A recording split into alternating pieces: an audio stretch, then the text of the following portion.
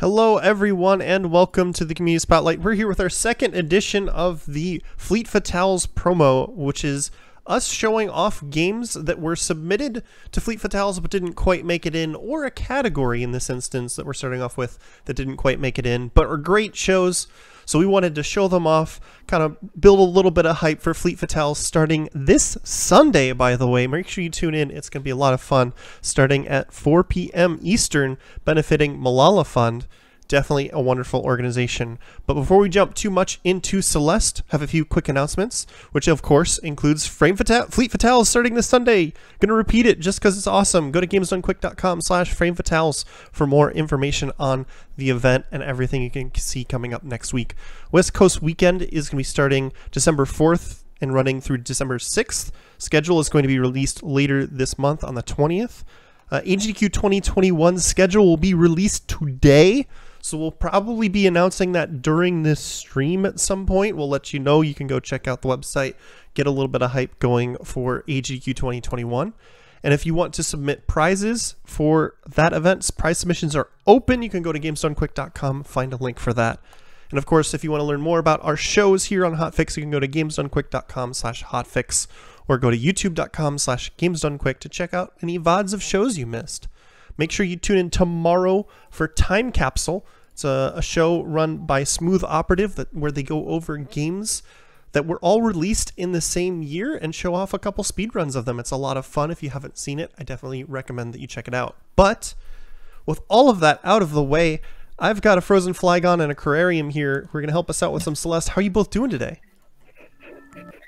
Hi, thanks so much for having us. We're really excited. It's going to be a lot of fun. I'm looking forward to it. Yeah, so me and Carrie are actually both running Celeste in Fleet Fatales. Carrie's going to be running the All Red Berries category, and then I have a bonus game right after of Farewell, with an incentive for the Moonberry possibly. And so you're going to get to see some incredible Celeste action during the marathon, and so we're here to help, preview that with a different category called True Ending. And yeah, I have a Terrarium here with me. Hi, Carrie. Hi, Frozen. Thank you so much for being here. Thank you for having me. So before we get into this, I'll talk a little bit about what True Ending is. So pretty much we are going to beat Farewell from a fresh file. So Farewell was the DLC, free DLC released, and it is an entirely new chapter. So we're going to grab 4 hearts along the way, beat Core, and beat Farewell. So it's going to be a lot of fun. And yes, Madeline is trans. So let's do this. Yes. Go drop it in the chat. If you haven't seen the link, it's a fantastic article. Wonderful, wonderful article. Yeah, so Maddie Thorson wrote an incredible article talking about their experience. Oh, I'm so sorry, I did. Can you try that again and give me a countdown this time? Yeah. I got really excited. She's so excited. I'm so excited about that It's article. fine, we'll just... Confirmation that Maddie is trans. Trans rights are human rights. We get to type it in again. We get to type it in again.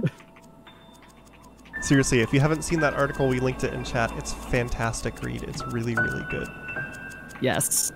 Yes, very also, good read. This isn't a QWERTY, so it always messes me up when I have to type things. Okay, now I'll give you a countdown. Okay? Sometimes I get really excited about things. Let's do this in 3, 2, 1, and go. So yeah, we pretty much jump right into prologue. We don't have a dash yet, so you'll see me just like hopping all over the place. And that's because it saves time every single time we jump. So I'm trying to jump as much as possible, but mostly just keep on moving right. And we meet Granny, but we have the ability to skip all those cutscenes. So when you see the menu go up and go away, that's me just skipping the cutscene. I have a bind to do it fast. You can die in prologue.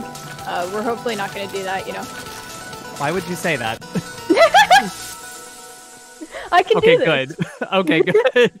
You can do this. We believe.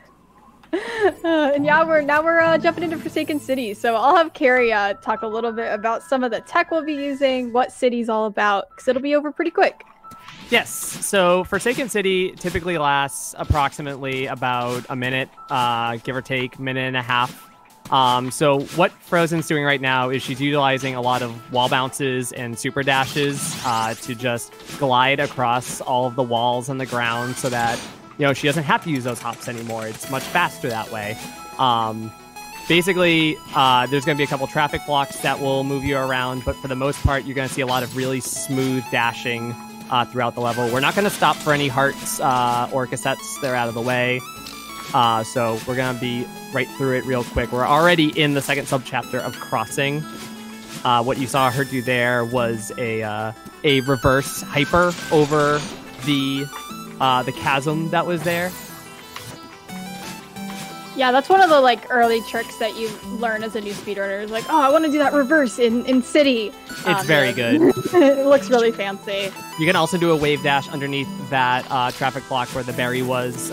Saves a lot of time from just grabbing onto it and holding on to it for dear life. I was adjusting some time, and I don't know if you said it because I was focusing on fixing stuff, but did you explain what hyper dash and wave dash and all that stuff is? So a wave dash, I did not, so I can do that. A wave dash, they actually teach you in Farewell. We're not going to watch that PowerPoint, as wonderful as that PowerPoint is. But a wave dash is essentially you dashing down and either left or right into the ground and jumping upon impact. Mm-hmm. And what it does is it gives you a little extra, it gives you your dash back as you're in the air and gives you a little bit of extra momentum. Yeah, so basically anytime I'm on the ground, you're seeing me do it. Here's a hyper dash. It's pretty much I'm doing that constantly, getting my dash back. Here's an extended hyper dash. I get my dash back. I'm doing it throughout the entire run. Yes. A hyper dash is used when you use your dash and your jump at the same time. It's basically what she just did entering that screen. But in extended hyper dash, you're grinding along the ground for just a little bit longer. Mm-hmm. And that gives you just even more distance coming out of that. Yeah. We're in sight now. That's how fast this game can be sometimes. Yeah, we're zooming through Old Site. We get to see these dream blocks. So basically you can dash through them and you end out the other side and you end up with your dash, which is really cool. And so they're really fun. You can also jump out of them, which is a technique taught in the B side of this level. B-sides are harder remixes of the A-side levels. And so we utilize that as speedrunners to go really fast through these dream blocks. You jump out of them, use your momentum. And here we have the Battle-In Chasers as well. So Battle-In is a character also referred to as part of you. And so she shows up in some of the chapters. We won't spoil any of the story, but basically she's following behind us. We have to run away. But as speedrunners, she typically is not a problem if you have your routing down pat. Exactly. Right here seems a little bit hard, but with enough practice, it really doesn't seem it's over before you know it. Yeah, exactly. And she stops following you around this part, but she does laugh at you before you go. So that's always, she's got to twist the knife just a little bit longer. Battling giggles, yeah. Yeah, she gives a little giggle. By the way, Frozen, don't forget the heart. Yeah, I forgot it at the beginning, so we're going to go back for it.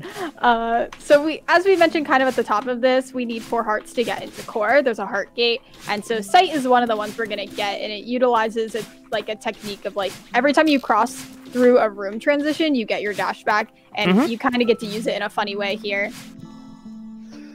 But it doesn't lose any time to go back for the heart. Yeah, exactly. That's not a huge deal. It loses RTA, but it doesn't lose IGT, and we run this game in game time. So we're going to restart the chapter and grab the heart. It's going to take 20 seconds. If you're, yeah, about 20 seconds. About 20 seconds. There's some slight optimizations to be made, but yeah. So you see, I fall through the transition and then I just dash again, and get it, and that's a totally intended way to get this heart. That's not like a speedrunner trick or anything. That was 16 seconds. Okay, it was exactly 20 seconds. I mean, there's a margin of error with everything, okay? let's not go back into Old Site again. Let's get a resort. Let's, yeah. So if you've played this game casually, I'm sure you groaned as we entered Resort. Resort's kind of an infamous difficulty spike, but trust me, it gets more fun the more you practice it. And it's because it's all about cycles. And you get to learn all the fun speedy cycles, and it is really, really fun. So yeah, I'll have Carrie talk a little bit about all of that stuff. Yes. So as you can see here, perfect reason to die. Actually, you can see this in real time. When you enter a room for the first time, the dust bunnies here are on a given cycle. They start in a given spot. But if you die on the screen, the cycle that the dust bunnies are in are not the same. So we call them death cycles. So it is not uncommon for us speedrunners to go through Resort knowing how to get through a room the first way, and also if you die, just so that we don't lose any additional time outside of the death. You can exit out of the room if possible and reset it, but for a lot of us, it's just easier IGT to just learn the death cycle and find our way through it. Fun little corner boosts on those chests. Yeah, I love that little corner boost. So yeah, corner boosts are another little fun speedrunning mechanic. You basically just you're holding grab and you jump right as you hit a corner, and it kind of flings you over it. They're really fun. Made a lot easier with the second jump button. It's kind of like hurdling, really. Yeah. Yeah. So now we're moving into Huge Mess, and so Huge Mess is kind of a choose your own adventure kind of thing. You can pick. There's 3 different paths you have to go to, and you can choose what order you go. And so Carrie will kind of explain how it works in any percent, and how it differs in this category. Yeah. So in any percent, the route that we usually do is chests, books, towels. In terms of directions, it's going to be bottom, which is where she's in now, top, and then middle. In True Ending, though, one of the things that we have to do is get the heart, which is located just at the beginning of the towels section. So what we actually do is we still do chests first, but we do towels afterwards, and then book. And we're going to utilize a little funky strat for the reason that we do that order, and we'll wait until we get there because it's just. Did you just corner boost on a spike? Yeah, Yeah, that was a spike jump. Yes, I like playing spike jumps. So spikes cannot hurt you if you're going in the same direction as them. So what she was doing was kind of corner kicking off of the wall. And because she was going in the same direction as the spikes, she was able to kick off of that wall and just go through the spikes without them killing Madeline. Yeah, so it's much faster than taking the platforms around. And there's a decent setup for it. So yeah, now we have to go backwards, because that's how we get to the heart of this level. Oh shoot, I messed up. Oh, I don't have my dash. And so we have to traverse backwards through towels, which is really cool. They give you a fun little side what's the word? Side road. Yeah. Little shortcut. That's a much better word, thank you. So there's our heart. She gets the heart. Now she's going to go through this left side, enter back, retry, and now we're in books. Yeah, so there's no glitches in this game, but there are a few exploits, and that's definitely one of them. You don't have to talk to Oshiro if you take the heart route, but it's still not faster in any percent. You'll only see it in categories where you have to get the resort heart, but it's really cool. Yeah, it's a super fun trick. Basically what happens is because the game does not recognize... The game has essentially a spawn point for a lot of entrances in the rooms, but it never made one for the left side of that room. So when you leave, what's supposed to happen is it's supposed to close behind you, but if you're able to dash back inside and then retry, it doesn't know where to put you. So it just spawns you back. It spawns you upwards into books. And it saves talking to Oshiro once, as she said, but because we have to backtrack, it's not faster in any percent. Exactly. And the routing in Huge Mess has changed a few times in 8%, hasn't it? Yeah, I believe so. Once, figuring out the routing of everything. All right. Demo time. Heck. All right, it's all good. It's okay. I see someone asking, what is True Ending? True Ending is... Let's go, demo. True Ending is a category. We are basically playing the game through Farewell and seeing the true ending, which is the ending they give you at the end of Farewell DLC. But to get there, we need to stop and get 4 hearts along the way so that we can beat Core and then get to the final chapter. So it's basically taking any percent, but then saying, but there's more. Yeah, exactly. And Resort's kind of infamous for its demo dash, which you saw me just kind of dash through those dust bunnies. You were able to dash with a crouched hitbox, and you have to line it up, which is why I died a few times. But it saves a lot of time, and it's kind of fancy. It's super fancy. Her when you're crouching and dashing at the same time, your hitbox is 4 pixels, as to oppose, I believe it's 8 pixels, and that just so happens to be just enough space there for you to squeeze through that wall. Yeah. So it's still tight. You definitely have to, know what you're doing. There's a lineup for it. And for a lot of PT players, you can do a keybind in order to do that with just one Yeah, I was button. actually going to ask about that, because I remember initially demo dashing was pretty difficult, and they figured out a way to do it more consistently, right? Yeah, like I have a button that just does it for me. But I still, you still have to line it up correctly and know when to use it, but it does the dash crouch. So I have my semicolon button is like my demo dash button. Now we're moving into Golden Ridge, which in many ways is kind of a cooldown from Resort. It's a slower, it's a shorter chapter, not quite as difficult, but it definitely has a lot of room for optimization.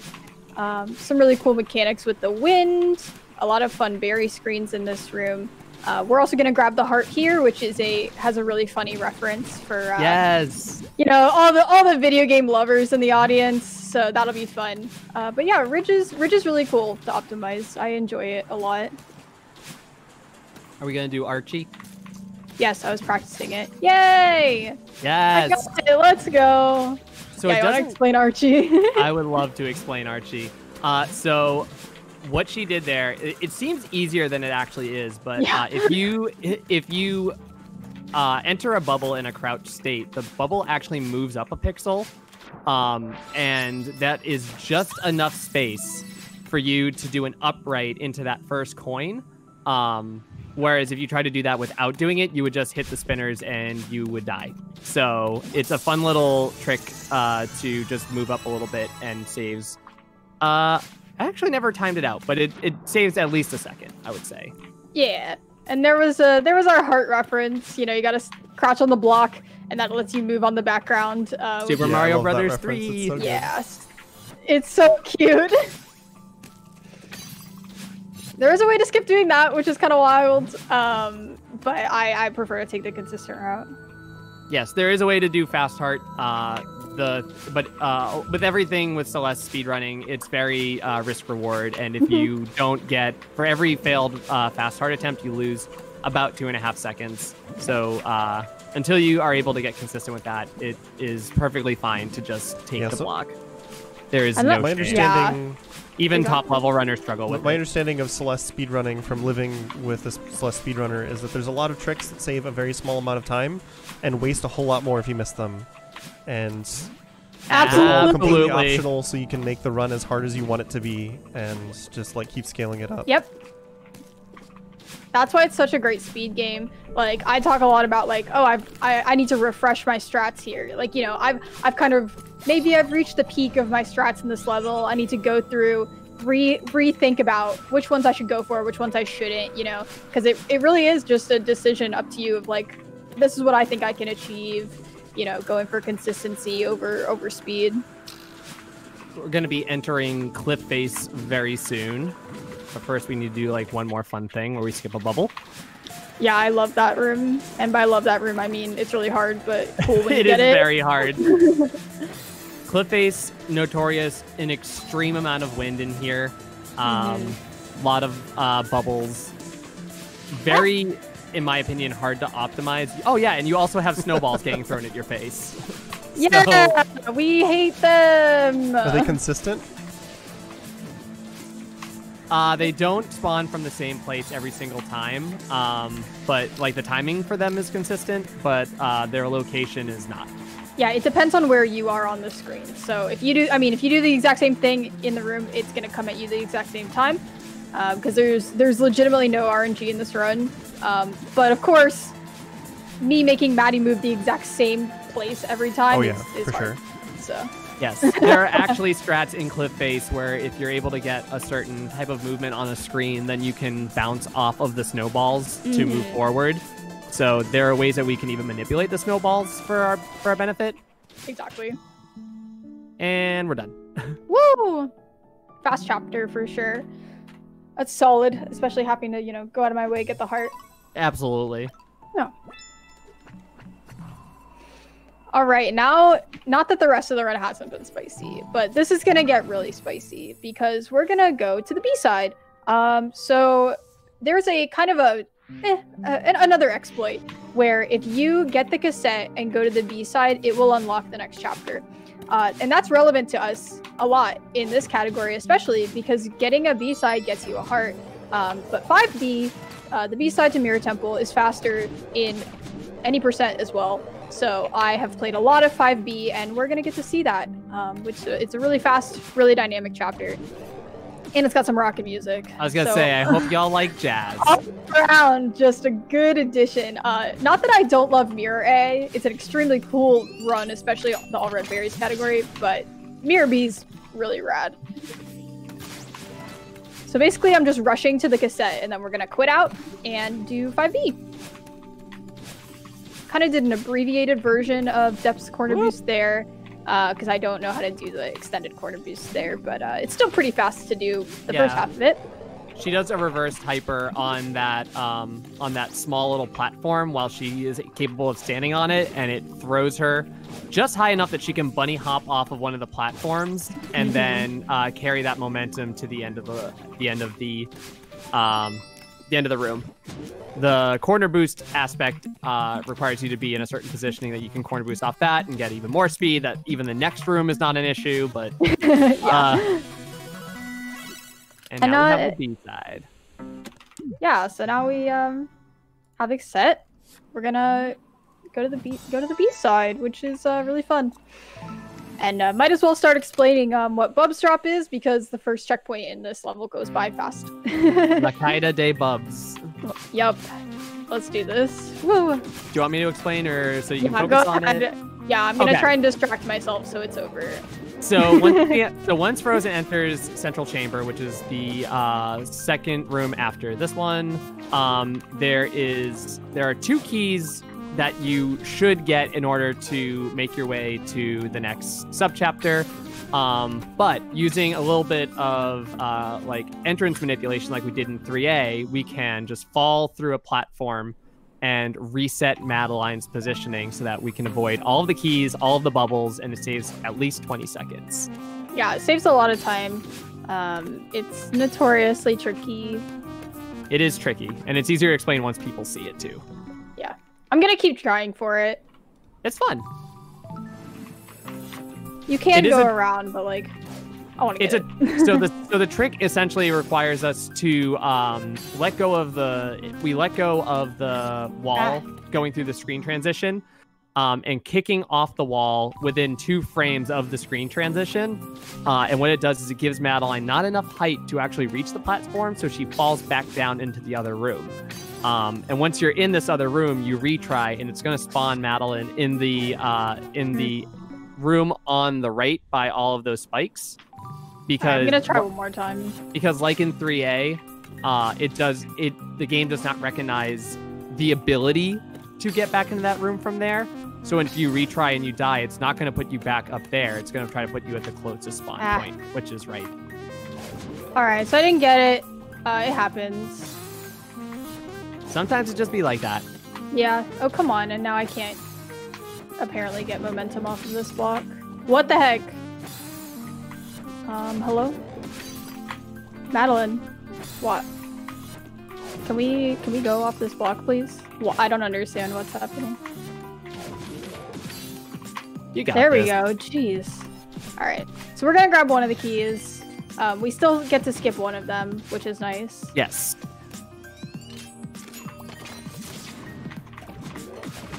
Yes, the intended route requires you to get both of the keys, but we are only going to get one of them in this instance. Yeah, Bubs Drop kind of sometimes is a thing, and that's all right. Obviously doing a no reset here, so we're just gonna keep moving. I'm sure that you'll be able to show off plenty more cool tricks for us in the rest of the run. Yeah, and don't worry. Even with me missing it that many times and going around, it's faster than my 5A. We don't talk about my 5A. Like, this is still gonna be faster, so... I gave up on 5A a long time ago. Right here is the other skip that would require the other key. What she's going to do is she's going to do a spike jump off of these spikes and just get just high enough to get into the other room. You would need to take a bubble otherwise. Yeah, so really nice skip there as well. Gonna play this safe and go on the wall. Really annoying up dash that can be really mean there sometimes. That up dash, for those who don't know, is a 3-frame window. Yeah, it's not nice. But now we're on the other side of the mirror, so we start to have fun. 5B, the end of 5B is really fun. Has a lot of really cool strats with the Seekers that we're gonna get to see. I don't know how I didn't die there, but we're not gonna question it. So a trick I did there called High Ruxton, where I intentionally bounce off of the Seeker to have it collect coins for me. That's kind of luck-ish, but that's a really fun room. And again, here I'm gonna manipulate the Seeker to bounce me where I want to go, which is all the way over here. All the way to the third pillar, bonk, Boop. And you don't even need to use any of those. Yeah, that's a really, really cool strat. And now we see our boy Theo. Master, yay! It's the Temple remix with your boy Theo. Yeah, so canonically, Theo wrote this remix, and this is just an incredibly fun section to optimize. Like, Theo movement is really cool. Oh, except for, you know, sometimes this room is called the Gauntlet. The Seekers can be really evil here, and you have to get through every room in the Gauntlet before you're allowed to leave. Kind of improvising a little bit here. All right. Got some good Seeker movement on that one. Yeah, I got lucky there. Oops, I was not moving correctly here. I keep mixing up my strats for this room. You know when you like learn new strats and then you keep doing the old one in the middle of it? Absolutely. Yep. That's me with this room. No, come on.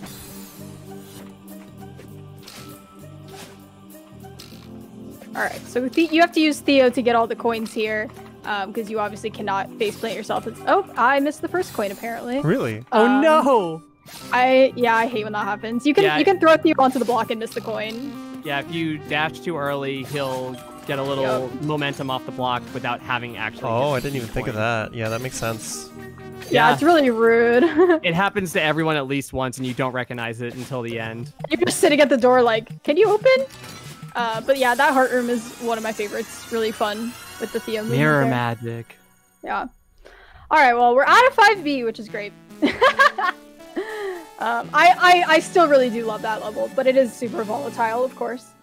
For sure. There's like a lot of things in there. There's, you know, all the spinners, all the spikes, all the skips, all the Seekers, just so many things that can go wrong in there.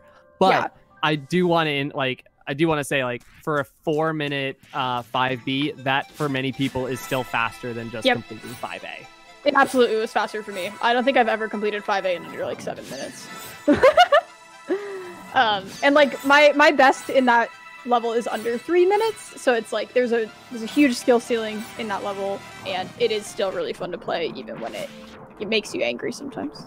So this is something that we had talked about prior, but there's a couple of different ways that you can route true ending. One of the way that Frozen's doing it is she gets the 2A blue heart and plays 6A, because after 5B she has her 4 hearts to enter core.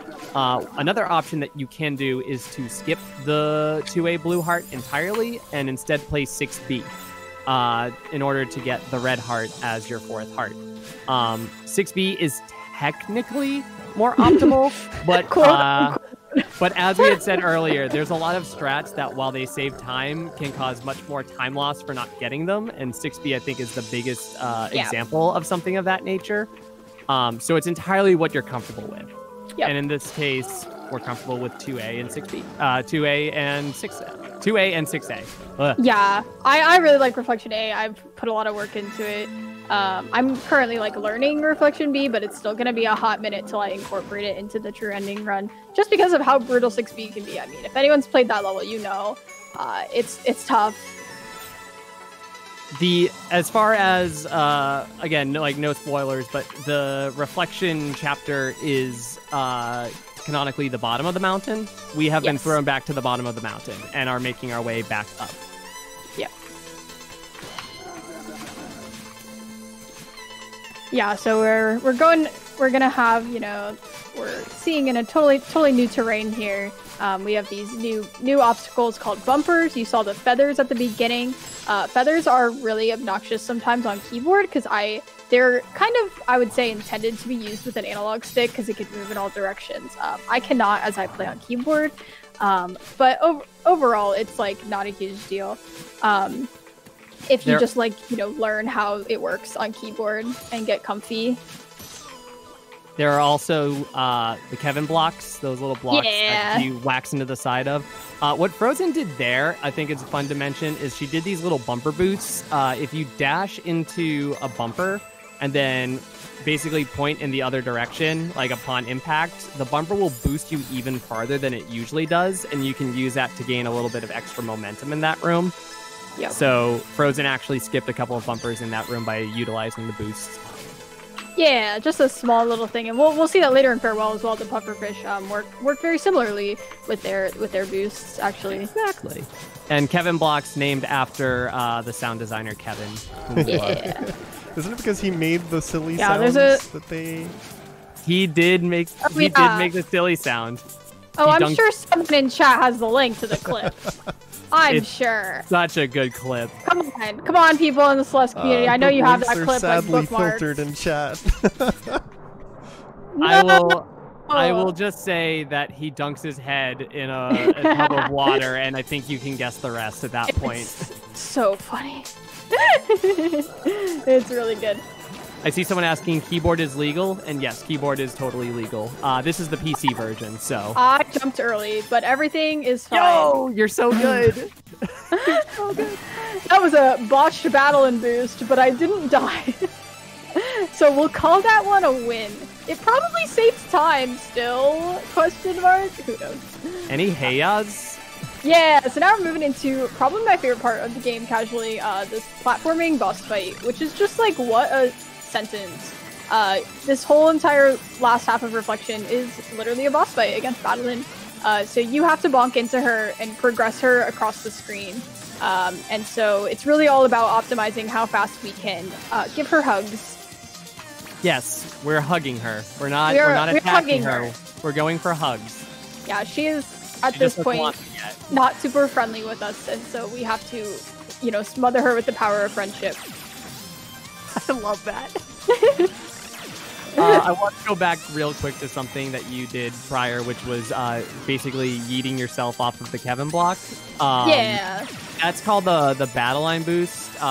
What she's doing is an extended, a hyper bunny hop, where you're doing the hyper dash that we mentioned earlier, and then hopping off of Kevin. You get an incredible amount of speed, especially because you're going in that direction. And it flings you so far that you can just kind of like skip most of the next screen and hit battle line at the start of the boss fight. Yeah, it's really satisfying to watch and fling off of there. The timing, of course, is really tricky, but it's such a good trick. Yeah, I know a few Celeste runners just sort of refer to those as yeets because of how fast you can send yourself across the screen. Yeah, you're just zooming off the block, exactly. They're a fun little reverse into an ultra. So I don't know if we've actually talked about ultras yet. I've done a few in the run. But basically, ultras are if you do an extended hyper and then you kind of downright again. And it gives you just such immense speed. They're really fun. So I've done a few of them so far. But you see, they're just so satisfying to do. They're just not applicable everywhere because you have to be high enough to basically be able to downright off the hyper. You need a little bit of height and horizontal momentum. If you have the horizontal momentum and are up in the air, what it does is it kind of obliques the direction that you're going. So you have a little bit of a different angle, but you also get a little bit of additional speed out of it. Exactly. And we have the last screen of the battle line fight. One final hug. The master hug. I don't know how I didn't die there. Oh my god. we take those. We take those. Madeline got a little bit of a haircut during that. Yes. Now we level up and we have a second dash. Yeah. Oh, I just noticed that Muffins just posted the clip in chat. Thanks, Muffins. Yes! It's so good. Please take it upon yourselves to watch that clip. It's just funny. That was a really good reflection. That was 6 seconds over my best. Oh, nice. So that was kind of spicy. You'll love to see that. I redeemed myself after 5B. All right. Summit time. Summit time. I love Summit. It is such a beautiful, beautiful recap of everything in the game. So we start out at Reflection, and then we have to climb the mountain again. But this time, we have 2 dashes because Battle Line's helping us out. And it's just beautifully done, you know, story-wise, mechanics-wise. Really opens up the game because now we have 2 dashes, and you can do some amazing speed strats with it. Like, I'm just gonna fling across this gap, you know? Like, there's no floor. It's just such a good chapter. You know, we kind of say sometimes that Farewell is like a game in its own, but so is Summit.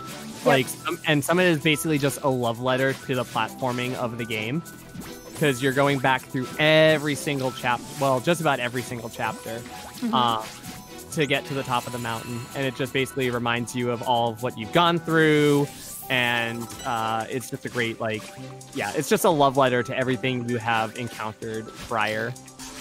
Yeah, it's really beautiful, and sometimes when I'm practicing, I'll rewatch the Summit cutscenes because they, like, you know, their Battle Line and Battle Line are chit-chatting and encouraging each other, and it's just, like, really cute. We're not going to do spoilers too much, but it's a nice conclusion for the story, even though it's not the only conclusion, because they added more stuff afterwards, but it's... There's a true ending. More content, exactly. So yeah, we're back in City now. All the checkpoints in this chapter are named by altitude, so we're in 500 meters.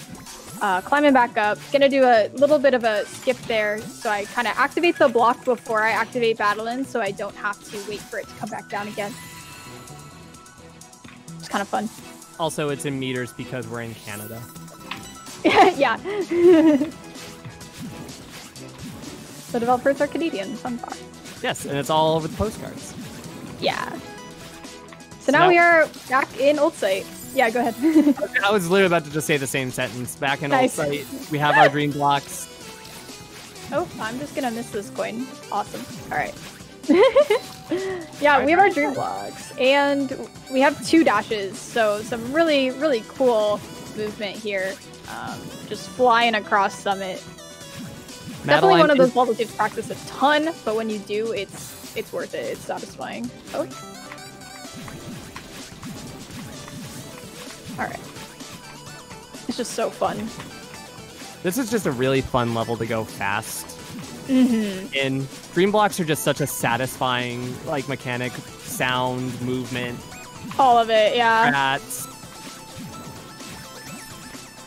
And there I kind of like clipped through the corner of those dream blocks.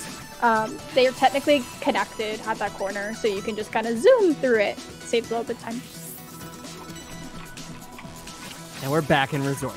Woo! 1500 is definitely one you have to practice a lot. More cycles, some really tough rooms, some really amazing strats and fun levels. There's some really long screens like this one. I definitely take this room safe, just try and get through it. Yeah, this is a room where there's so many cycles. It's sometimes until you have a cycle that you're comfortable with, it really is like in your best interest to play it safe. These are the ultras that she was talking about. Just like a lot of like very fast horizontal momentum.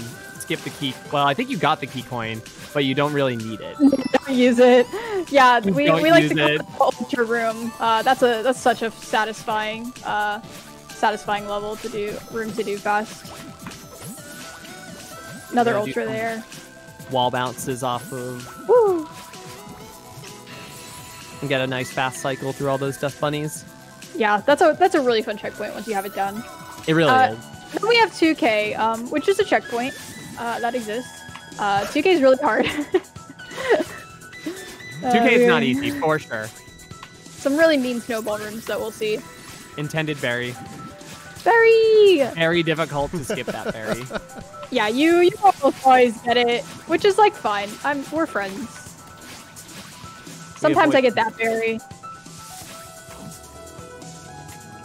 So yeah, berries are just to impress your friends, so you don't need them in this category at all. Ah! Darn it. Oh no! Oh, that was really close. So in this room, you're on this auto-scroller block, and you're supposed to take it like the entire way of the screen, but using an extended hyper, she just skips the entire screen. Yeah, I love that room. It's really fun once you get that down.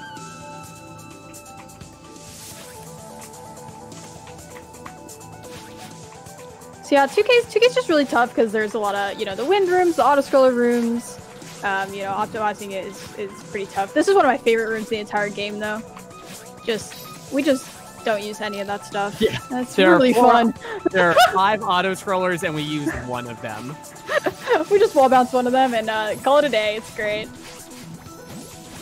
Doing a demo to squeeze under that block is really, really subtle speed strat that you don't really know how it works unless you've done it.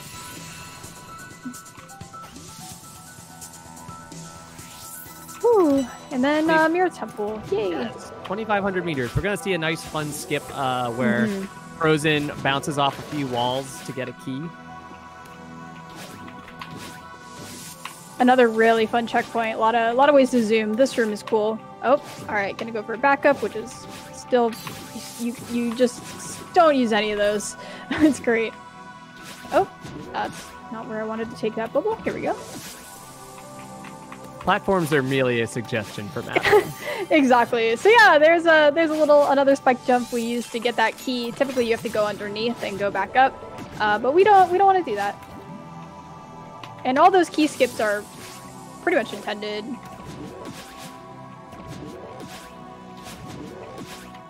There's gonna be 2 other rooms. A thread the needle.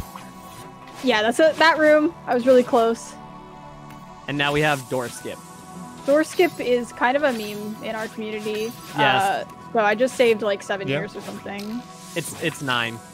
Oh, sorry. I was about to ask, how much time did you save? Realistically.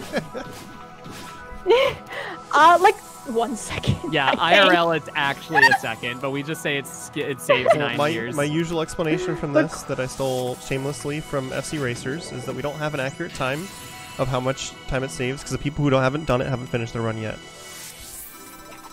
That's true. That's a good way to put it. And now we're in 3K, so we're climbing the summit. Oh my goodness, can we...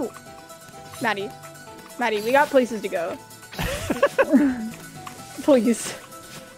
I beg. There are 30 flags set up throughout the mountain. We don't need all of them. They are checkpoints. Yeah, we'll skip a few of them for sure.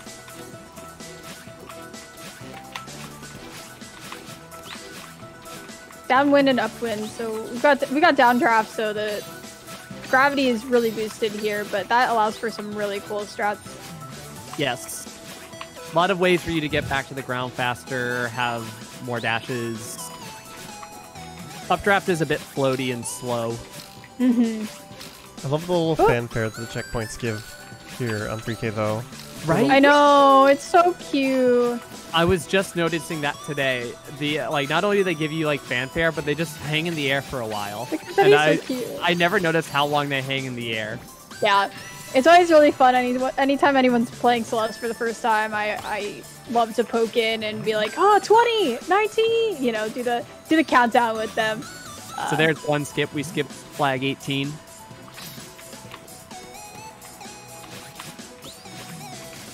Really cool, like you want to save your dashes there and then hit the crystal out a specific way, so you don't have to go underneath.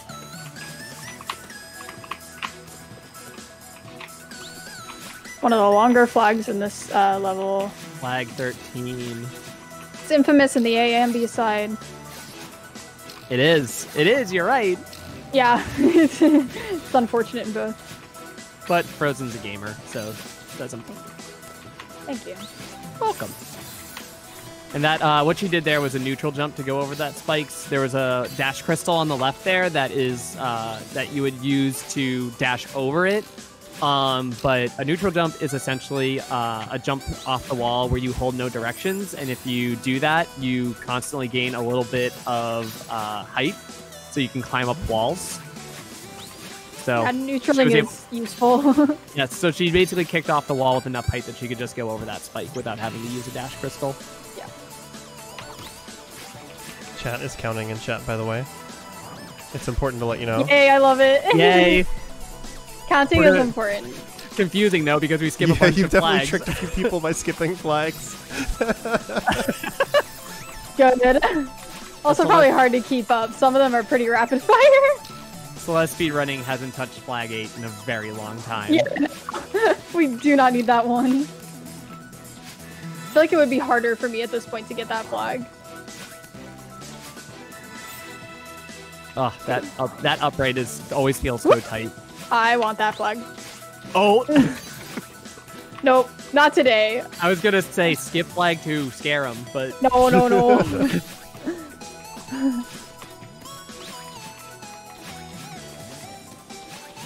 Nice. Yeah. Oh. It is possible to die on flag 1. It is you very have possible. to definitely pay attention.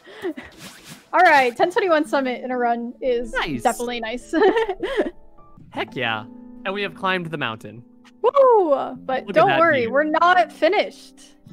But we do get to see a little bit of a pie. First. Yay, a pie.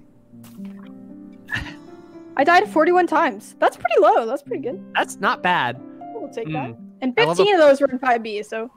I love a strawberry pie that has 3 strawberries inside of it. Those must be really big strawberries. Mm. Right? Alright, counting moment. I think we got 4. I mean, in reality, those strawberries are That's as true. big as her head. So You're right. we're in right. 4 now. We have 4 hearts, right? I hope. I remember you getting 4. We've all been there, standing at the heart door with 3 hearts. Being like, So the fun part behind Core's cannon is that your dash isn't refreshed on the screen. So every screen, Frozen's starting off with 2 dashes, and as she continues through, the dashes don't replenish when she's on the ground. Exactly. So there's a lot of optimizations you have to make using only 2 dashes. Yeah, and you saw there the ice skip, any percent ice skip, where I kind of wall bounced through the transition and then zoomed through the fire. Otherwise, you have to go on the right side and turn it into ice, which is pretty slow, so we don't want to do that. There's a version of that ice skip in All Red Berries as well that is much more difficult than that. It saves a lot of time. I think it's like over 30 seconds. Yeah, it saves a good amount of time. Hi, Barry. Bye, Barry. Yeah, sorry, we don't need you. Oh, okay. And this room is pretty infamously hard because you've got these bumpers interwoven, you have the dash crystals interwoven, and you have these bumpy blocks. And so you're trying to get all the way to over here. It can be really tough if you get kind of off cycle. Yeah, those are kind of troll bumpers. I think too, we call aren't a they? lot of Like, these. You don't really want to hit them. Oh no, you do not want to hit the bumpers. Yeah. It's like pinball. It's like pinball. You are so worried about what happens if you hit the bumper. Yep. Exactly. And Madeline is the ball. Yeah, so now we got this like rising lava, which again typically is not a problem for the speedrunners, but you know, you gotta keep moving. Which does change to rising ice as you hit those little triggers. Yeah, this core aesthetically I think is so cool. It's very interesting. It's definitely a tricky level to speedrun because you can't just hyper dash everywhere. Oh gosh, that timing was not good. And there's cycles, so it's like, you know, it's definitely tough level to speedrun, but it's really fun. Yeah, it sort of adds a puzzle element to the precision platformer and having to carefully route out your dashes. That's a good way of putting it, actually. It's like that's really good, actually. Oh yeah, I never definitely. looked at it as a puzzle. Yeah, definitely casually it was absolutely a puzzle of like where do I need to save my dash, you know, stuff like that. But now it's where do I need to save my dash to save the most time. Wall bounce, just casually wall bouncing off the core blocks. Whee! No big deal. That's a fun screen. It is a fun screen, I will give you that. A lot of really fun skips in this chapter. Yeah. A lot of times skipping blocks, skipping dash crystals. In like the B side to this, there's parts where we just don't like flip the level to fire and or ice to like be a little bit faster, adding to the little puzzle element. Yeah, it's really great.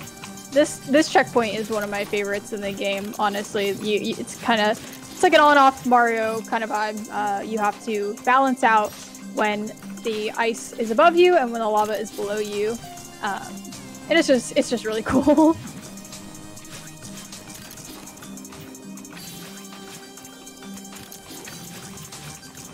So, I mean, there's slight optimizations here to be made, but basically get through the screen without dying. And then because they had MMO here. because they had to give you feathers and core. Woo! We love feathers. I play on keyboard. I do love feathers. One of the hardest cassette rooms in the game, in my opinion, to go fast. So I kind of wait there a little bit to make sure I get the cycle. Frozen, this is like schmoovin', I have to say. Oh, this is a PB. No doubt. Yo? Yeah. I wasn't gonna say it because I still had to do the cassette room. But now that we're here, yeah, that was the fastest. Level 8 PB? Pog. Nice. Woo! That. Core PB, that was nice. Let's carry that energy to farewell. How about we? I am so excited. All right, so now we move into my favorite part of the game, farewell. Farewell is really beautiful. Makes me really emotional all the time. And so we're gonna go into outer space or maybe underwater. Again, we're not gonna spoil any of this. You should absolutely play Farewell if you haven't. Farewell is extremely difficult. You should play it with assist mode if you haven't. If you feel like it's too hard for you, just because the story is legitimately that beautiful. But yeah, we're headed off to outer space. Because why not? We've been everywhere else. We've traveled a mountain, so time to leave Earth entirely. Time to leave Earth entirely. Yeah. And so here we go.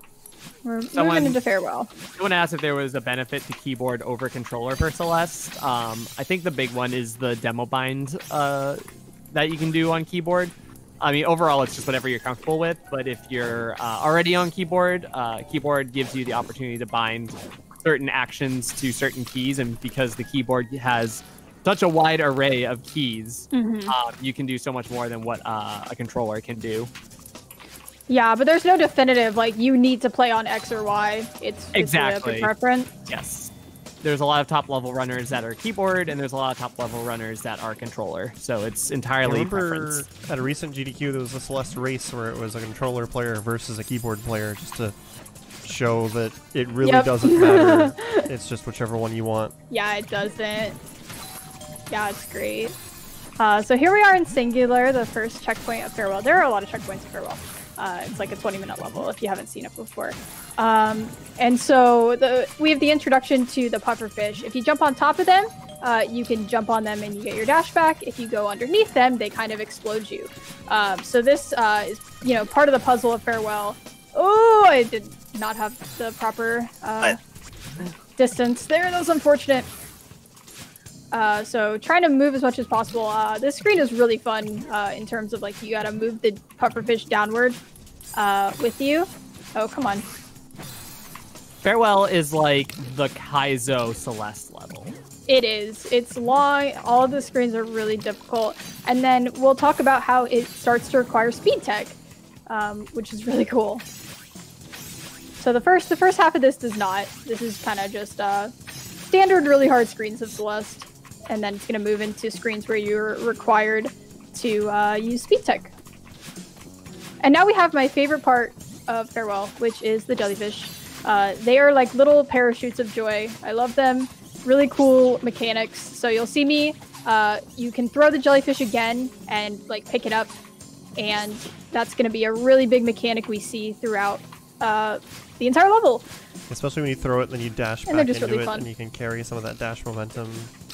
It allows for a lot of really cool tricks in Farewell. Farewell is really hard, and then you start adding the speedrun strats, and it becomes just I just zone out and just am impressed every time I watch somebody doing farewell. I just want to say that don't worry, we're also zoning out at the time. That's the only way I get through Power Star Skip is I just totally forget I'm playing the game, just like I did there. That was great. So that was the first part of it. I do a Jelly Vader through those spikes to get up. You're supposed to collect 5 keys to get through this area, but Frozen doesn't need 5 keys. She doesn't even need a single key. She's already done. I already got through it, which is great. That's like the big barrier in starting to learn Farewell is Source Skip. And I'm very happy it's over. And then we get to kind of play the rest of the level. I ironically have a harder time on this screen than I do on Source Skip most days. That is 100% dev intended, in case anyone was curious. That was made intentionally. That's pretty common in my experience. And it's like hard. You got a really hard trick, and then there's a simpler trick afterwards, and you nail the hard trick, and you were focusing really hard, and then you take a breath and you miss the easy trick, like every time. Yes, it's so true. That second screen gets me every time. Like, so now we're into Remembered, which has some really fun stringy music and some nice bright screens. Really tough to optimize in the speed run. Just basically more jellyfish puzzles throughout here. It's really fun. Again, like Farewell, my first play is a lot of it is like it took me 10 hours my first time for context, and now I can beat it in under 20 minutes. So anyone can run this level. I was about to say, and what's your PB now? Yeah, anyone can run this level. It's a myth that you have to have some like platforming skill at the beginning to speedrun Celeste. You don't. You just got to put in the hours. I've now put in I think 700 hours practicing this game. Wow. So it takes time. I've been speedrunning this game for now a year and 4 months. But you can do it. That's kind of the theme of this game. We all start from do somewhere. It. Like, even if you don't think that you can, you can do it. That's why exactly so many people have been running it for so long, I think, is that the speedrun mirrors the game. You can do it, and everyone's just really amazing in the community also. Remembered has just become me crying about the community, and I think that's fitting.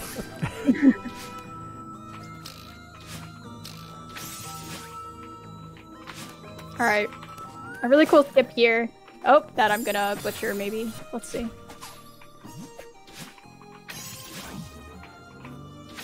Okay. Not gonna go for it. But you can skip like using this block in the intended way. It's easier from room entry, so it was kind of hard for me to set it up from before. But you can kind of skip using this block and go a little faster through here. But Remembered is over now. That's a fake heart, and then we move into like the speed tech section essentially of the chapter. We are in Event Horizon. Breaking news is almost Breaking here. news. That gate is skippable. Yeah, breaking news. We don't need that gate at all. So yeah, that's a heart gate. It's intentionally skippable because we definitely don't have enough hearts for it. But it's fairly easy to get through. And now we're into Event Horizon. The game teaches you how to wave dash with the wave dash PowerPoint, which you saw zoom by the internet cafe.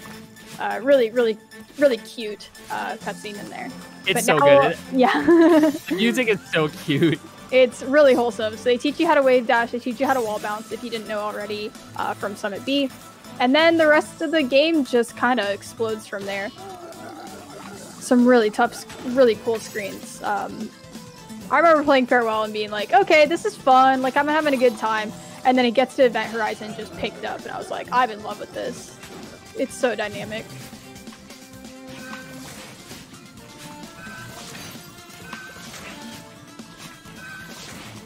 So here I'm going to hang on to the bottom of this block and not get any of the key coins and just kind of skip past all that.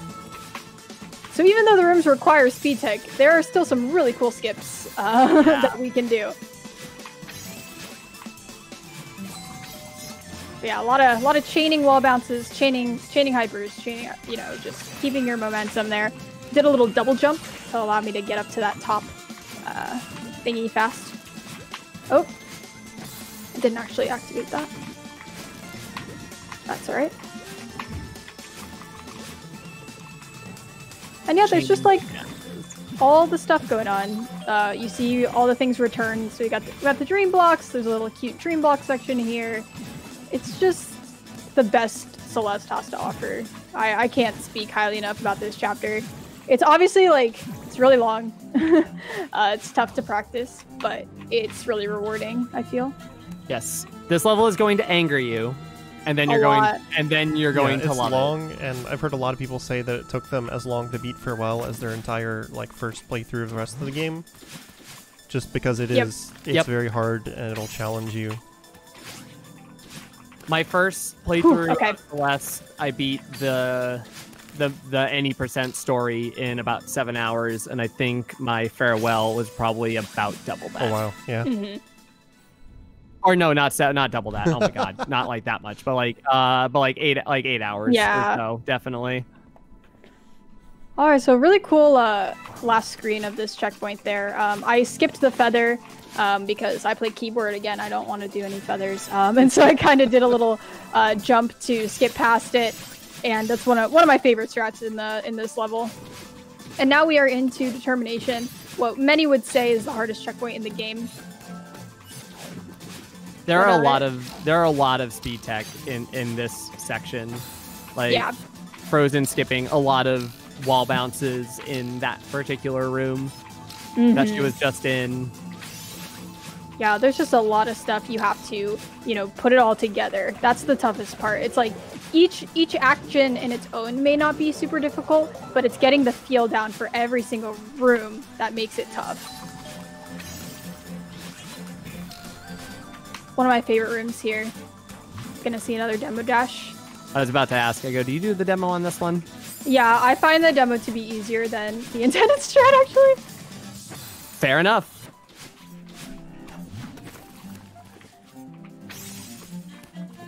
There we go. There you go. Little nice demo under there. Now we start to see these stars that run on cycles. Yeah. These are like cycle enemies here. These rooms start to like tease a little bit of like almost like it's cycle, but it's also rhythm based, and it starts to tease you into the next subchapter that's in the game. Small little skip. Whee! That's a really fun Yeeting skip. yourself across another screen. Yeah, you fly across the screen and then you let go of jump so that you're able to slide underneath. Really, really fun. Another famously hard room here. Thankfully, this room, they give you your dash back after landing on things. Oh, yeah. When I played this casually, I didn't, comprehend that. And I, tried to do it. I tried to do it with... Oh, my gosh. Tried to do it without, dashing. Because I had only seen these in core before. It was not going well. How long did it take you to realize, wait a minute, my hair is changing back? Probably, 5 minutes. A long time. I was 5-10 minutes before I was like, oh my gosh, I can dash. Oh my gosh. Yeah, that room's really hard to do if not from entry cycle. So that's why I kind of fumbled with it a little bit. I have a strategy for entry. It's kind of hard on death cycle. This is the Windspring room, another infamously hard room. Yes, you have to dash up into the springs as you're going through, and then the last one you have to dash left, and a bonk is a death. Yeah. You have one chance. Exactly. I love this. That's a really cool screen. That's a fun screen to do. Taking the checkpoint because marathon. Yes. You have to go down here. You can do it without taking the checkpoint, but it's pretty scary. Not that she made that screen look particularly difficult. It's just, don't want to lose time if you can. Exactly. It's a pretty long screen. Oh, okay. That was weird. She just didn't have any momentum. Yeah, that's interesting. How did you do that? I don't know. I've not done that before. That's never happened to me before. She said the thing. This room is really... No, I said, Okay, everything's fine. Okay. Both of the Kevin block rooms in this level are hard. Okay. Speaking of difficult rooms, this one. This one. Okay. That's all right. So in this one, you have feathers, you have springs, you have wind, you have stars, and there's a cycle that you can go through from entry, but it's still just it's still just very hard. You can, even with that, you have to be very focused on what you're doing. You can't really let up on this screen. And then the wind's constantly pushing you left, so you have to be moving, otherwise your feather's gonna run out. And then because Maddie Thorson is a troll, you can still die on those stars if you don't time that right. Yeah, it's evil. I have had that happen to me before and said, "Are you serious?" Fun ultra there. So we're now in Stubbornness, which is a rhythm section. It's the Simon of this game. You have to, time your dashes and jumps on these colored blocks based on the rhythm that is in the background. And Frozen, why do you dash when you enter some rooms? Yeah, so in rooms like this, previously only cassette rooms, but then with this room, you actually can save time IGT by doing that. It doesn't really matter RTA, but so we kind of do it, and it also keeps me on pace with what I want to be doing in that room. Woo! Okay, that room's really hard. That room is incredibly hard, especially with the strat that you were doing. Yeah, I take the fast strat there. So now we've got bubbles and cycles. Yeah, just a friendly reminder, as what was mentioned earlier, if you have struggling with Farewell, like your first time through, and you just want to use assist mode, do it. These screens are really hard. Yes, the game will not shame you for doing assist mode. It's there for a reason. Yeah, assist mode is amazing. Like, and then you can always go back, and you can toggle it per room. So you can always go back and, do the rooms you couldn't do later if you feel like it. But I think assist mode is just a really beautiful way that the devs wanted everyone to be able to experience this. That section. Yeah, I started speedrunning this level because of Reconciliation, this checkpoint. It is absolutely beautiful, both story-wise and platforming-wise. It's kind of a cooldown from Determination and Stubbornness, in my opinion, and it's just an opportunity to, cry about how much you love this game and listen to the music, and it's just such a satisfying end to the chapter. Some really incredible speed strats, too. Yeah, you're going to see Frozen skip a lot of birds and a lot of battle line orbs, and when you do, they just say, "Oh, okay," and they just go to their next spot anyway. Yeah, which is really nice. Like right here. The devs were like, "Oh, you don't have to use me? That's fine." Yeah, so I'm gonna try and skip the bird here, and it's like, okay, cool, I'll meet you next place, which makes for some really dynamic rooms. And the power box returns from power source. You have to hit it twice. So it also introduces a little bit of a puzzle in terms of, I need to have 2 dashes to be able to hit the power box. And you'll see that come up in a few later screens where it's like, you can't just hit the power box as soon as you see it. You've got to figure out how to do it.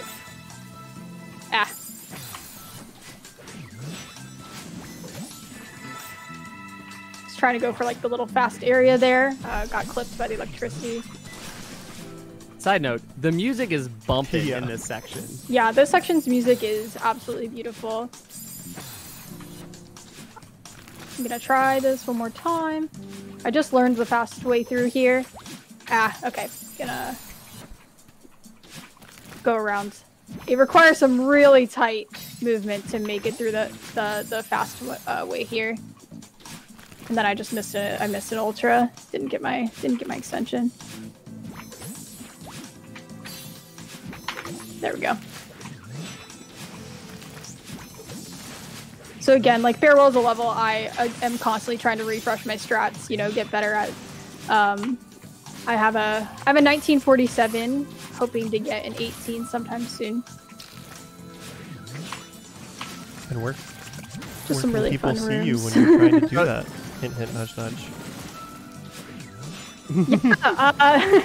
I stream Celeste a lot. I would really appreciate, follows. If you like Celeste content, I play a lot of it on my stream. Whoa! I have not seen that one happen. That's I was shocked I hit over that power box. That was really whack. That's an interesting one. Yeah, I don't know why Madeline went really high there, so I'm gonna try and go extremely low that time on the hit. Yeah, Frozen is a huge inspiration to me as a Celeste speedrunner, and one of the main reasons why I started speedrunning Farewell myself. And me and Frozen just constantly make each other better. Absolutely. In everything that we do. Yeah, I'm really grateful for Carrie's friendship, and she motivates me and pushes me. It just like, that's what Celeste itself is about. It's like pushing yourself, and that's why I love the speedrun so much. Another little double jump here to skip some of these moving blocks. And then you can kind of just jump all the way over here. Some really cool skips in this this level and this section. I love it. Yes, there's always something new that you can find in Farewell for a skip or a strat. All right, I'm gonna go for a funny skip here. Funny skip? Yeah, I'm gonna hit the thing 5 times. 1, 2, 3, 4, 5, and then I'm gonna abandon it. Let's go. You're so good. Oh my god. That is one of the scariest strats in the entire level that I am thinking about picking up, and happy I got that. I was holding my breath, like legitimately just sitting there holding my breath while you were going for it. Yeah, so you basically... Anytime a Celeste speedrunner says, alright, I'm going to do this funny skip, what we're telling you is this is very hard. Yeah, it's like, you know what, I'm just gonna go for it. Yeah, so this screen's really difficult as well. Like, you can see just how tight the electricity is. So I try and do some hypers that I'm comfortable with, some jumps if I'm, less comfy with that section. It's really tight. I don't need the bird there if I do a hyper bunny correctly. There we go. I did not know about that one. Yeah, it's fun. And you can just fling off that block. Hit the power source twice. That fling looks really nice because it looks like you're about to fly into the spikes, then Battleline's there to catch you. Yeah, and then she's like, no, I got you! And you're like, thank you. Alright, we are coming up onto the last screen. And the last, not just the last screen, but also the last sub-chapter. It is a chapter in and of itself within this. We are at Farewell.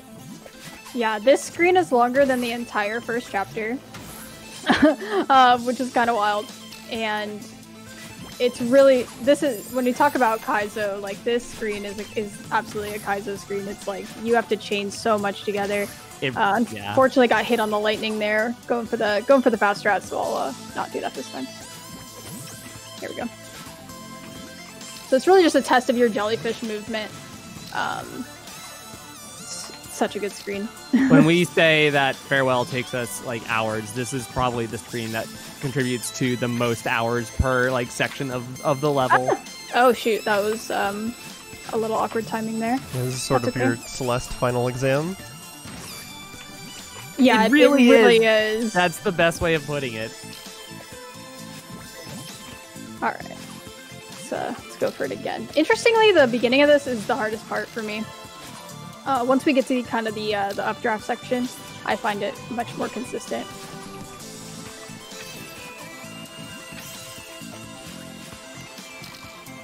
There we go. Wow, I really almost hit the electricity there. But I didn't like that. So yeah, like another part of running Farewell and running True Ending is that this is the end of it. And so obviously like dying on this screen can cost a good amount of time. But I just gotta push through and do what I can, to be as consistent as possible on this screen, but also I want to go fast. So you'll see me holding up to push the jellyfish to go faster when I know I'm safe to do so, and let go when I don't feel like I'm safe to do so. So I fast fall a little bit there when I feel comfy, stuff like that. There's definitely some optimizations to be made in this screen, but the biggest one is to not die. So it's all about practicing this Simply screen do not die and you will go faster. Yeah, shockers. But this is kind of the end I would say this part is more of a test of nerves than anything. You just gotta upright into the jelly. Well, and the thing is, when you're playing this for the first time, you don't even know that either, really. Yeah, exactly. Like, you don't even know it's the end. So you have no idea where the end is. And then there's this section, Baddie and the Bird, makes me emotional. And we're coming up on time. And time. Yep. Say goodbye to her for me. And then so we're gonna skip these cutscenes so I don't cry.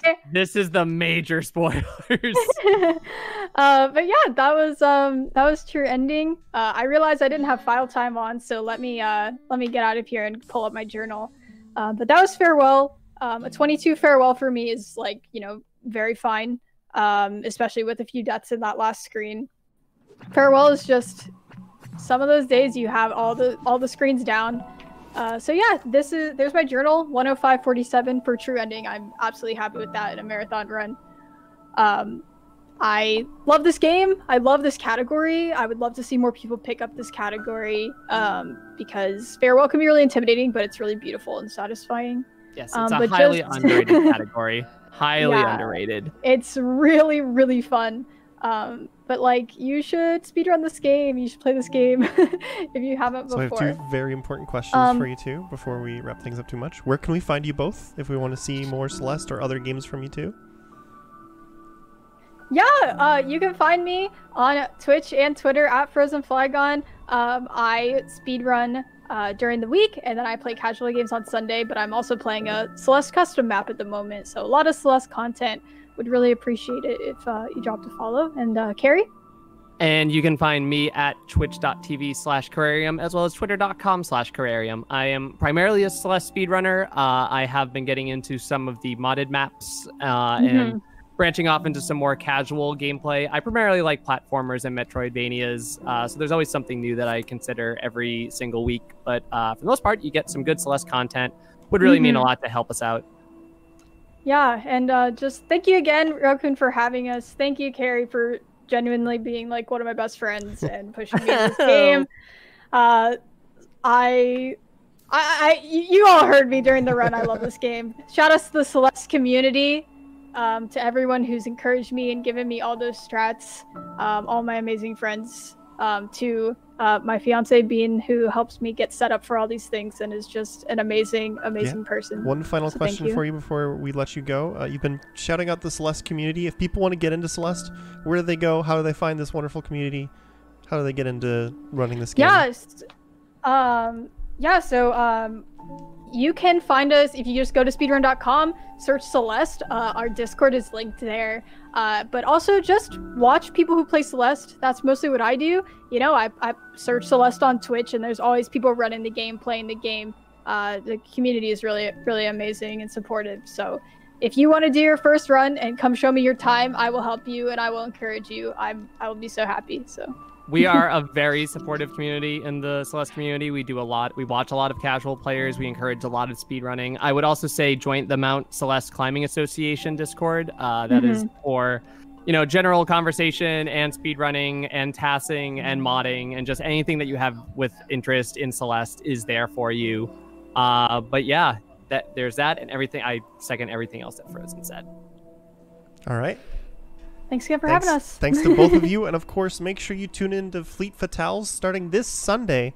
Both Carrie and FrozenFlygon are going to be running different categories of Celeste. So if you enjoyed this, make sure you tune in for Fleet Fatales where you can see more of it. But with that, we are going to take a short break. We're going to move on to our next game coming up after this. Going to play a few ads while we're doing that. And of course, if you're subscribed, you won't see those ads.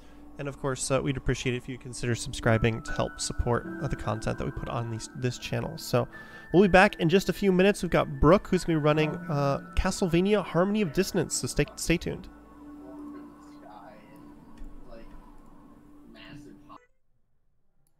Hello everyone, and welcome back to the Community Spotlight. We just finished up our Celeste run, True Ending, with FrozenFlygon and Carrarium helping out. It was a lot of fun. So now we're moving on to Castlevania Harmony of Dissonance. We've got Brooke here who's going to be running for us. Hetfield helping out on commentary. Hello to both of you. How are you both doing today? I am good, thanks. Really excited to do this run. I think it's one of the most underrated and best Castlevania speedruns. So I'm excited to show it off. And how would you explain this game if people haven't seen it before? Because you do call it underrated. Yeah, so this is Harmony of Dissonance released for the Game Boy Advance. I'm going to be playing Maxim mode, which is an alternate mode in the game that you beat, or you unlock after you beat the main story with the main character, Juiced Belmont. He has a lot of special abilities that we'll get into during the run. But, yeah, a lot of people sleep on this game because it's not very good casually, but it does make for a very good speed game. So, yeah. Sounds good. Just as a quick reminder, before we get started, this is the Community Spotlight. Normally, what we do is we show off community-suggested games. This is a Fleet Fatales promo, though. So we're showing off some games that didn't quite make it into the schedule, but are still good shows. Wanted to show them off here the week before Fleet Fatales starts, and it is starting, of course, this Sunday at 4 p.m. Eastern. So make sure you tune in then for a good week of speedrunning for a good cause. But if you are ready, Brooke, then why don't you give us a countdown? Yep. Alright, 3, 2, 1, go. Alright, so like I mentioned, this is Maxim no out of bounds, so you're not going to be seeing any of the out of bounds trickery that the other Maxim categories have. Familiar with the Maxim any percent run, you would know that the world record for that is 29 seconds, because it's just that broken in terms of what you can do with the out of bounds stuff. And even Maxim all bosses is under 10 minutes now. But yeah, this is going to be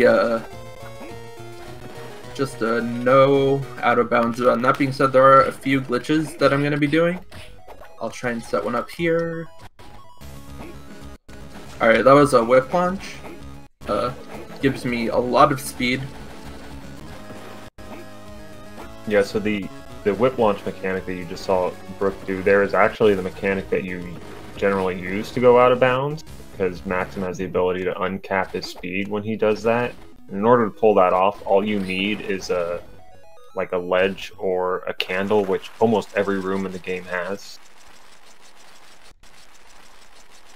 In this first boss here, pretty much almost every castle game has one of these bosses that's like a bunch of bats that amalgamated into one boss. You're going to see Brooke not attacking the bat, even though it can be damaged, but that's because if you hit the bat with too many instances of damage while it's doing nothing, it will break apart into all its smaller bats and you won't be able to attack it for a period of time, which wastes time, so you have to wait for it to do its drill move. And I actually do need to grab the orb from the boss, because I need to do space jumps, which are another one of Maxim's movement options. So normally Maxim has terrible aerial drift, he's very floating in the air. But if you do space jumps, like I was doing, by pressing up and attack, or up and jump, you get like pretty good horizontal mobility in the air. Spicy Minotaur fight. So Heffield, do you want to explain the damage glitch I just did? Because that's a pretty important part of this run.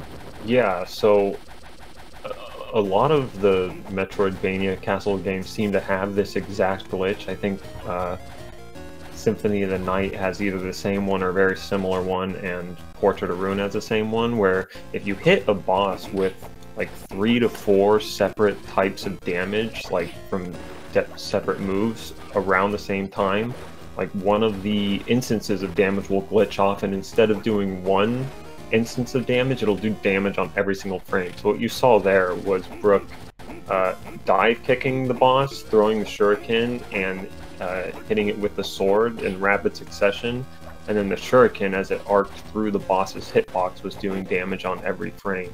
And you can theoretically do that to, I think, every boss in this game, but because of the like way it works out with some of the boss's hitboxes and their movement, some of it's just not practical at all for real-time speedruns, even though I think a task does it on every single one. Yeah. And there's two main ways I'm going to be damage glitching. The main one is the one I did on Guitar that you saw just now. But there's another method where I get a shuriken to revolve around me, dive kick, and then slash an enemy. And I'm going to be doing that on a few bosses.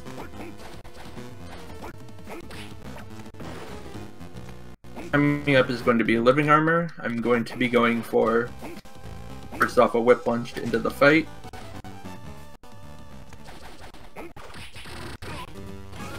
Double damage glitch into the super. Hatfield, do you want to talk about the super? Yeah, so the super, or the Shinyu-Yogi, or Hidden Dragon Art, is like Maxim's, would be his strongest attack if it wasn't for the damage glitch, but it makes you invincible for a period of time. Then he splits off into like a bunch of mirror images and starts attacking the enemies on screen from every direction, and it costs half your mana bar, so you kind of have to route using it around the save rooms, because the save rooms restore your mana, and you also need mana for space jumping. And generally you use that on bosses that either can't be damage glitch consistently, or like you saw there where Brooke did 2 damage glitches and then did a super attack to dodge the sword, the last sword slash. Gonna try and set up another whip launch here. Oh, got it. That was really fast actually. So I made up for it by messing up the movement down the platform. It seems like this category is just a lot of movement and trying to chain it together very cleanly. Yeah, so pretty much the history of how this category came to be. Well, I won't go into all the details, but I used to run Maximal bosses like a lot. And that was like my favorite category, back when it was mostly movement based. Then there were a bunch of tricks that were integrated into the run that made it a lot more inconsistent, and they were all out of bounds based. Like, okay, well, why don't I just run no out of bounds? Yeah, one of the things we forgot to mention is when you go out of bounds, as in this game and in Aria of Sorrow as well, when you go off the screen from out of bounds, depending on like which location you go off the screen, it actually wrong warps you to another part in the castle or in the other castle. So basically, like the all bosses route is just like going out of bounds and wrong warping from boss to boss to boss to boss. Like the task is only 5 minutes long, and this game has 18 bosses. Yeah. So for reference. It's insane. And the RTA record is just under 10 minutes by Pon now. He's a very talented Japanese runner. Oh, that's wild. Yeah. And also, as Brooke mentioned, Maxim being the secondary character in this game, like Richter and Symphony of the Night, you start with your entire movement kit as these characters. You can only play as them after you've beaten the game once, and you don't get any upgrades along the way as you're progressing through the game. It takes like all the plot elements out of the game, so you just have like everything at the start, all of your movement options, all of your most powerful attack. So this category, much more so than the others, is able to show off all the different movement mechanics that Maxim has. And usually, in these Metroidvania style Castlevanias, I actually prefer to run the main character, because I like progression, but I was talking earlier about how the tricks in Maximal bosses are inconsistent. The tricks in Juiced 20% are even more so. They are absolutely ridiculous. That's about a 20-minute run for the any percent, but it's filled to the brim with absolutely brutal tricks, which is why I haven't run it, and probably will not in the future. Alright, that was Death. Death's a pretty infamous run killer. Yes. Because he moves around randomly. Yeah, that was a really good fight. I got a pretty good pattern though. And then for Death Phase 2 would be the Death Ride. Doing those damage glitches in the air like that is really difficult, because like you only have so much room to dive kick him in the right spot when you have to jump that high up in the air like that. It's not an easy fight, and he can give you bad patterns and just own you. So one question I have is that you compared Maxim to Richter. How input intensive is this movement compared to Richter? Because I know that can be quite an intensive run on the night. So the main thing with yeah, because there's no fighting game inputs in this game. Except for the super. Yeah, which you rarely use. It's not like every super is it's a really weird back, forward, down input, which is kind of awkward. especially if you're standing on the ground, because you'll go into the crouch animation, which is one of the reasons why whenever I super, I try to super in the air, like you're going to see me do right here. I do a little short hop and then super, and this hopefully will kill Talos.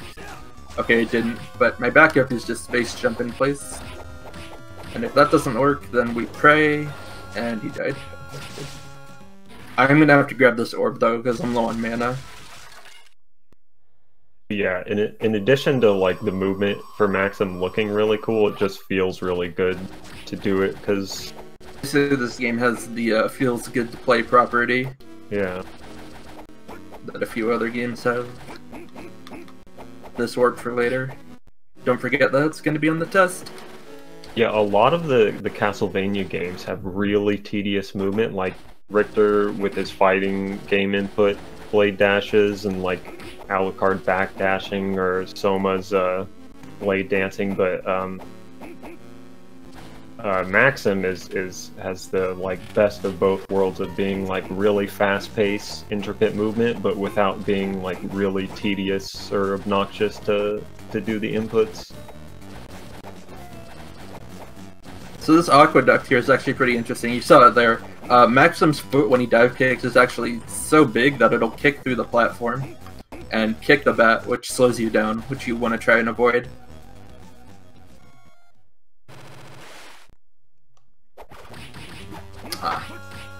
So this is Merman. You want to try and get 2 quick damage glitches in on him. Unfortunately, I missed both of them. I'm just gonna super here. This boss is really weird because he can't die when he's in that ball form. You have to kill him before he gets into that ball form. It's like a quick kill. And there, with that backup strat, we saw the full power of Maxim's foot being actually stronger than his sword. I think it deals the same damage, but you can attack significantly faster with it. Yep.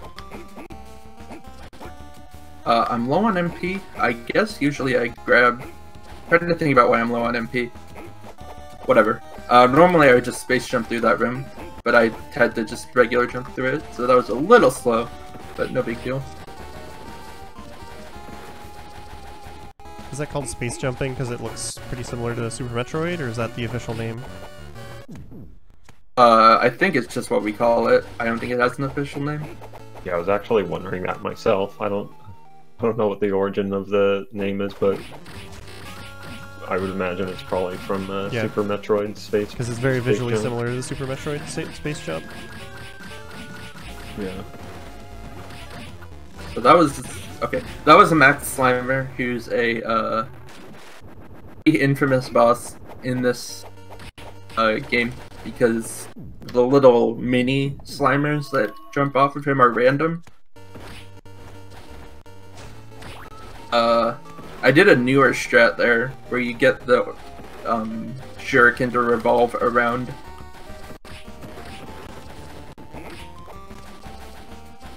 Around him and do damage glitches. I'm gonna be doing that one more time, or 2 more times hopefully, with Cyclops. So starting off with Devil here, I dropped the super input, which actually might work out in my favor. And then I get a damage glitch on him. I got cursed, which is really bad. Getting cursed is like the worst thing that can possibly happen to you in this game, because it takes away your ability to dash. It runs off eventually though. It also changes the angle of your dive kick. So if you try to go for damage glitches, it changes the timing.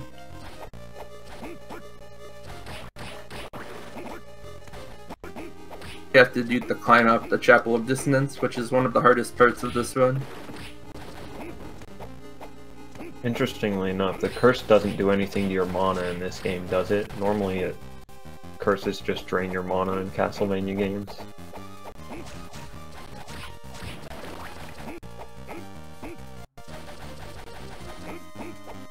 I think Brooke was focusing there and might not have heard the question. Question? Curse doesn't drain your mana in this game. Okay, so we're up to Zuzu. This is one of the scariest fights in the run if I don't hit the damage glitch. Okay, you got a good first one. Nice. That was a really good first one. There was like 3 or 4 crits in there. Oh yeah, so we haven't mentioned that. This game does have a critical hit system. Sometimes your attacks crit. And it does double damage. I don't think there's another Castlevania that has that, actually. So... Yeah, now that you mention it. Yeah, not that I can think of. Among the Yeah, 2D I'm certainly ones. not the Castlevania aficionado that Brooke is, but I can't think of any as well. Those portal rooms that you see Brooke going in and out of transition you through the 2 different castles in the game. Yeah. In the no OB route, you only want to do one. The transition between the 2 castle animation is quite lengthy, so you only want to do one of them in the run. So we're entirely done with first castle now. The rest of the run is going to be second castle. Now, since I, despite speedrunning this game, for the reasons that you mentioned about its, its underratedness as a game, I've not finished this game casually ever. Do you need to do all of the bosses in order to unlock the final boss? I don't think so. Oh my god, that shadow fight. That was really good. That's the best shadow fight I've ever had. That was because the Panther. I don't believe so, Hetfield. To answer your question. So yeah, that's the win condition in Maxim mode. Is you need to beat all the bosses, and that unlocks the door to Dracula. Oh, okay. Oh yeah, Symphony of the Night has crits. Someone in chat said that. I totally forgot. I should know, because I speedrun that game.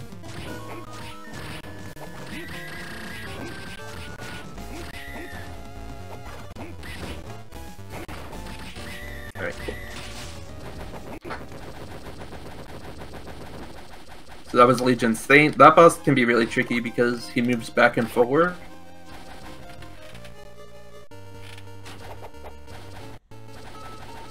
Getting the damage glitch in on him can be quite tricky. So, time for peeping big. Don't forget to peep big. Speaking of tricky damage glitches. Wow. That was a good fight. I think that's the hardest one besides the Shadow Panther, is because the way peeping big bounces off the wall when you're damage glitching him, the glitch just doesn't work most of the time.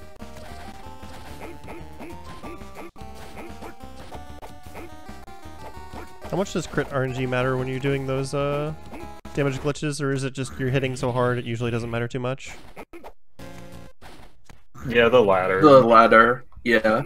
The bosses die so fast in this game, it's really only an any % consideration where the run is less than 30. The any % run is actually RNG manipulated because... Really? Yeah.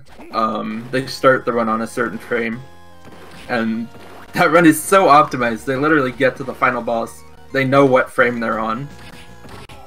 So they know how to throw... Yeah.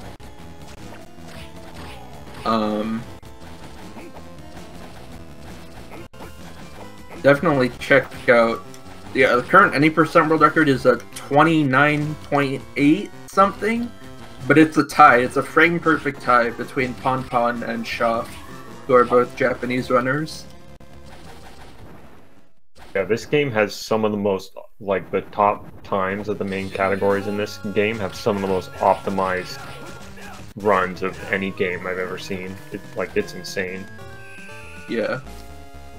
Oh, please. Okay. I dropped the super input, and I might have to pay for it. Uh-oh, did I get the bad thing? No, okay. Saw there, Skull Knight's shield fell off. If that happens, and it moves too fast, the shield can actually zip off screen, and it's a soft lock. It's only happened to me once or twice, but it looked like it might have happened there. because it was moving pretty Is that fast. just because you have to interact with the shield to start the next phase of the fight? The No, it boss, just flies off. like, Yeah, he it's like respawns- how the boss changes form. yeah, he respawns where his shield ends up. So if it ends up outside of the room for whatever reason, like, you just can't beat him anymore.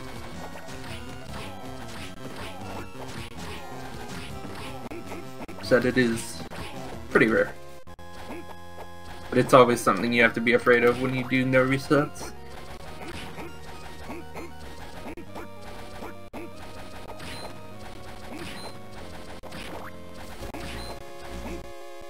Oh yeah, I'm getting the money because basically I'm bad and haven't optimized this category yet to remember which ones are the hearts and which ones are the money. Someday I'll grind this category down and really optimize it.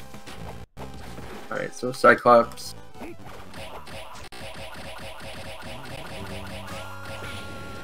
Three hits off from a right side kill.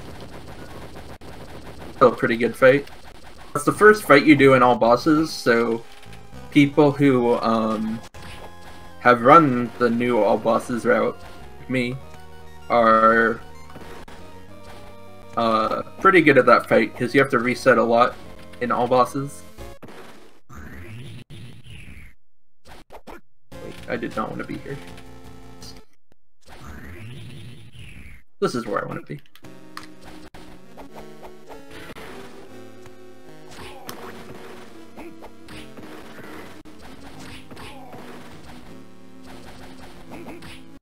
Alright. So now we're kind of getting to the cleanup. Oops. I have like a bad history of throwing shurikens the wrong way. When I'm on the GDQ stream, I ran Maximal Bosses at HDQ 2018, and I did it like a million times. But oh well. This is Golem. Golem's another one of those bosses with a finicky setup for the damage glitch. You can either just like own him instantly, or he like goes into this cycle where he becomes invincible while he's like shifting his rocks or something. Yeah, it's really weird. You can kind of like insta-kill him if you get 3 insane damage glitches. But it's very finicky. I'm not quite sure how it works. I think I've only done that once.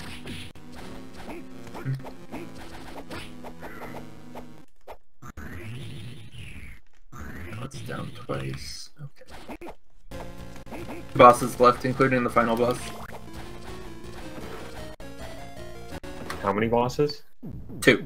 Just Minotaur and then Drek. So a fun fact is you can go through that first Skeleton Blaze. It's Skeleton Knight. The green one, because that game, the room actually has a sprite overload, and then the hitbox sprite doesn't load.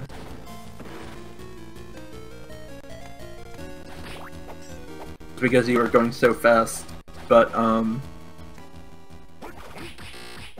it was actually Sofa, who's someone who's done a lot of research of this game, who corrected me that it is in fact because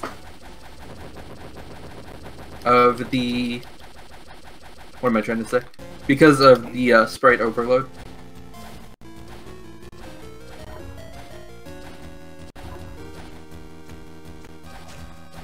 Alright, and now we go into Drek. Had I not killed all the bosses, there would be a metal grate on the floor there. So time is when I grab the orb after Drek. Also, check out this fun glitch. If you space jump right when you enter the room, you get upside down Maxim for a bit, which is pretty cool. Oh, please. Nice. Alright.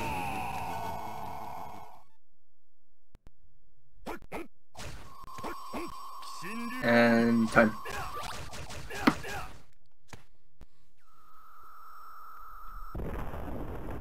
Cool.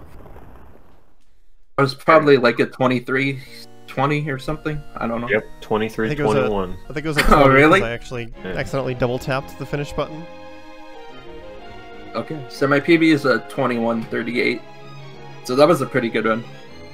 Yeah, thanks for showing it off for us. If you're interested in Castlevania speedrunning, you can go to any of the speedrun.com pages.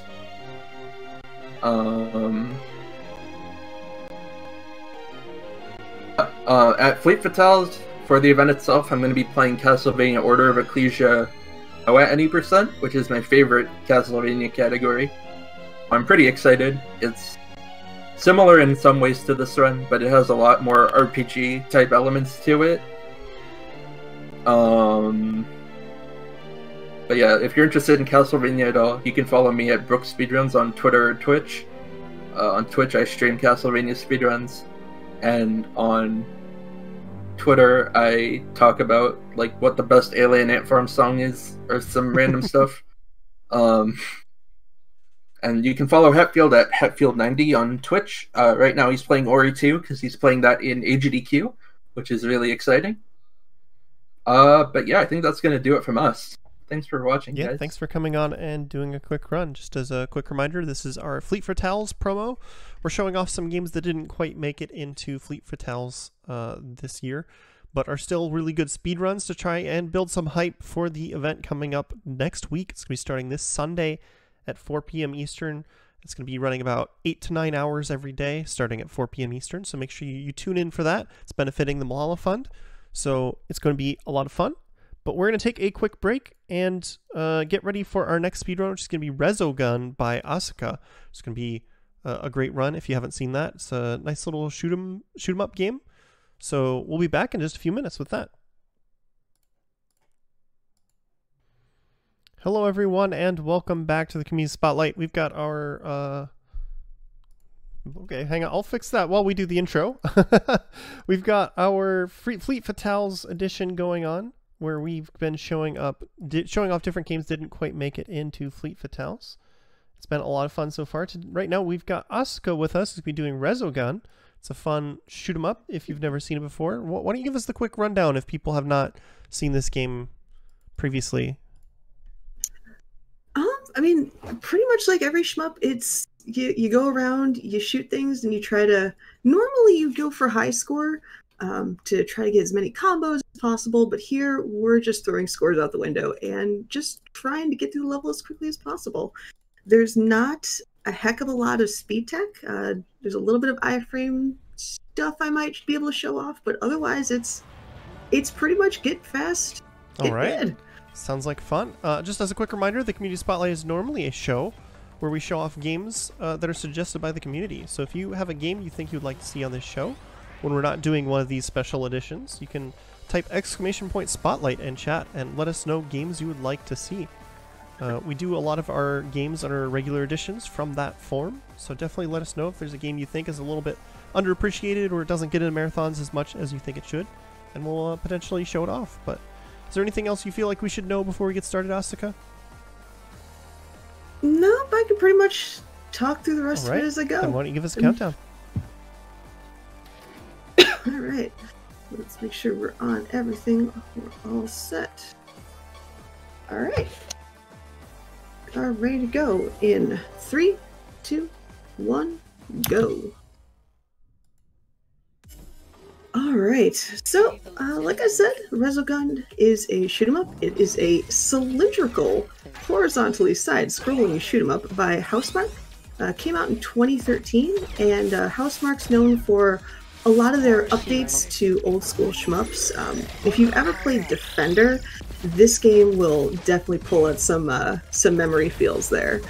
But they've also done games like Super Stardust HD, Next Machina, which was played by Protopip in GDQ a few years back. And for anybody that's super hyped for the PS5 release, they're making the roguelike Returnal coming up. So, but yeah, they've played or made some pretty cool games. With shoot-'em-ups, the whole point is you are trying to protect the core voxel, or the core of your character.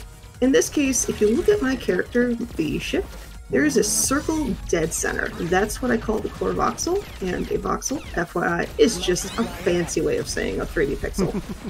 Basically, anything can touch the entirety of my ship except that core voxel.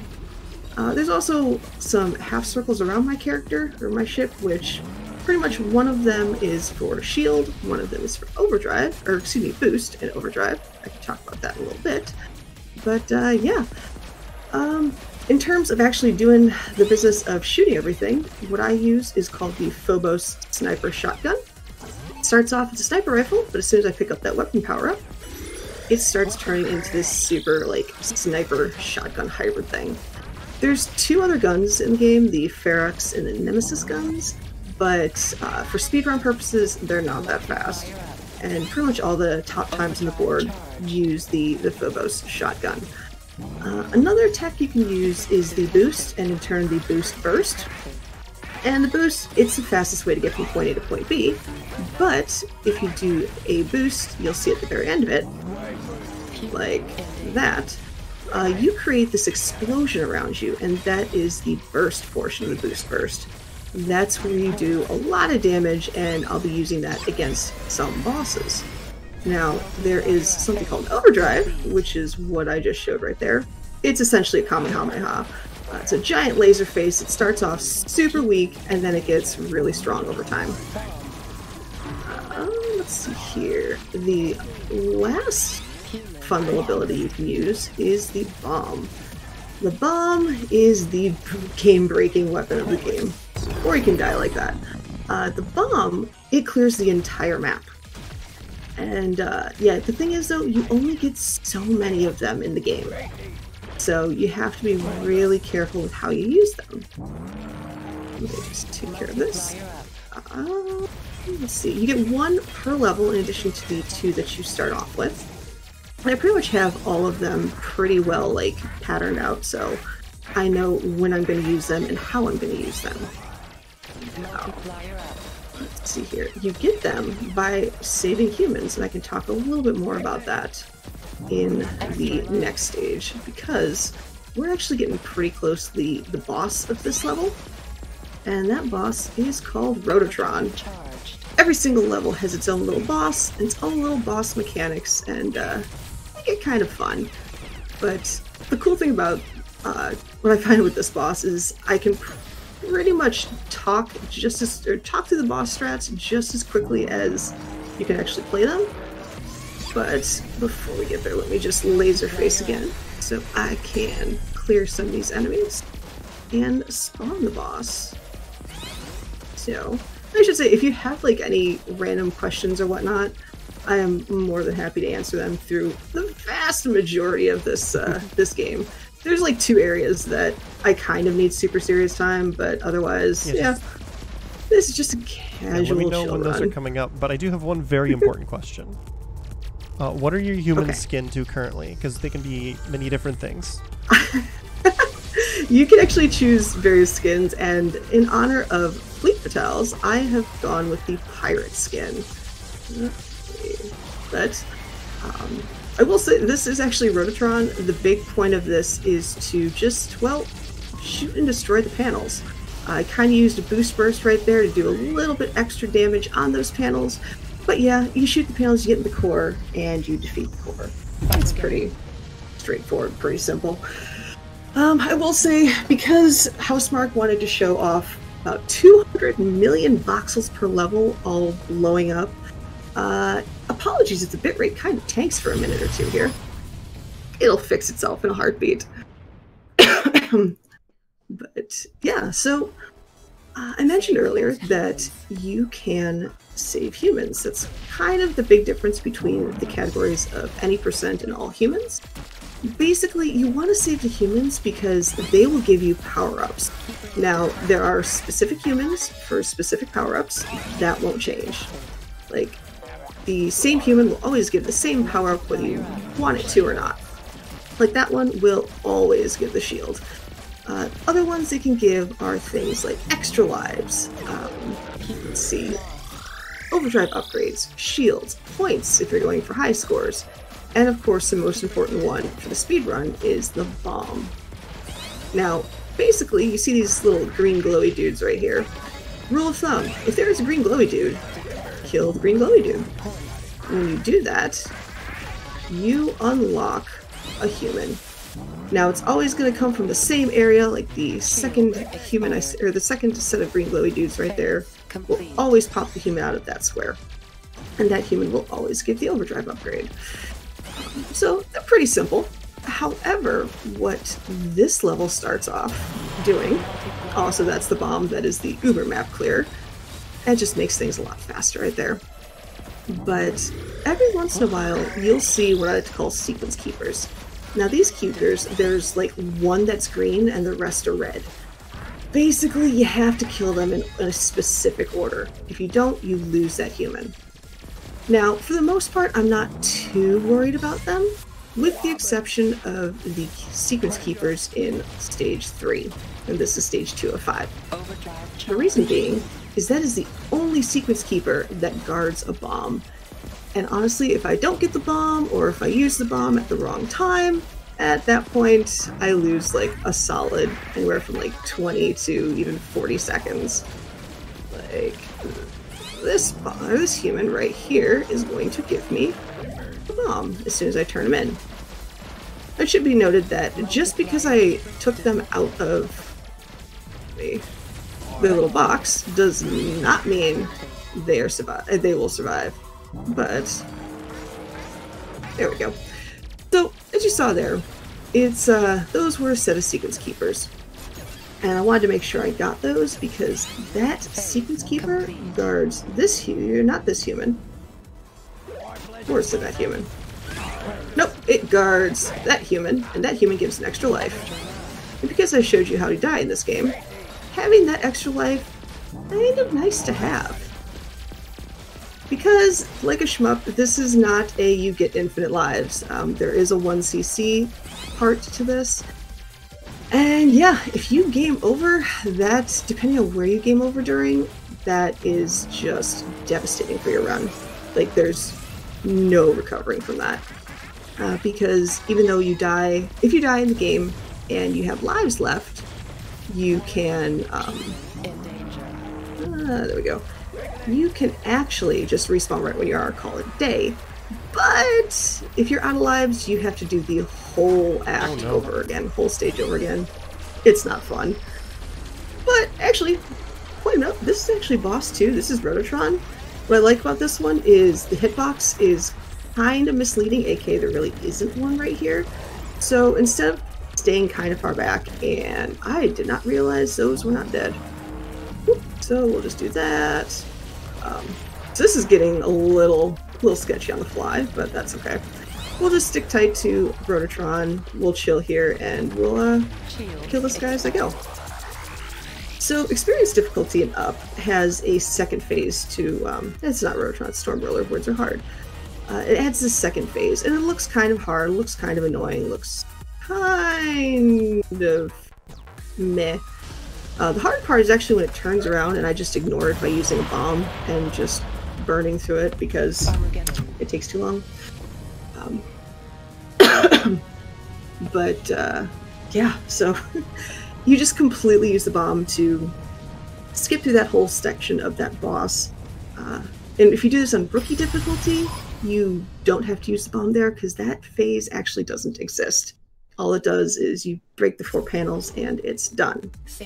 Now this part is one of the 2 kind of serious times because it has that bomb sequence keeper at the end of this phase. So I will kind of be a little hush for a little bit, just so I make sure I don't bork this.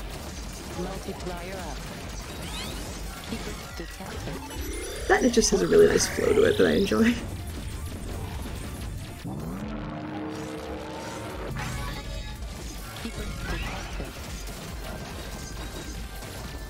Mm-hmm.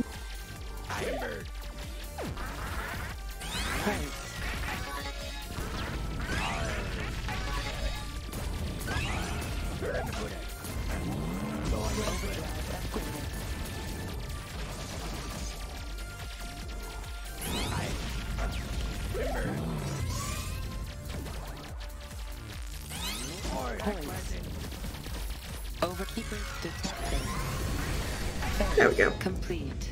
So that sequence keeper protects this human right here. That human has the bomb. So that that human's definitely the scariest human in the game. Because like I said, if I lose that bomb, I'm going to be a very sad panda later on in this little run here. But right now, I can do a quick mention and talk about the mouthful that is this category, which is Aces, Methodist, any percent, experience, or experience difficulty. Basically how it breaks down is Aces to Methodist are the names of the stages. Stage 1 is Aces, Stage 5 is Methodist, so you pretty much just have to beat the game. Any percent deals with those humans. Any percent is you don't have to save all the humans, which is a lot easier. All humans, well, you kind of have to save them, and it makes things a little sketchy. Case in point, I would have had to reset right there because a human died. Anytime you hear a human lost, that's when you know there's a red box somewhere with a sad human. There's other things like no multiplier drops, which is just but I pretty much just stick to any percent in all humans. And then experienced is the difficulty.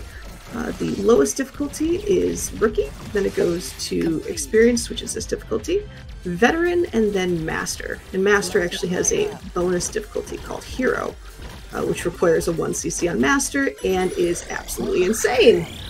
Whoop. But yeah, that's pretty much it for the category breakdown. Now, what you might have saw right there was a laser face that got really angry at me all of a sudden, and it went from its kind of like purple and yellow looking setup to like this gold and black scary face. What this game has is called the enraged mechanic. Basically, if you do not kill an enemy fast enough, kind of like those two right there, it gets enraged. And it gets a really strong attack that's just not fun to deal with. Either it gets really fast, it creates... Let me just get that. It adds more bullets to hit you with. It can do a lot of different things. So we try to avoid that. But the different difficulties, so experience... Rookie on up, they can all enrage, but the speed at which they enrage changes.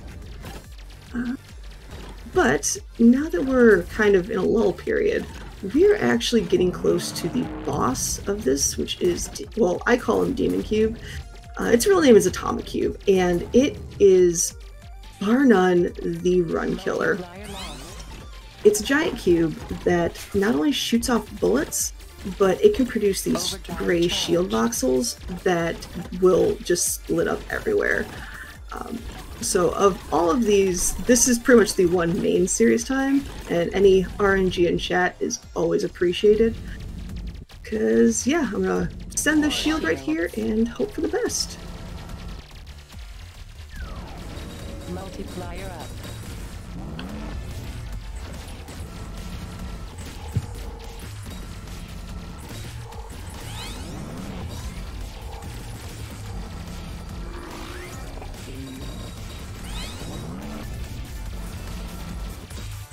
Shields lost.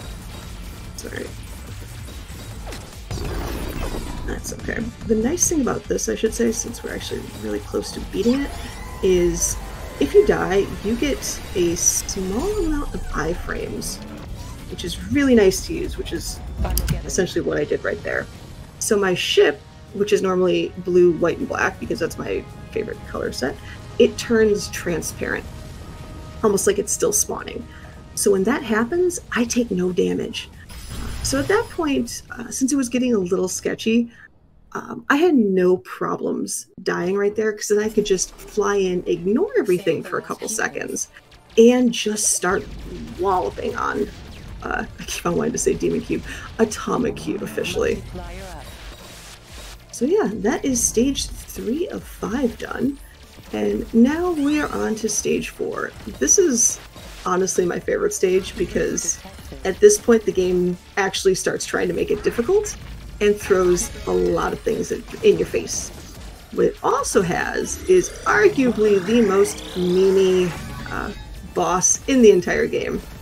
I'm not going to tell you its name, I'm not going to tell you what it is, but I think I don't know. You know know the the boss, name. Railcoon. I think they might appreciate it. But it does work very similarly to Atomic Cube in that it creates these shield voxels. But unlike Atomic Cube, it starts off with them, so you kind of have to pick them, like shoot at them, get them to disappear, and then you can attack the core voxel, or its core. I almost said what it was, and that was almost kind of sad.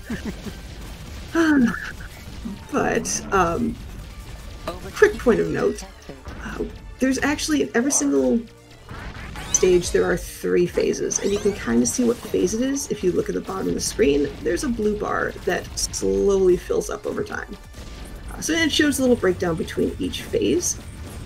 So when you see that giant phase complete, hey, we're on to a new phase. What's kind of funny is you're actually building up the boss's health bar as you're doing. Ooh, that's not where I want to end up. You're building up the boss's health bar as you're doing that, which I just find kind of amusing. And the reason I actually said I don't want to do that is those laser walls I'm notorious for just kind of derping right into.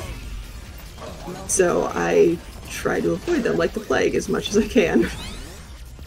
Also, the Mega Spooters are not fun to deal with. There we go. Speaking of a boss that we're not going to want to spoil the name on, I would not be surprised if people in chat just pick out the name that you use for it just upon seeing it.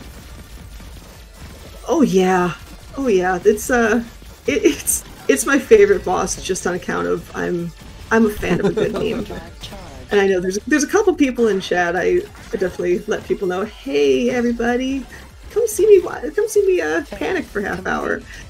They know what it is. Keep it a secret. It's trust me, you'll know exactly what it is and why I love it so much. There we go. But let's see here. Ooh, so those laser faces are very enraged, very angry, and very scary when they get like that, because they can like sneak up on you very quickly, and you'll see in the next stage how it can just come out of nowhere, and it's like, oh, well, I guess I'll die then. Fine. This is fine. Things are not on fire or anything. Oops, there we go. But, I don't know. Any questions from yourself, Railcoon, or chat, or any funness to discuss about the craziness that is this Someone in shmup? chat wants to know if it's a giant enemy crab coming up. No. Yeah. Oh no, it's better. It's much better. Overdrive charged. Yeah. It's like I can't even say the name because the name gives it away I do too. have But one it's question though. How much carries over between What's that? stages? Shields expired. everything. Pretty much your weapon strength, your overdrive strength, the amount of bombs, the amount of lives, everything carries over between them. But oh, by the way, we're at the boss, and chat, I think you know what this is.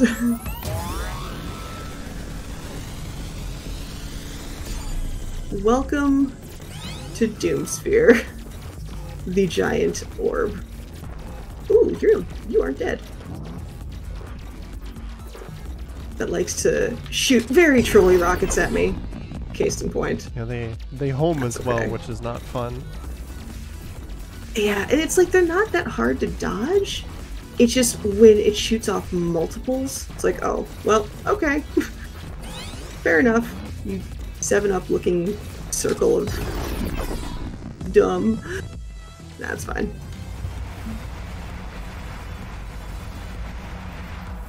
There's usually always one boss that I have issues with, and it's either Atomic Cube or Doomsphere. I don't know why. It's just if I do one well, the other's just like, nah, we're gonna take some lives off your total right now. But with that, we are actually on the very last stage. This is Methodist. This is where the game just throws the book at you and says, okay, I don't like the fact that you're still here. We are ending this now. And I say, okay, that's nice. But it does have a nice little mechanic, which is those little kind of floating rocks, because what's gravity? Those lava rocks, if you run into them, guess what? You die.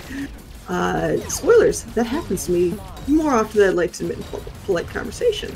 Now, if the enemy is nearby them and I shoot those rocks, they will also die to them.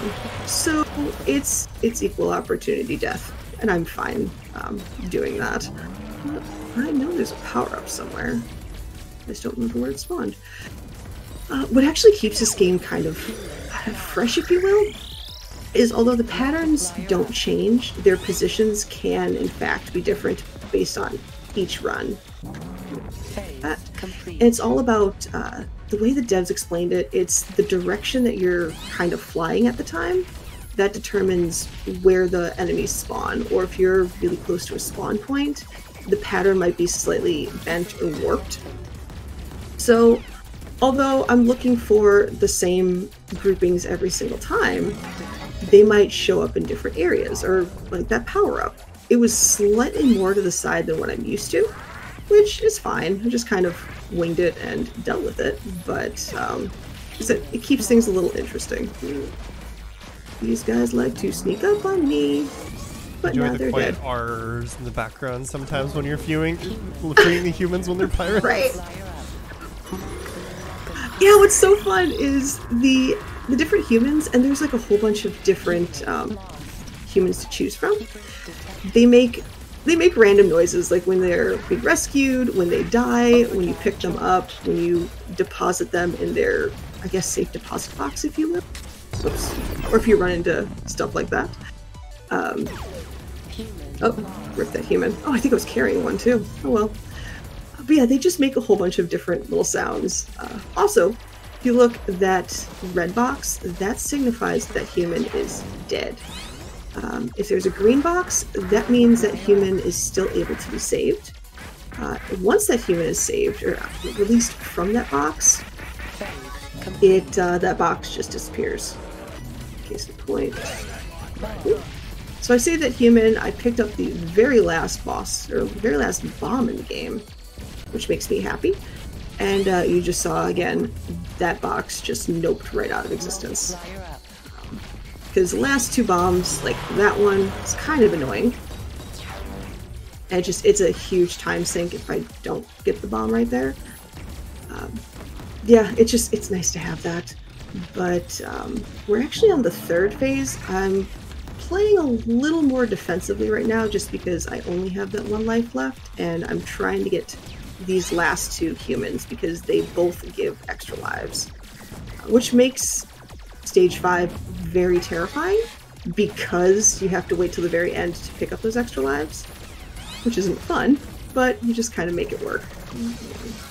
Yeah, you're gonna be over there.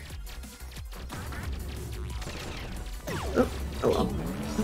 So we're just getting one instead of two. That's fine. This is fine.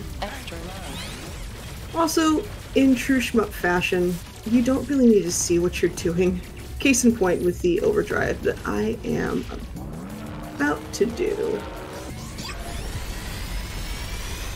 Vision is overrated. But it's a nice little map clear. The boss coming up here is also a pretty fun one, right? Yes, this final boss, Serpentinus, it's a Twizzler's pull and peel.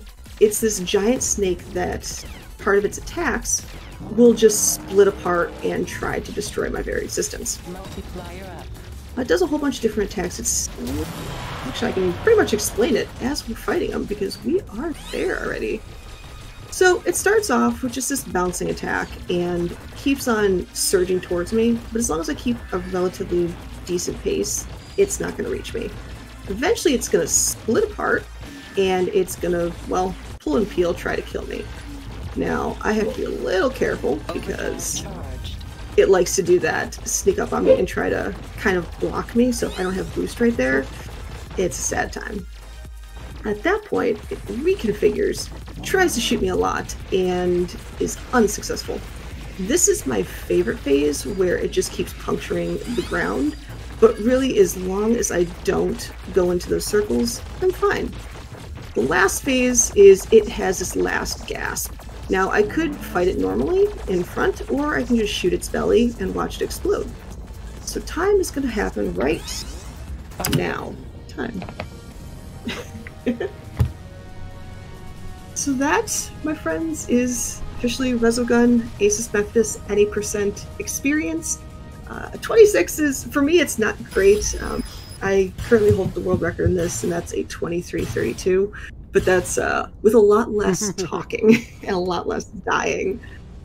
But yeah, it's thank you for having me. Shmups in general, it's not really a genre that you see very often, so anytime it gets to be shown is fantastic. And I know, I believe Freya's Spirit is showing Toho during Fleet Fatale, so please give Freya some love on that one. And GG's, thank you to the friends and family that stopped by. Quick little Easter egg at the end of every single congratulations screen. It gives a different little blurb. This one says, hey, we found this uninhabited planet that we're going to call Earth. Let's go check it out. So I'm not saying aliens, but aliens. So where can people find you? What do you usually do on your stream? That sort of thing. I can be found on Twitch on Oscar424. On Twitter, I am N1Oscar. I pretty much focus on a lot of PS4 games lately, and PC kind of emulator type games. I'm playing RESOGUN, Next Machina a lot. I've been getting really big into the Free Enterprise, which is the Final Fantasy IV randomizer, and that community is amazing. So I'm playing a lot of that, badly, but still playing. And pretty soon I'm going to be working on my kind of dream speedrun, which Waifu's actually playing in AGDQ coming up, which is Devil May Cry Virgil new game, because I'm obsessed with the DMC3, or DMC franchise, DMC3 in particular. But yeah, RESOGUN, it's on PS3, PS Vita, PS4. I played on PS4. And quick shout out to anybody that, you know, watches speedruns and watches these marathons and these community nights and says, you know, I'd love to do it, but I don't think I can. I was in your shoes literally last year. For AGDQ 2020, I watched and I wanted to join, but I didn't speedrun at the time, and I became obsessed with also watching The First Step with J Hobbs and Keyseron that show you, hey, we all start somewhere. And I said, you know what? I've been playing. Oh, let's look at the games that I love, and I've been playing RESOGUN since it came out in 2013. And I said, you know what? Let's try speedrunning this. Let's actually do this. Fast forward a year, and I still can't believe that I was on the community spotlight just now. Like, this is crazy for me. It's just everybody starts somewhere. Everybody has a game, and it just find the game that you love. Who cares if it's not your stereotypical speedrun game? It can be speedrun if you do it, and you have to start somewhere. And who knows, you might be on a community spotlight in the future. So please check it out. Please get into speedrunning. It's so fun. People are amazing. Railcoon, you're awesome. You. I've got to hang with you on marathons, or 2 marathons now. Or 1, I think. Yeah. But yeah, it's been a treat. Thank you for having me. Thank you for letting me showcase a game that I hold near and dear to my heart. Thanks for coming on, and it's a good showcase because of all the stuff you said there. And of course, Frame Fatales, which is the all-women speedrunning organization, community, charity event, all kind of wrapped into one. They do a lot of encouraging people to get into speedruns as well. So if you are, we've been promoting the charity event coming up, but if you are a woman in speedrunning and you want to check them out, you can go to twitter.com/framefatales or gamesdonequick.com/framefatales. Find out more about that. And of course, Fleet Fatales starting this Sunday at 4 p.m. Eastern is going to be amazing. Make sure you tune in for that. It's going to be a lot of fun. But thanks again, Asuka. We're going to wrap things up here and move on to our next speedrun. It's actually going to be 2 of the same game because 2 very wonderful runners of Axiom Verge submitted 2 very different categories that are both really good watches, and they both worked really hard on those categories, and I literally couldn't choose which one to put on the show, so I decided to put them both on the show. So we're going to start off with Axiom Verge 100% IMB, I think. Let me double check. Yeah, IMB by Orloff, and then after that we're going to have Any% No Major Glitches by Sabera Messia. So stay tuned for both those runs. They're a lot of fun, and they're both really good runners of that game. We'll be back in just a few minutes with the first run. Take care.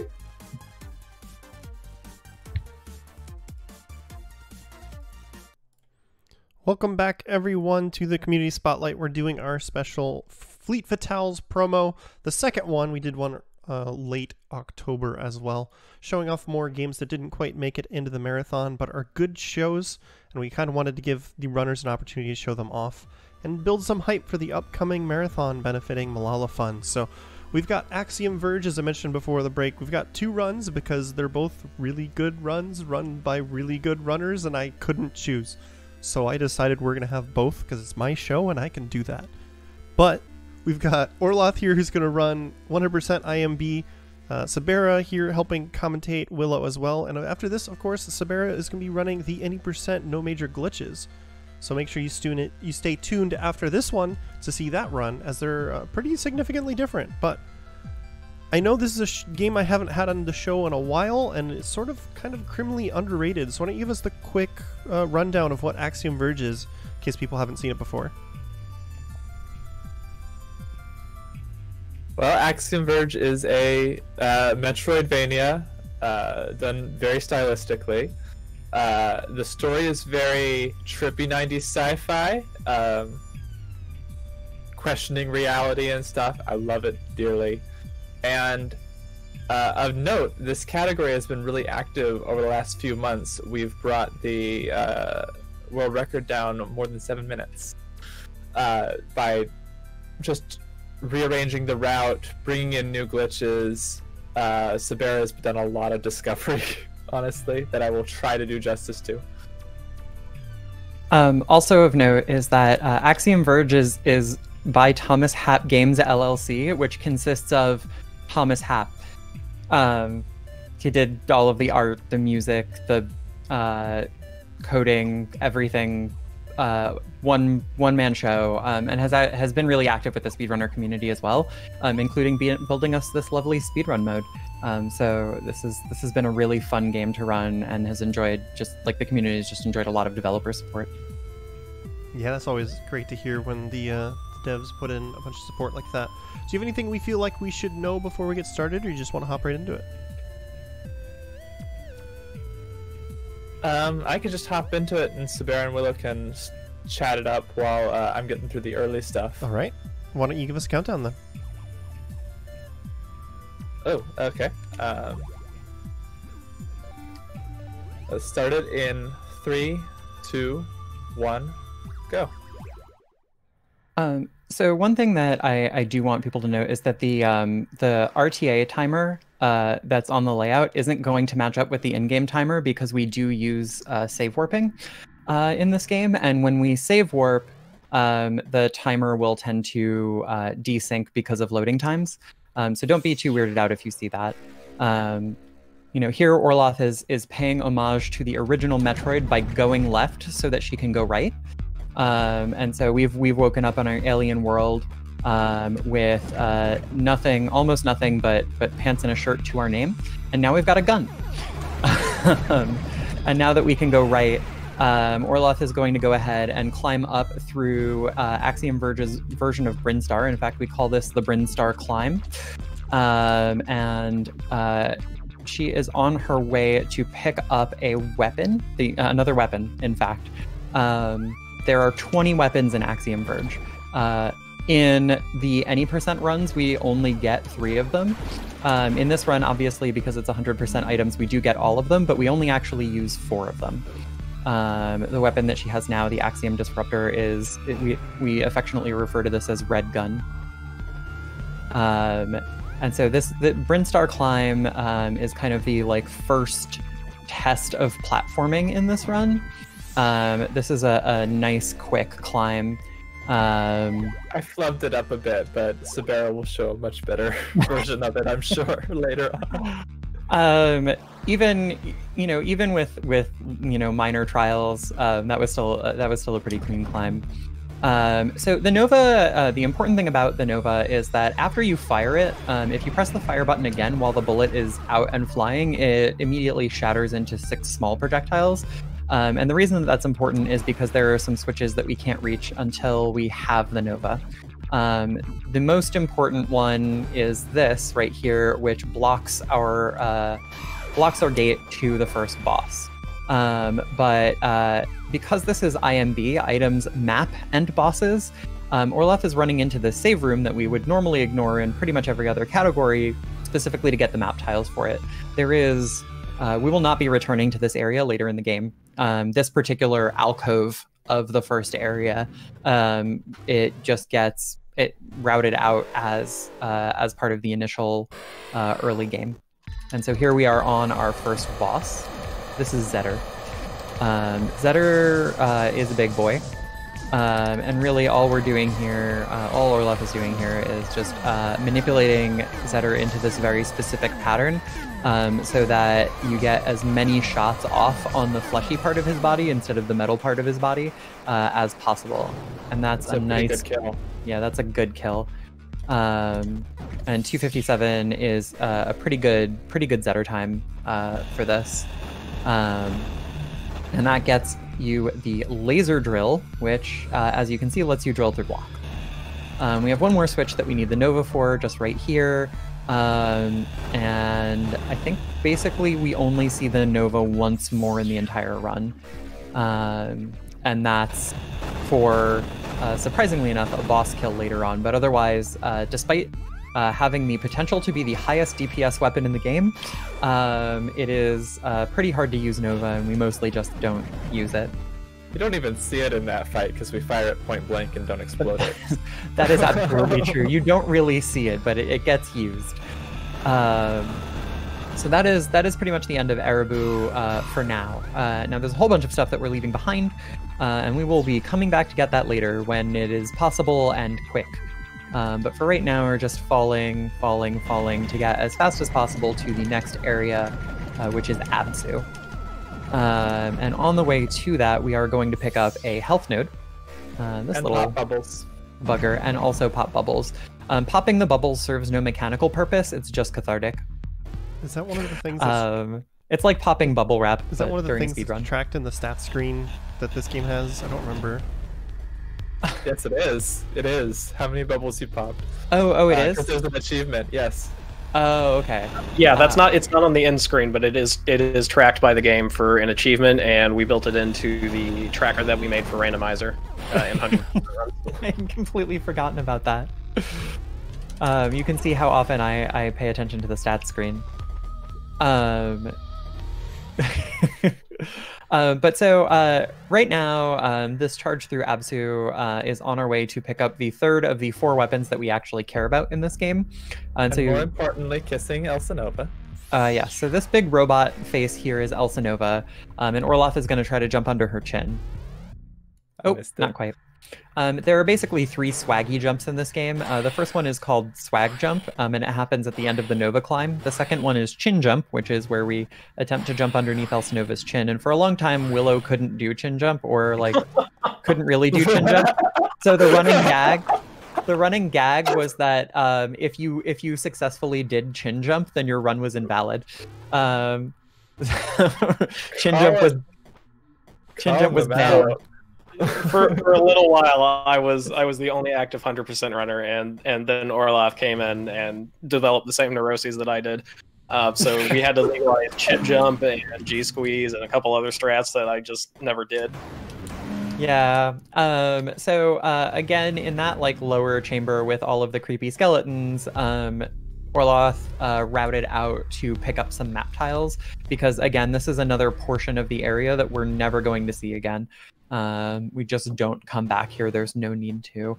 Fun little aside, this room right before the boss with the big like dead insect thing is called a boss foyer in the game code. The bosses in this game are real fancy. They have foyers. And this is Tellal, boss number 2. Tellal is incapable of turning around because he's too much of a chonk. So the quick kill for Tellal just involves getting behind him and gunning it up. Basically, that's it. Of note, Tom knew about and anticipated most of these boss quick kills because he wanted to homage to older games where it was because of a technical limitation. Yeah. Again, like we as a speedrunning community have enjoyed just absolutely tremendous support from Tom, just like loving speedruns. Yeah, I love the splits on screen. We have a very kind under the timer and showing the time you kill the bosses. Like, that's great. Yep. Yeah. Oh, I did not get first bubble. Oh, that's a shame. Orloth just picked up the Address Disruptor, also referred to as the Glitch Gun, and at this point I think you can see why it can be used to glitch platforms into existence. It can turn environmental things into or out of platforms. It can glitch enemies into less aggressive or easier to kill forms. Or sometimes more aggressive and harder to kill forms. It's not like automatically a good thing. That's sort of a special case. But yes, rather quickly that life is hard and unfair. Yes, that is true. But so in that room with the bubbles, with the Address Disruptor, she was trying to get a ride on the very first bubble that floated up, and that saves about 5 seconds, I want to say. But it's an extremely tight maneuver, and so it's pretty normal even for experienced runners to miss first bubble. If you're doing PB attempts, then like some of us, cough cough Falk, will reset. I've only recently started getting first bubble sometimes, so yeah, it gets a lot of a world record on this category. Yes, and Orloth is the second place runner in this category as well, so it's like not strictly speaking necessary to catch first bubble. So this item that she ran out of her way to get just before exiting the area is a power node. She's collected another one of them before, so she has 2 total right now. Those increase your damage, but they also increase how fast you drill through blocks. They're actually really important for moving quickly through the game. We'll skip a lot of times if we'll go be back in that area a health node, but we will almost never skip a damage node because it speeds up everything. Yeah, for sure. I did have a these ants. Sorry, go ahead. When you have a chance, what are there any restrictions in this category, or is it just do anything and everything you can to go fast? 100% IMB is an unrestricted category with the only stipulation that you kill all the bosses, you get all the map tiles, and you get all the items. Everything else is fair game. Good to know. Thank you. Yeah. The other thing that becomes important later is that killing a boss just means if you leave the room and re-enter, it doesn't come back. You don't have to wait for the split to appear. So. Yeah, there is one boss where the death animation takes prohibitively long, and we just leave early. Yeah, in the rules. So the room that Orloth is in right now, we call YOLO room, and you can see this safe. You can see that for the first half of the room, she literally just YOLO'd it. There are varying different strats for taking this room more or less aggressively. The way that she did it, she was pretty aggressive in the first half and very safe in the second half. And when you do that, or you're safe in the first half and aggressive in the second half, we call that a half YOLO. I want to keep it relatively marathon safe. Yeah, you only live twice. Super not marathon safe. It's where runs go to die. Yes, that is true. I will probably be doing an aggressive YOLO for any percent, but it depends. It depends. Oh, these coral. Gosh. Willow, do you want to talk about the coral? I would love to talk about the coral. I have very strong feelings about the coral. So speedrun mode, because Tom Happ is a benevolent god, has a fixed RNG seed, which means that there is absolutely no RNG in like enemy spawn locations or enemy patterns or anything. We know exactly what's going to happen at all times, except for the little squiggly things that come out of the coral. Those are RNG. We have absolutely zero control over them or idea of how they're going to go. And every time that you're trying to jump up that tower there, they have a pretty good chance of knocking you down halfway in midair and putting you into a stun animation, so you just lose all of that, and it's like a 10-second time loss. There's also one boss towards the very end of the game, I think it's the third to last boss, that fires those as projectiles as part of his phases, and that is similarly deeply unpleasant. Less so in 100%, 50%. I just want to note that the room that Orloth just left, that tall vertical shaft with all the lasers, we call that Mission Impossible, and that was an extremely clean Mission Impossible climb. Yeah, that was very impressed. We call it Mission Impossible because it's a very tall room that involves a lot of climbing and lasers, and Tom Cruise is there for some reason. Yeah. And the little Wi-Fi symbol that she just picked up is our high jump. It's called the Field Disruptor, I think. We call them Jordans. Again, Metroid homage. Now, a big difference. So when I started running this category, we used to base the early game of IMB on the no major glitches, which you'll see, when I run it. But the no major glitches route does what's called the gauntlet, where you do not save for the first like 18 to 20 minutes of the game until you get a particular item, at which point you save warp all the way back to the very first save point of the game. And so that's how we did IMB when we started. And Orloth got the bright idea to inject the glitches from the any% route, which we call YMG, yes, major glitches, into Hundo. And so that's why she saved in that area before, and then save warped back from the high jump.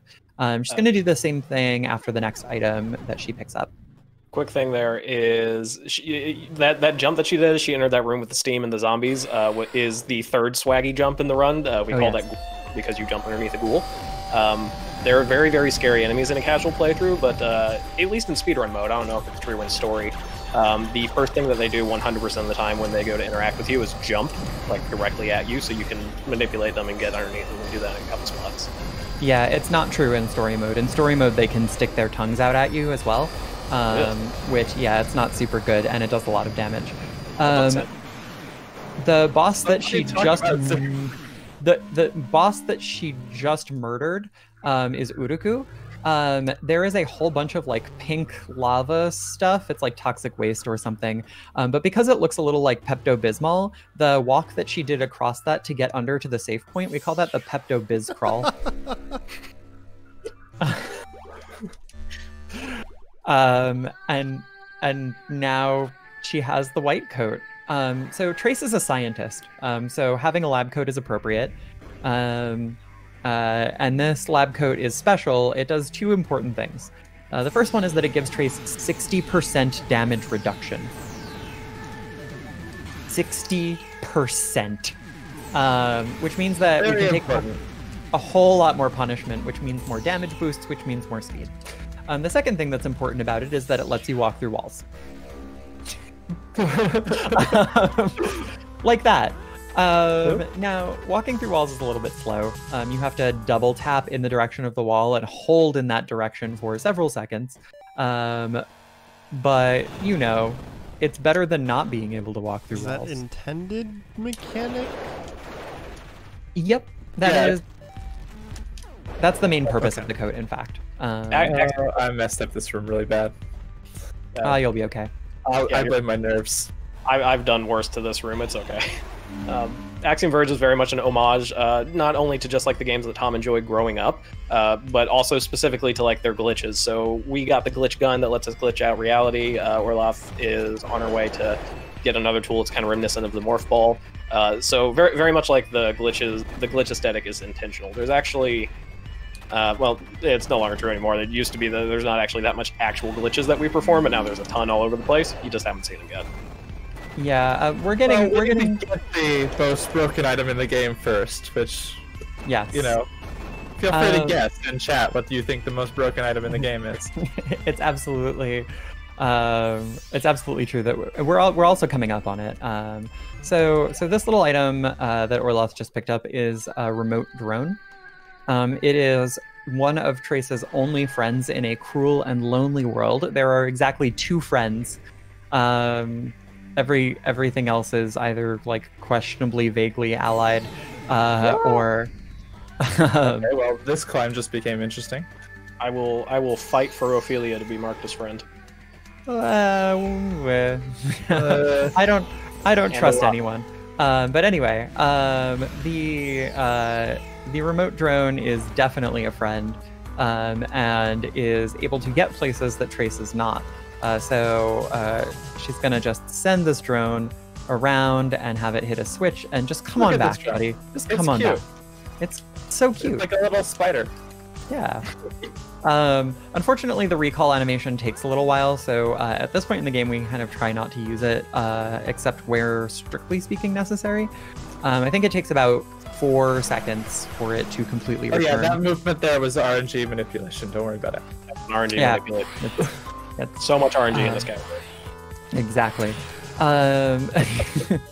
So coming up here, we're coming up on the upgraded version of the Address Disruptor, Address Disruptor 2. Pretty straightforward name.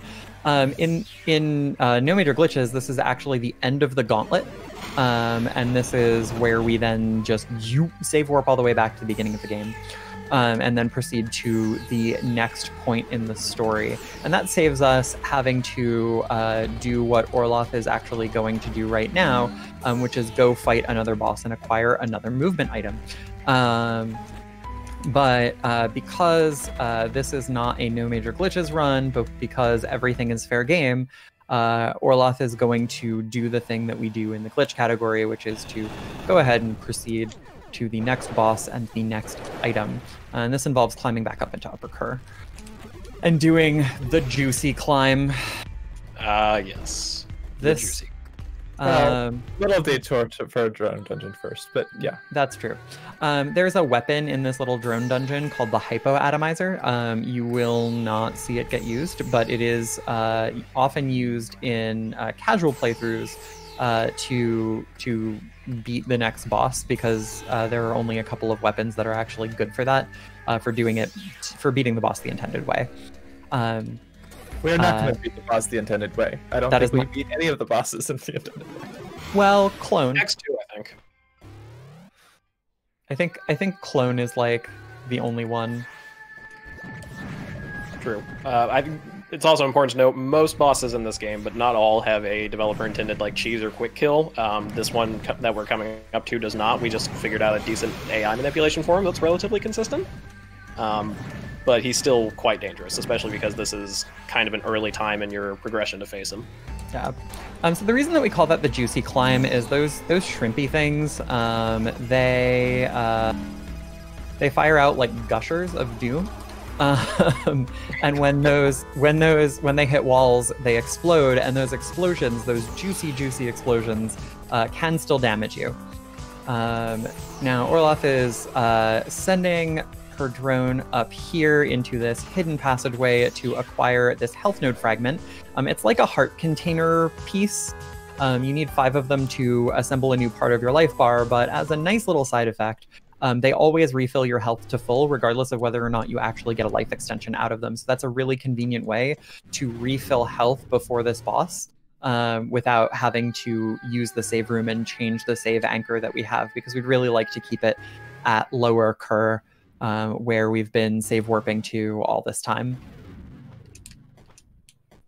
These shrimpy things are unfortunately extremely damage dealing. Up here we have the Nova again. And so here's the Scorpion King, Gurtab. Gurtab's only vulnerable spot is that big green thing on his belly, and so what we're going to do is just take a damage boost off his tail, run underneath it, and then shove drills and Nova into it until he explodes. Good kill. Yeah, excellent job. It is technically possible to kill Gurtab before he turns around. So I think just like a little bit too far back for that. Yeah, it's very tight, so it does require you to like position a little bit farther to the left, so you spend fewer frames walking, basically. Gurtab is extremely annoying to fight casually. There are 2 bosses that are incredibly easy with the quick kills that are annoying to fight casually, and Gurtab is one of them. Oh god, grapple room. Oh. Willow, do you want to... Yeah. Grapple room is, if you've seen, it's kind of like a bad Mario Maker level. Like, there are just too many enemies in here for realistically no good reason. We have talked with Tom about why that is, and we've begged him for like explanations and apologies. And basically what he said is that originally the game was going to be like significantly harder than it is, and this room is kind of representative of where it was going to be. And then on his de-hardening pass after playtesting, he just kind of missed this room. So there's enemies all over the place. They all deal altogether too much damage. The laser guys have a tendency to knock you off the platform. The snowy white looking hedgehog things, they deal I think like 100 damage right now, which is an entire segment of your health bar. They're generally disgusting, and glitching them just makes them bigger. So this is quite difficult. And Orloff is making short work of it. So you'll notice like she's moving a little bit safer through here than she is through most other rooms, because she has to not only make it up alive, she has to make it back down after collecting the grapple. Actually, no, I don't. I save warp after I get the grapple. Yeah, it's a save warp out of here. Yeah. That old Hondo route. Yeah. So Willow has never run the glitch route of this. Willow was running the old route, and then the new route happened, and Willow was like, I will learn these glitches over my dead body, and stuck fast to that promise. Definitely like, don't fault them if they don't. Oh my. Yeah, that'll be a big time loss. It's totally okay. It's actually not that bad. I'm more of an NMG category kind of person, but I still have like a deep love of 100%. So there's a few glitches in here that I'm not exactly privy to, but I'm conscientious of the overall route. Yeah, so what Orloff is trying to do up at the bridge is jump at the end and then fire the drone in an arc to pick up that power node that was sitting up there. Now, unfortunately, she missed, which means that she has to go ahead and grapple climb her way all the way back up there, which is unfortunately, slower than we would like. It's not that big of a deal in kind of the overall scheme of things. Like, nothing is broken. It's just like, you hate to see it. Like, we don't come back to this room after we clear it, so yeah, we need to get this now. Yeah, there is actually a like glitch warp that lets you come back here quick-ish, but it's not quick enough. Like, it's faster to do the grapple climb up, grab it, and leave. So with that power node, we're gonna go ahead and save warp, and now. If you were predicting in the chat what the most broken item in the game was, and you guessed grappling hook, you can collect your reward now. It's feeling good about yourself. That's what you won. It is time to go do shenanigans. So the grapple game is very poorly made and poorly coded, as a reference to the fact that the grapple in Bionic Commando is very poorly made and poorly coded. It's a very intentional thing, and no, I'm not kidding about that. We did an interview with, or Tom showed up as commentary for one of VGR's runs, and I actually asked him about it. Yeah. Then he said the grapple was intentionally coded to be like this. The outcomes were not predicted, but it was coded to be exploitable. And it's the primary vessel through which we do tomfoolery to the game, which you're about to see. I see what you did there, tomfoolery. Thank you. So Orloff is going to save here and use this as a home base for a little while. Again, jumping to pick up a map tile because 100% map is a requirement for this category.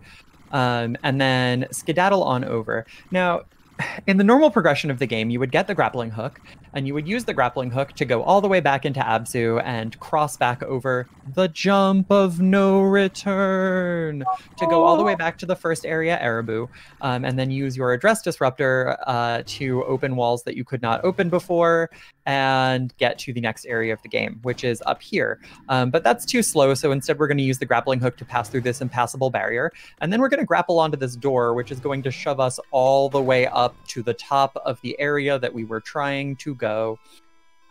Here we're supposed to see a hallucination sequence, but we've skipped the trigger for the hallucination sequence, so we don't see it. There's a door on the left-hand side of this room, but in this version of this area, it doesn't lead anywhere, so if Orloff were to walk out of it, the game would crash. So instead, what she's trying to do is use different grapple shenanigans to basically zip into the room right below this. Yeah, I'm not getting it.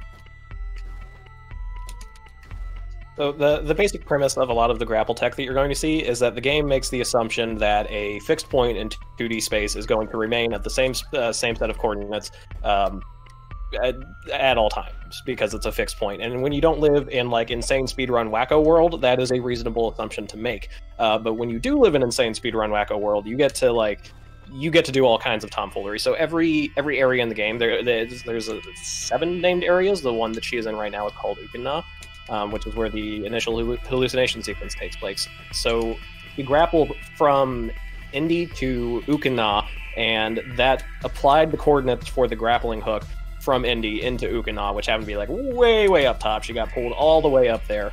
And now she is maneuvering in some collision that was left out of bounds from an earlier build of the game to go do a grapple clip that puts her through the floor into a room with a door that does exit somewhere, and then get that to skip all the way up to the boss. Unfortunately, I'm not finding that clip. Oh, that's unfortunate. You may just want to go around the conventional way then. Yeah, this is a big reset point for this route, so I'm gonna do. Unfortunately, I'm gonna do the drug area normally, just so that we can move along. That's all right. We did get to show off the funny door grapple technique. I got 2 out of 3. So the big trick with that grapple with that last grapple clip is that you have to do it without most of the visual reference points that you would usually have for doing something like that. You'll see similar techniques later on in the run where Orloff is actually able to see the character, the grappling hook, and the thing that she's trying to grapple onto. Because we're doing that particular one, I don't think that you can. Yeah, I think you have to go. I need to go all the way over. I forget. Yeah. I'm sorry, code piece. Like that whole block, it works. It just has different effects, and I think my fingers are just off at the moment because of nerves. It's very tight, even if you can see what you're doing. That one in particular is, I think, what is it? It's pixel perfect. No, it's not pixel perfect. There's actually there's like a 1 tile range in which you can make it work. Some of the positions open you up to the risk of a soft lock, but some of the positions don't. Some of the positions, it's just that the timing is very weird for it. So like there's a little bit of jiggle in your absolute positioning, but like if you're in the wrong position, then your timing is going to feel off, and like even if it's only 1 pixel, that changes what your expected timing is supposed to be. I swear I got it in my practice run first try yesterday, and today when I woke up and did my own practice runs, I couldn't get it. So it's very tough. You can't see what you're doing. Nerves. There are a lot of people in this crowd. I'm scared. You're doing great. And now you all get to see the hallucination sequence, which is actually great because this sequence is really cool. When I started running this game, forever since I've done the hallucination sequence normal. You'll be fine. Oh, this is the easier version of this. But when I started running this game, which was in April, which feels forever ago now. I specifically did the YMG route because I was terrified of this sequence. Like I had tried to do an NMG run years ago. It had taken me almost 3 hours, and I died just like many times on this particular segment, and decided like if there was a way that I didn't have to do this, I wanted to learn it. And so I learned the glitches, but it turns out that doing the glitches is actually harder than doing the sequence. It's just like there are a lot of things here that can make you panic, like this wavy visual effect. But these drones are all like very manipulatable. They can't fit through wide spaces. Yeah. By the way, missing no. Yes, missing. Oh, do we have weapons right now? I don't think so, right? Do we have what? Do you have 6 weapons right now? I think you only have 5. No. For the giant bullet schedule. Oh yeah.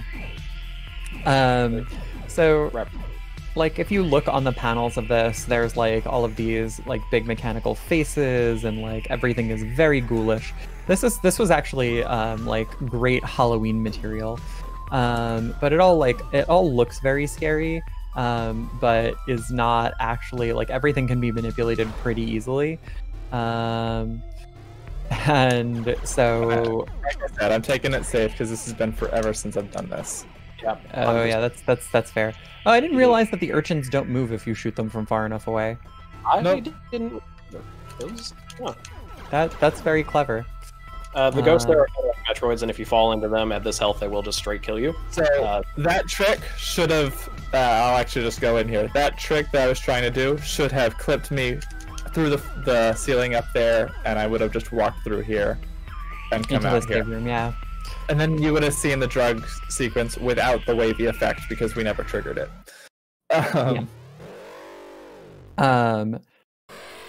So this is the boss of this area, Vision. Vision is kind of a weird boss in this game because Orloff is not controlling Trace in this sequence. Orloff is controlling the boss. And so you can shoot bullets, you can drop bombs, and Trace will just kind of follow you and shoot you at a rate that is much slower than Trace is capable of shooting, which is very frustrating. And the goal is to basically get Trace to kill you as fast as possible, at least in speedrun mode. Point of note is that it's actually been a very, very long time since I have seen both the hallucination effect and the repair drone come out during that cutscene. That is a combination that is unique to this run right now. Yes. The reason for that is that the drones are triggered by a switch that you hit after you beat Gertab on your way to get the grappling hook. And so in all of the runs where we see the hallucination sequence, more or less, we are doing an MG, which means we don't get the grappling hook, so we never hit that switch. And otherwise, you don't see the hallucination sequence effect because you use the grappling hook to skip the hallucination sequence. So anyway, the more you know. So this is Ukada in the light of day. Oh, sorry. Go ahead, Willow. I decided I was going to sing the Reading Rainbow theme, but I had forgotten it. Yes. So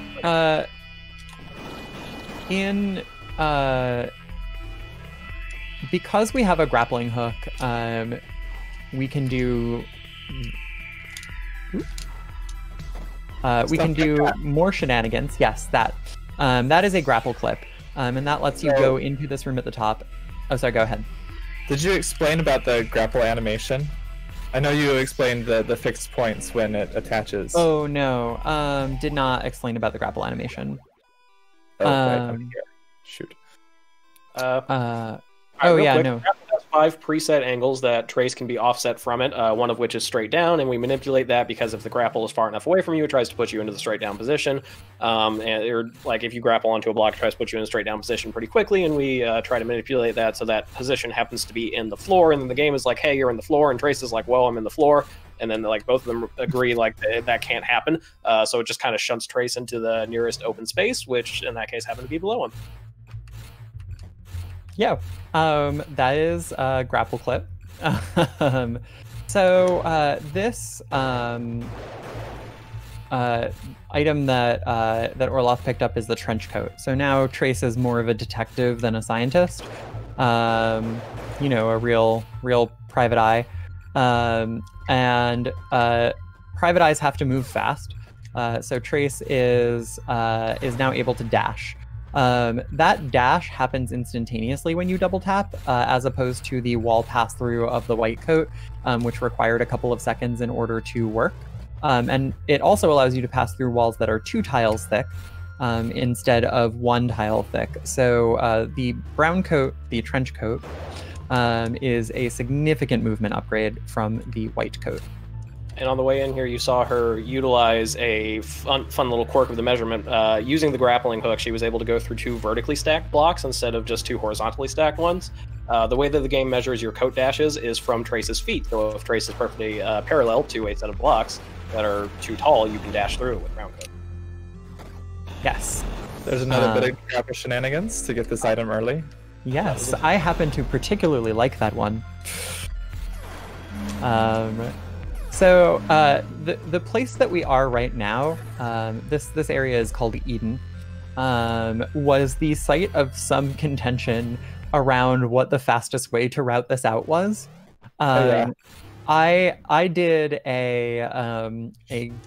originally a glitchy version of this where I would get the item behind the boss using a glitch without fighting the boss, and then kind of come back around. And it was eventually determined that this was actually slower. So, So this is the wasp. Oh, I'm not getting that tile yet. Zuku is the scourge of everyone's casual playthrough. yeah, this is the other boss that is awful to fight casually, but great to fight for a quick kill. Uku is only vulnerable when its mouth is open, and that's usually while it's spitting. But it takes a lot of damage from the explosions of its little baby wasps if you glitch them. And so that basically one-shot kills it, and we don't have to worry about like trying to shove bullets into its mouth or do anything too fancy there. And this what I was doing to collect the map tiles in there is a fun little like micro optimization. We didn't think it was originally possible, but it's called a rocket jump, and you buffer an input so that your coat dash goes directly up on the first turn that you jump, which gets you extra height. And then at the apex of that, you can do another coat dash just in time, and that'll get you just barely in there that you can collect the top map tiles of that room. Previously, the route was to go collect drone teleport and then go back and collect it that way. We are starting to get like all the movement tiles. We can teleport, we can throw our drone and teleport to it. This set of movement is going to be the same. We're just going to be adding bigger teleports, more throws to it as we go. So. Yes. So we haven't actually explained what the drone teleport does yet, but as you've seen, instead of having to recall the drone now, Orloth can just switch places with it seamlessly. That costs 0 time. Trace just like moves along with the drone. So in the old version of the route, in the way that we used to do this, we would get this note on the way up, come back down, clean up some of the stuff, and then go back up to set up a death warp. But I and our resident glitch master were able to figure out that there is a different warp that you can set up here, which Orloth is attempting right now, that allows you to avoid doing the death warp. And if it works, it's actually substantially faster. I'm going to set my save here right now because it changed my save just in case I got a bad position there. That's I had to set up for this void warp blind, so I don't know if I got a good position. So but explain void warp. Yes. So I now need to explain 2 glitches to you. One of them is backdooring, which is the thing that Orloth is about to do. She's going to grapple here, and then she's going to coat dash down into the door while grappled vertically. And what that's going to do is she's going into an area transition, and the game is going to get confused and basically shove her up through the area transition door instead of down. And that's going to put her out of bounds. While she's out of bounds, she's going to fire the drone. It's out of position. Oh, okay. That's unfortunate. So it's hard. I'll do a safer setup. And so the way that the game deals with this, when the drone is spawned out of bounds, the game goes, wait a second, you're out of bounds, and it tries to fix it. And the way that it fixes it is it sticks the drone at its last known good position.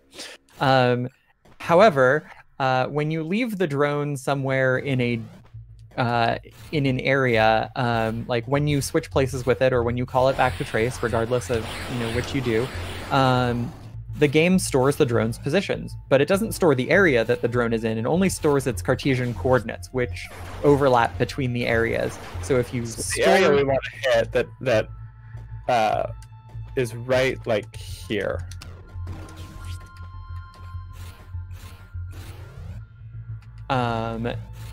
And so basically that's going to correspond to an area, to a space in the area that Orloth is transitioning into, such that when she fires her drone, it will get moved into a different room that is unloaded, and then she'll just walk it through a door, and then everything will be hunky-dory. I still got it wrong. I have a like alternate positioning for you if you want to give it a try. Sure. If you go back to where you were trying... Sabera invented this particular change to the route, by the way. Oh, yeah. So I... This was a little bit of a cooperative effort between me and Beef. I observed that you could grapple clip out of the room with the note in it where she just kind of like disappeared and tried to do the blind setup. And I was basically going to set up a different single void warp into the same general area that we were going, because all I wanted to do was get rid of the death. Okay, so kill those flies. That little ledge on the middle platform, just like get up there. And then if you put the drone on the top little like one tile nubbin on that platform, you see how there's like that little C shape. So if you jump onto the two tile ledge, that's right there above you. Yeah, if you put the drone on that one tile that's above you, just to the left of where Trace is, and then just like walk it off, and as soon as it walks off the ledge, swap. Nope, so that's too late. Swap a bit. Yeah, swap a bit. Yeah, just like literally as it walks off the ledge. Yeah. Okay. That's perfect. That should work. Trusting you. I mean, if that doesn't work, then I super apologize for ever inventing this technique. But when Sabera first invented this route, I was able to complete it in a run for the first time, and was able to nearly squeak out world record from her, and then she took it right back by doing this route in a run. Hey, it worked. There we go. So okay. All the way down here into this area we haven't been to before. Yeah. So what we're getting here is the passcode tool, and the passcode tool has lots of uses, but the most important use of the passcode tool is there are 3 items that you can't get without it, and also it counts toward item completion. This is the only other weapon that we care about in this run, the mythical number weapon, or weapon number 4. Yes, that is true, which you still won't see for quite some time. We've got a little ways. So we used to get this basically before we did our first grapple shenanigans, and then like you would come down here, you would get the note and the passcode tool, and then you would save warp back to that one save point in Lower Kerr where we were anchored for a while, and then you would move on to do grapple shenanigans. And so basically, there's another void warp that is here that Orloth just set up for, that basically I was just going to replace the death warp with that one. And Rare Beef, who is our resident glitch master, has found just like so many things.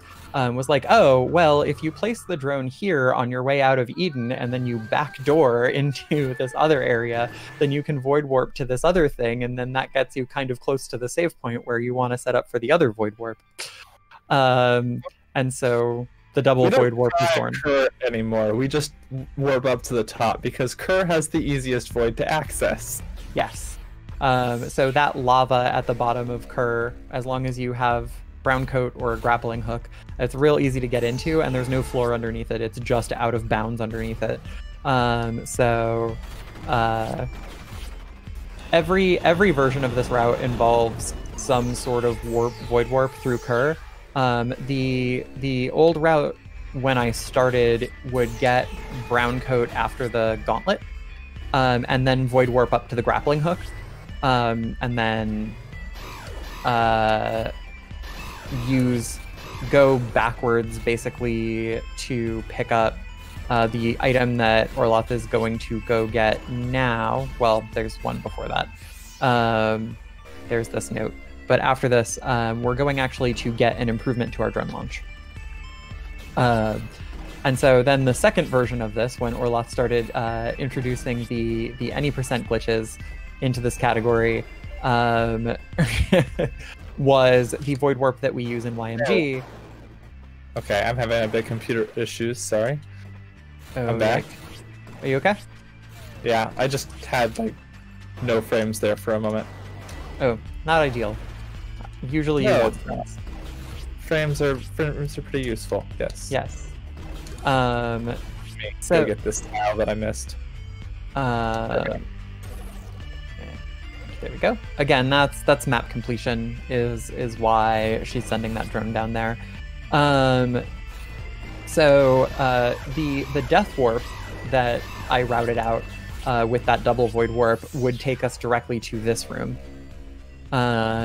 And then that immediately opens the door to go to Temple, which is the next area and where we get our final movement power, which is the red coat. All hail red coat. Hallowed be thy name. Praise be to God. Red coat is the broken, and it is in a temple. Therefore, yes. Either you trade the red coat, or you're like me, and I like desecrating the temple. So that's what that's called. Because you're not supposed to do the temple area with the red coat. All right, can I take this one because this is my favorite game? Go ahead. All right, so this is Temple Skip, which is also known as a bunch of weirdly tight nonsense. So you're going to see Orloff is going to shoot a drone lineman up to this door, and then we're going to apply more grapple to it, which is our general solution for things that we do not like. So she's going to grapple onto the ceiling while on the same frame that she is turning around, on the same frame that she is entering the door, which is a lot of stuff, but it's not as hard as it sounds once you get like the muscle memory developed for it. And that is going to apply this set of grapple coordinates relative to Kerr into Temple, and that just happens to be past the part of Temple that we really, really hate. That's still on you. That's still on you. That's on R. Yeah. So the visual cue here to make sure that you don't soft lock because there's an area. I need to hear. Sorry.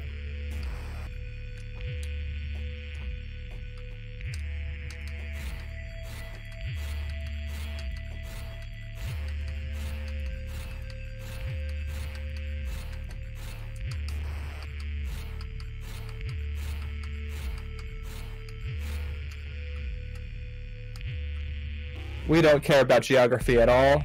Fixed point, like causality. No, we go faster than light, all over the place. So very down nice. Through hell, which is called that because it is green and it's terrible. And there's so many things in there that can kill you, and there's a whole bunch of Metroid-like enemies. But we just skipped all that. Now we get red coat, and red coat totally breaks that. Yeah.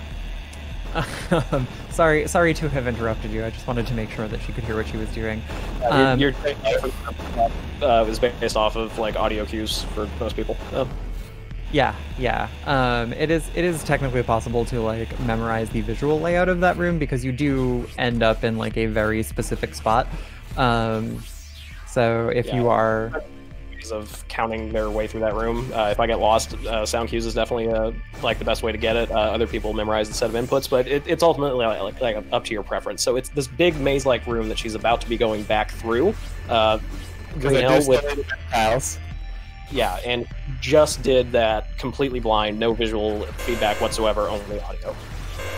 And now that she has the red coat, you can see this thing is powerful. She was able to dash through blocks that normally require drilling through, and they broke immediately. There was no time lag on it. She just like dashed right through them. While the red coat animation is going on, she is invulnerable for a few frames. And additionally, like all things that drill through blocks, red coat deals damage to enemies, and it deals a lot of damage to enemies, and so we do use it quite frequently for its damage properties from this point on. Deals damage per frame, and if you have VSync turned off, my current frame rate is about 600. Yes. Some of the other runners of this game with slightly beefier machines get something like 1200 computed frames per second. It only draws 60 of those, but oh boy, does it update the simulation. Manage it. And that heavily skews damage values in our favor because damage values are not modified by delta time. Damage values are just however many frames there are in that time period, you deal that much damage. Yeah, so it's kind of absurd. And the weapon that we get later on that we use for the rest of the run is also the weapon that deals damage per frame. Yeah, yes. Kill does that as well, but unfortunately we can't hold the lightning gun. We can't hold that out forever. The one that we get later on, we totally can. So this gets progressively more and more ridiculous. But this is also probably a really, really good opportunity to talk about the late game movement that you're going to be seeing Orloff do for the next 40 minutes straight. So, Sabera, if you'd like to go over the mastery of drone swapping. Oh my gosh. Well, I'm definitely not the master of drone swapping, but I'm happy to talk about it. There's a funny thing that we haven't talked about yet with the drone launch and the dash, which is that drone launch is fast, but if you fire it at the very end of your dash animation, it fires out with speed that inherits the momentum of your dash. So it actually launches farther and faster than it would if you hadn't used the dash. Now, in addition to that, once you pop open the drone in midair, so you see when she shoots it, she shoots out this little egg thing, and then the drone hatches out of that. Once the drone is out, you can buffer the directional input for your next dash, so that when you swap with the drone, you can also dash immediately. And then it also turns out that by a little bit of a quirk of the game state engine, if you fire your drill or your address disruptor, it resets the cooldown on firing your drone another time. So basically what you're doing is dashing, launching your drone, buffering, hatching your drone, buffering an input, swapping with your drone and dashing, firing your drill, and then firing your drone again while you're dashing. It's something like 6 inputs in a second. I didn't count how many I was actually talking about, but it's a hand cramper, and we basically do that for the entire rest of the game. That is a good way to develop RSI if you're not careful. Yes. Yes. Too. Axiom thumb is a Do real stretches, take care of yourself, don't do marathon sessions of practice, like take care of your arms when you are playing input intensive speed games. I 100% between this and mashing in Ninja Gaiden gave myself a wrist injury for a while. I had to get compression gloves and also a wrist brace. So, be kind to yourself if you're going to speedrun things. It's really not worth it's not worth not being able to do it anymore. So coming out of Temple puts us back into the upper part of Kerr. And there's map tiles that we missed out here. So we're gonna see Orloff kind of speed through these areas, basically collecting map tiles and also picking up a few items that we did not have the opportunity to grab before. Or didn't have a fast opportunity to grab before.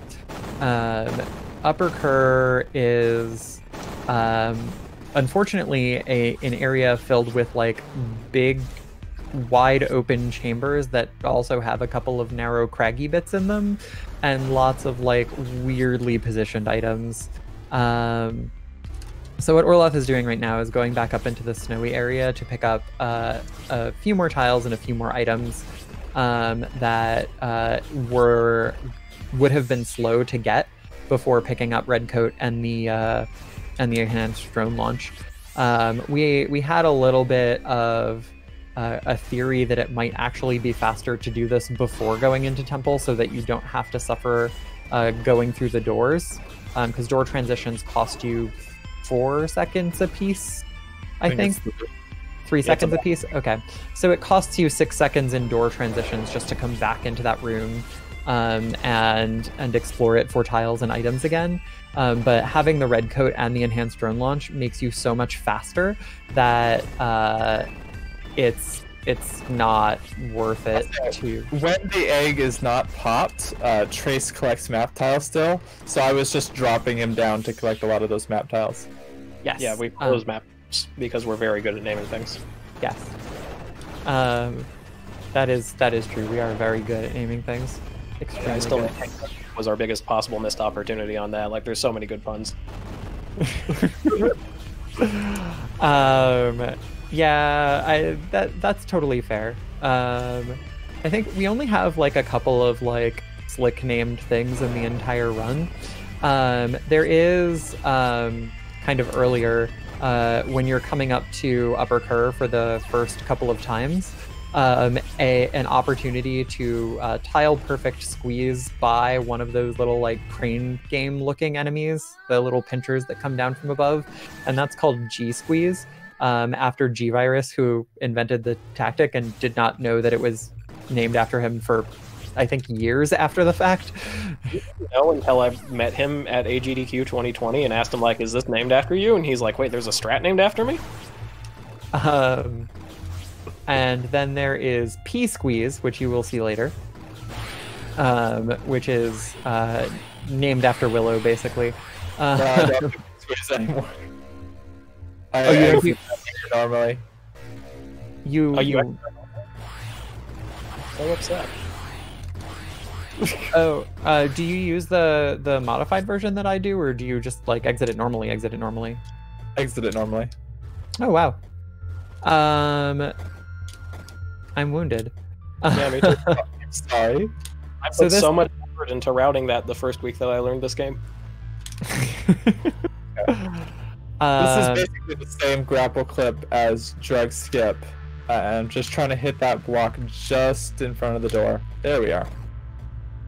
There it's we much go. easier to do when you can actually see. I find that my runs. Yeah. That is called silo clip, because this area here that Orloff clipped into is the silo. You can see that there is a big headless mechanical robot body in the back. It doesn't have a head, but it's there. So now we're going on to the hardest boss in the game. No, wait. This is Clone. Boss. This is considered a boss by the game. This is the only boss I think that we kill using its like casual intended strat, and that's because there isn't really a strat for killing Clone. You just shoot it and it dies. You can either sit there and wait for Clone to kill itself, which I think takes like 20-25 seconds, or you can kill Clone with a gun, of which you have many. Yes. So one thing that I will note is that Orloff did not switch off of the Ion Pulse, I think that one's called. And so we did get to see one more weapon than we normally would in this time. I have a habit of doing cleanup, just not switching weapons. And leaving it on whatever it's on, so... Okay, the wiggle field gun. Yeah, that's... Some people opt to not switch at all. Some people opt to switch back to whatever they have in their hot bindings. You deal so much damage at this point that it doesn't really matter what you use until you get to bosses. And honestly, you're focused on moving, and Red Coat deals so much damage you don't need a gun. Yeah, your primary weapon is going to be dashing far and away. Excuse me. So the room that Orloff just left, the one with the like big column in the middle that she dashed into, that room makes my game crash sometimes, and we still haven't really figured out why. I am the only person who experiences that problem, but if you happen to find it happening to you too, please let me know, because I would love to get some cross-references. We have decomposed the source, and we can't figure out why that's happening. Like, it just makes no logical sense. So it should be stated that we have a ludicrous amount of programmers in the AVSR community. That is true. That is true. We have an unhealthy amount of software engineers. I don't know why. Orloff did a trick in the previous room where she left Trace inside a space that had previously had a whole bunch of drill blocks in it. And then she sent her drone out to another room to pick up an item, and then called the drone back to Trace instead of walking it back or switching places with it. The thing that did was it when you pop the drone in a room that is different from the room that Trace is in, it resets both of those rooms, both the room that the drone is in and the room that Trace is in. And if Trace happens to be occupying a space that wants to be occupied by drill blocks, the game is like, whoops, you can't be here, and it just moves Trace up until it finds a valid position for him and spawns him there. This continues to happen even if that would put Trace into an unloaded room, as long as it's in the same area. Basically, the only exception is if Trace gets shunted up so far that he ends up out of bounds, he respawns embedded inside of the drill blocks. Which was the source of much consternation on a glitch that Orloff will, I believe, perform somewhat later, which is called Swarp.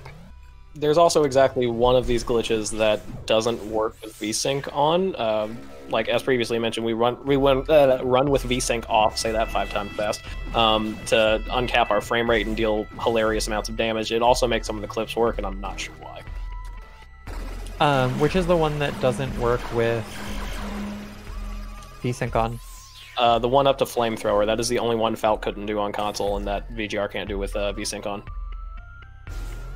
Wait, you don't use a glitch that up to... I'll point it out when we get there. I know which one they're talking about.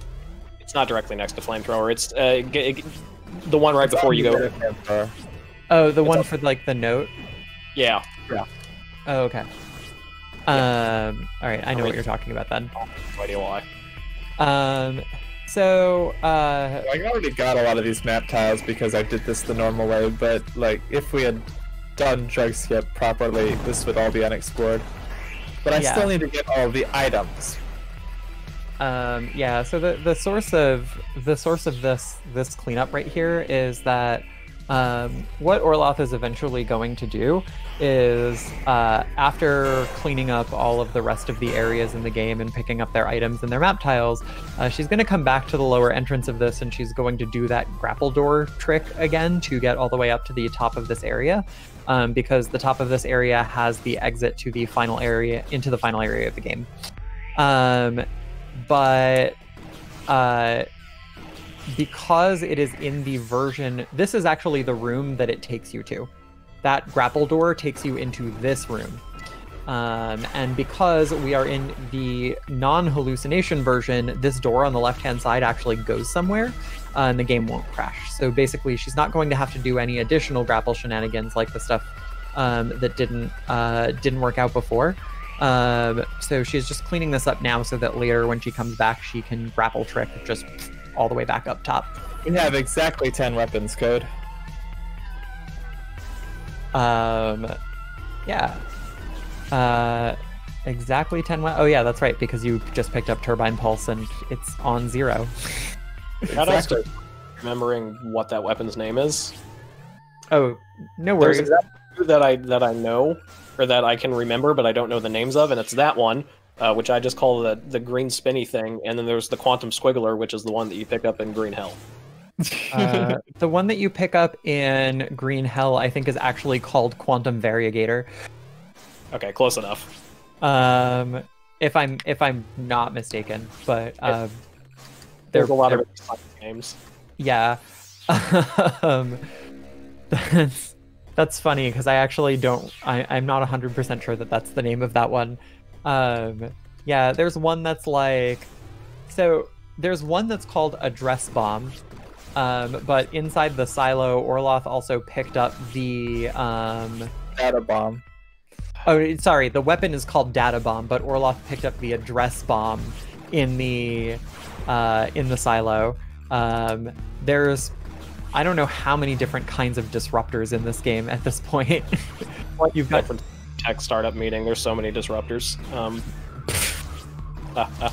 Also, there is a question in chat that is asking if secret world weapons are part of this category. In speedrun mode, because Thomas Half loves us, secret worlds do not spawn, so we don't have to hunt them down and find them. I think there's over 50 locations they can spawn, so they're just not a part of speedrun mode, and they do not count towards a %.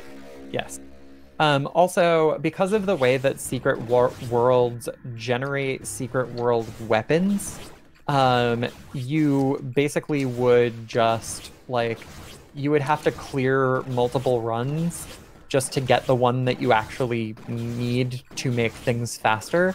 So out of the 3 secret world weapons, one of them is called the Scissor Beam, which basically like fires a wide V that then collapses in once it's like close to the end of its range. One of them is the Heat Seeker, which fires projectiles that seek onto enemies.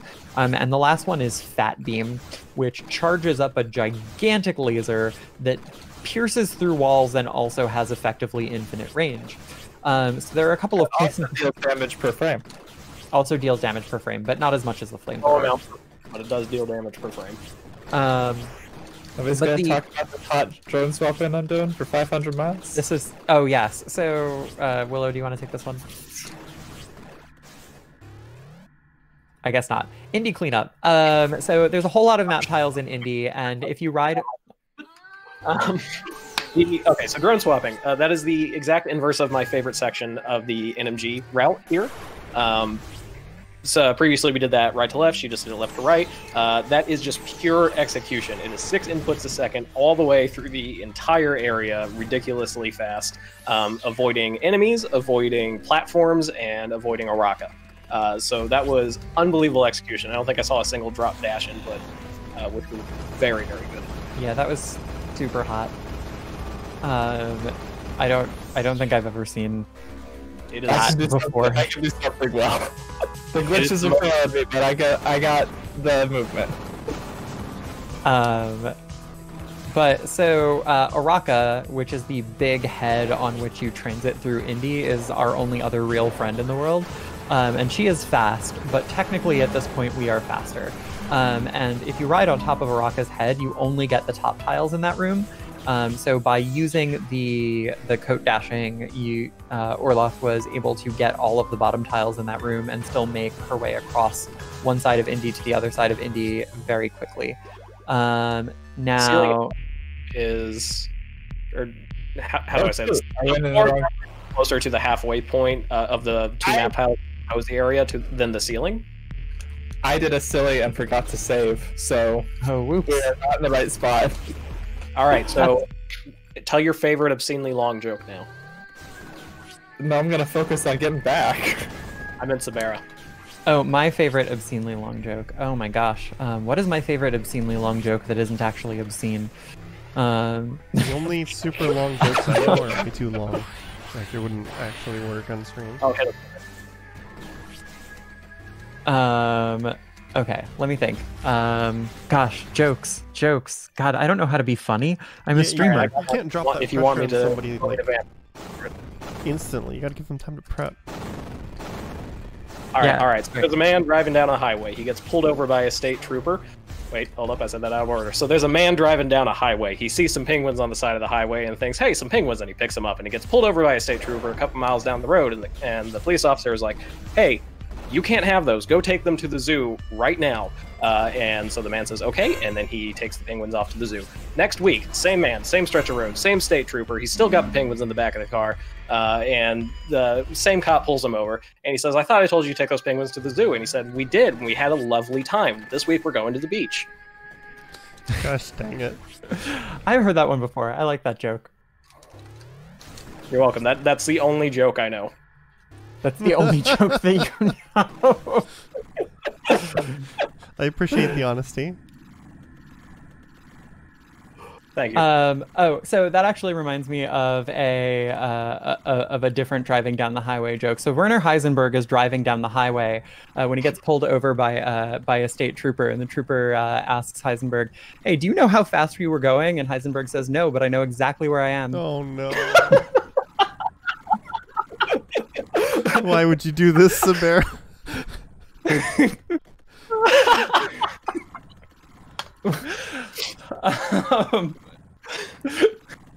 So anyway, so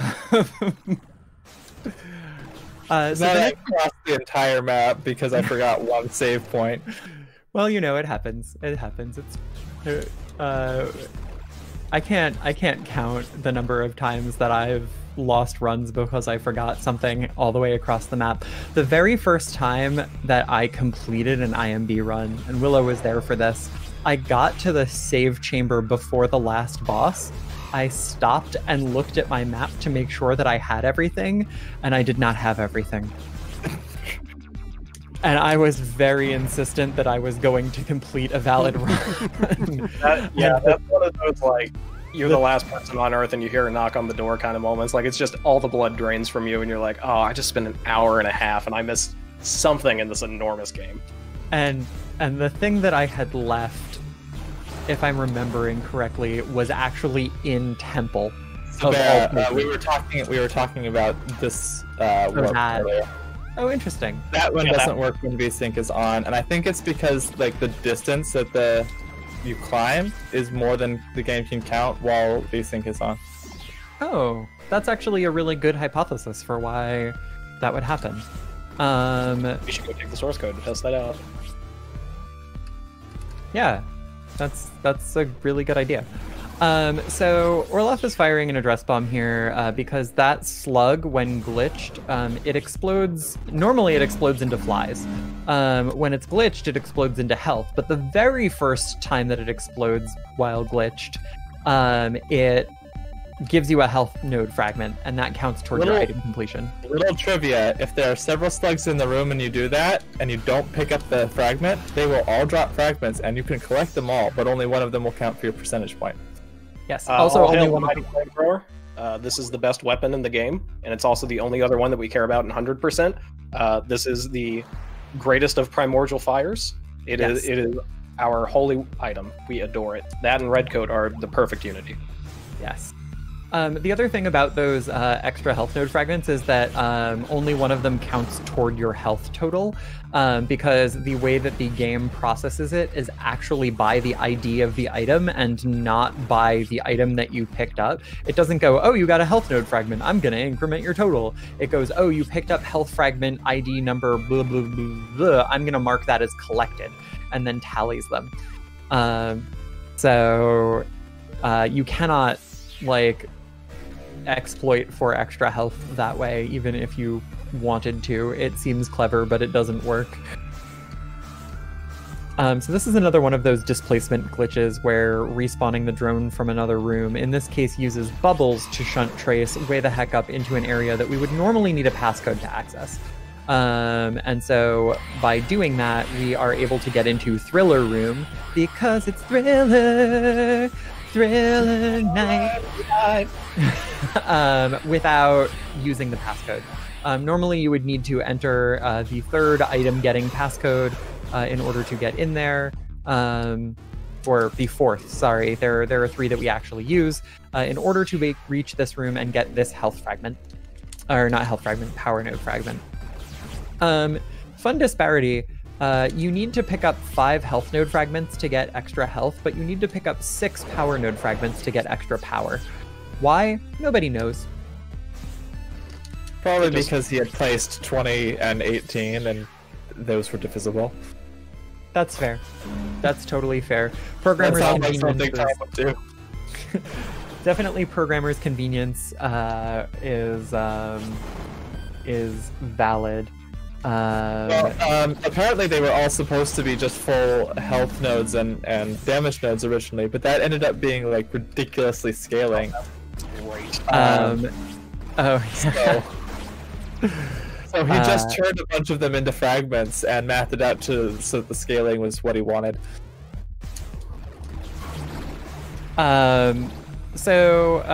There's 3 more items at this point in Erebu. Another health node, which we are on our way to pick up right now, 1 more weapon, and a health node fragment, if I'm remembering correctly. Is that right? Yeah. I don't know, I'm kind of just on autopilot right now. Okay, that's fair. Most of the items you get at this point you don't actually see before you collect because you're moving so quickly. That's a fair point. I have no idea what exists where in the latter half of this game. I know where every item location is. I'm really great at randomizer. Yes, if you are be there. If you are a 100% or 100% items runner, you get really good at the randomizer. Oops. There we are. I would like to take this moment to talk about a side effect of the address bombs, which matters only to me, but it makes me furious. Is that if you fire an address bomb, you'll notice like the time slowing effect happens and then it pops and everything goes back into full speed. If you pick up an item right at the apex of that time slowing action, you have to sit there and watch the item collection animation frame by frame by frame, and it's like 45 seconds if you do it in the worst case. Fortunately, we measure by IGT and the game clock is slowed down, but it really messes up your splits. And you'll see a lot of actually advantage of that right now. Exactly. We'll slow down the game time with that bomb so that I can type in the code. Just a tiny little optimization. Yeah. It's funny because everybody does it at least once. There's some popular clips of me on my channel of just that happening and just having to hang my head in shame. I mean, I'll do it if people want. Oh, please don't. No, that's fine. I mean, if this were a fundraising event, I would say, like, send me some money and That's fair. I'll go take a bathroom break while that animation plays out. Oh my gosh, yeah. It's awful. It's genuinely awful.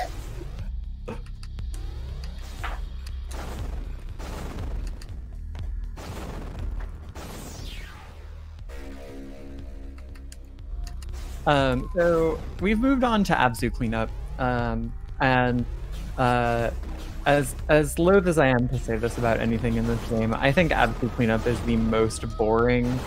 Absolute cringe. I don't make it one split anymore. It's 3 separate splits now. Really? Uh-huh.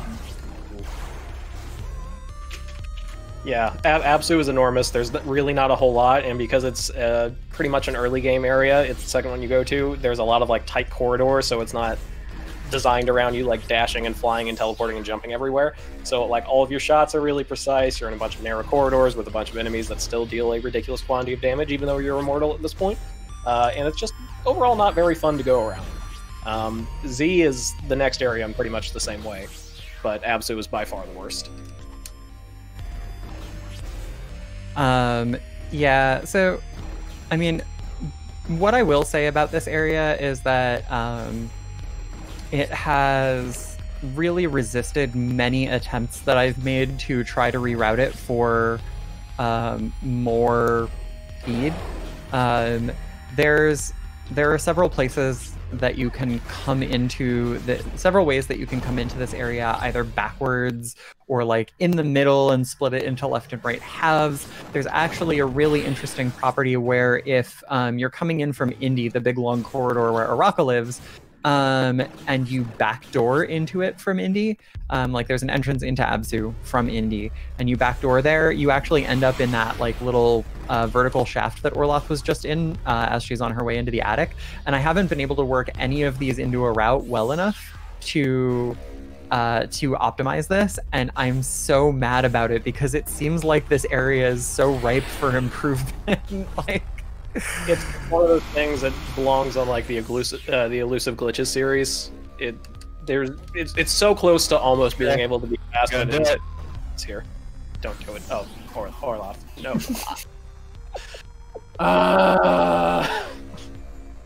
Orloff. Yes. I know that I. Tomorrow. Please don't do that again. I don't have any more bombs. Right this now. That's the most common place where that happens because that's the only way through those really hard corruptions is the address bomb. Yes. That can happen by accident sometimes if you're just on autopilot, not paying attention. Or if you are Orloff, not a Keeble. So yeah, the main reason that Abzu like resists optimization so much is it's got lots of little tiny loops in it, and the same thing is true of Z, is that it's got like a few tiny loops in it, in a couple places where you have to like out and back into a dead end, and there's just like not good. Oh hey, Elsinova's not there anymore. Bye Elsinova. Bye not Elsinova. Oh my gosh, we are about to see yet another cool grapple clip. And... Ooh, from the left side is spicy. Yeah. I always do left side. Ooh. I always do right, but No, I think we can get there at roughly the same point, but yeah, just general neuroses. Yeah, you take the door transition, but you're gonna see exactly what she just skipped out on having to platform through, which is a nightmare, aka this room. So not having to do this twice is a huge boon. Yeah, the big advantage of this grapple clip is that you do not have to do that twice. It's faster to take 2 door transitions than move through that room optimally, which says volumes. I think actually you would have to take the same number of, you would actually have to take more door transitions if you didn't do the clip, because you would have to go back out into the corridor, all the way down, all the way into the room with the node, and then back out, which I guess is the same number of, it's only like one more door transition to do it that way. Yeah, anyway, so. It's the moral of the story is that it saves a bunch of time to do it that way. There is a bit coming up that is, so basically, right in the next room, not the room that we're in right now, but the next room, there's a save point adjacent to it, and Orloff is going to save there and use that as her base of operations. Have you locked on to doing that as like, yeah, you just go keep to Spider Hell and then endgame. Okay, yeah. So this is the last save that is going to happen until probably the last area of the game. Why am I hearing Twitch notifications? Why are you hearing what? I think your alerts are on. I'm hearing them on your stream. Oh. Well, thank you everybody, but oops. Everybody follow Orloff. She's fantastic. You can wait a couple minutes to follow. Why would you do this, Willow? Don't make the sound too. In fact, go subscribe to her Willow, right now why? using Twitch Prime.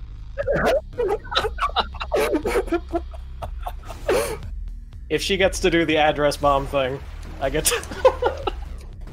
Oh, Orloff, the item right outside the save room. Did you? I know, I'll get it later. Okay. Just making It's sure that... routed, I got it. 130 is not the best to run. Hour 30 is like formerly average. The best run right now is with 118. It's 118. It's like just a hair under 119. And it's by Sabera. But yeah, I messed up a lot of the glitches, did not do them very quickly, or in the case of drug skip at all. So we're just kind of having fun now. I still suspect you'll probably be able to come like 130 or under. But, yeah. Okay, apparently we just lost Sabera. Hopefully she'll be back in a moment. Alright, she will be missed. This is your fault, Willow. I'm trying to, I don't have a second joke. Fault, entirely your fault. I feel like I'm stream to buy a bunch of subs right now. Believe it or not, we're still in Apsu. This place is huge and varied and could easily have been 2 zones if it wasn't so interconnected. Yeah. Apsu is the absolute worst. Get it? And we will be back. We are not done with Apsu. Really? Yeah. Yeah, there is more. One. I think isn't Spider Heck part of Apsu? Yep. Yeah. So there is a room that the NMG route does like way earlier on called Spider Heck because it's a long corridor and at the very end of it is a single collectible item. I think it's a health node fragment or something. And in between you and that item on the pedestal are I think 10 spiders, all on varying states of being on the floor or ceiling. And they are very angry about your intrusion into their domain. Welcome back, Sabera. Hey, sorry about that. Everybody loves a good, unexpected reboot. Yeah. Well, I blame Spectrum Internet. I don't have Spectrum Internet. I know, but I still blame them. That's fair.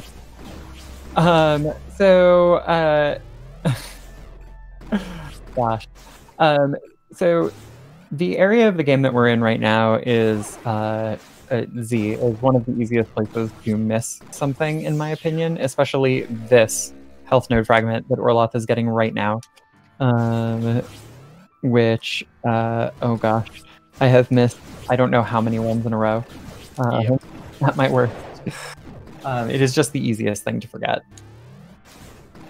But again, this is going to be another one of those like in and out, like grab this item and then have to walk back out with it.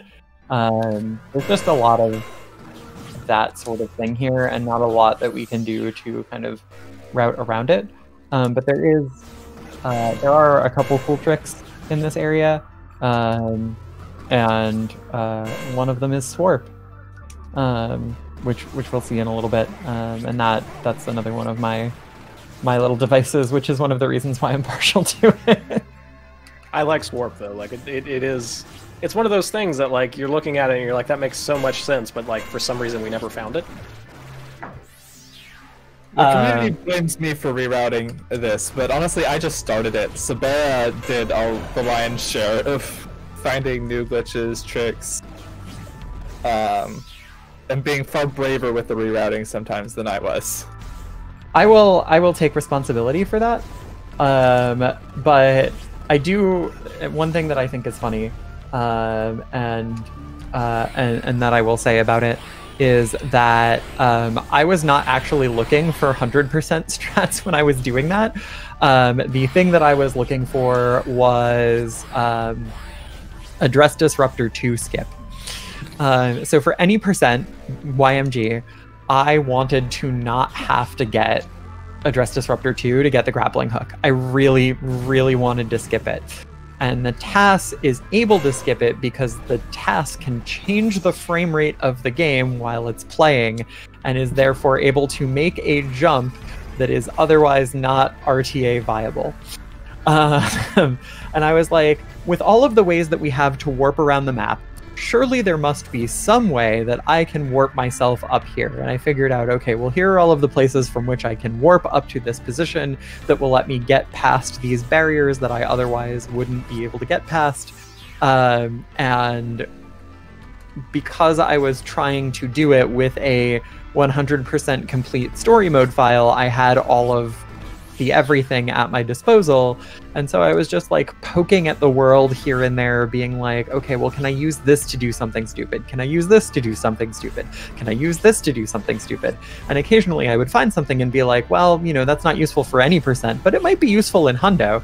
And thus Swarp was born. Swarp, since we didn't actually talk about it while it was happening, was Orloth in one of those purple rooms embedded herself in the ceiling after she picked up an item, and sent out her drone to go fall and collect some map tiles. And at the end of that fall, she called the drone back to her. And what that did was shove her right up into the boss foyer above, right above her, which led into where Uruku used to be. And there were 2 items there that she didn't get the first time through because she save warped out as soon as she got White Coat.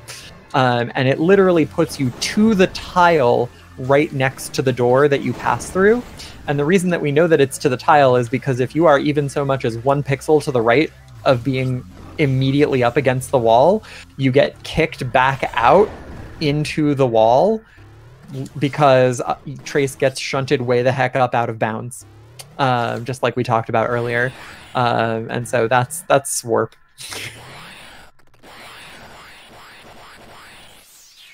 Here, and this is just the tail end of Z here.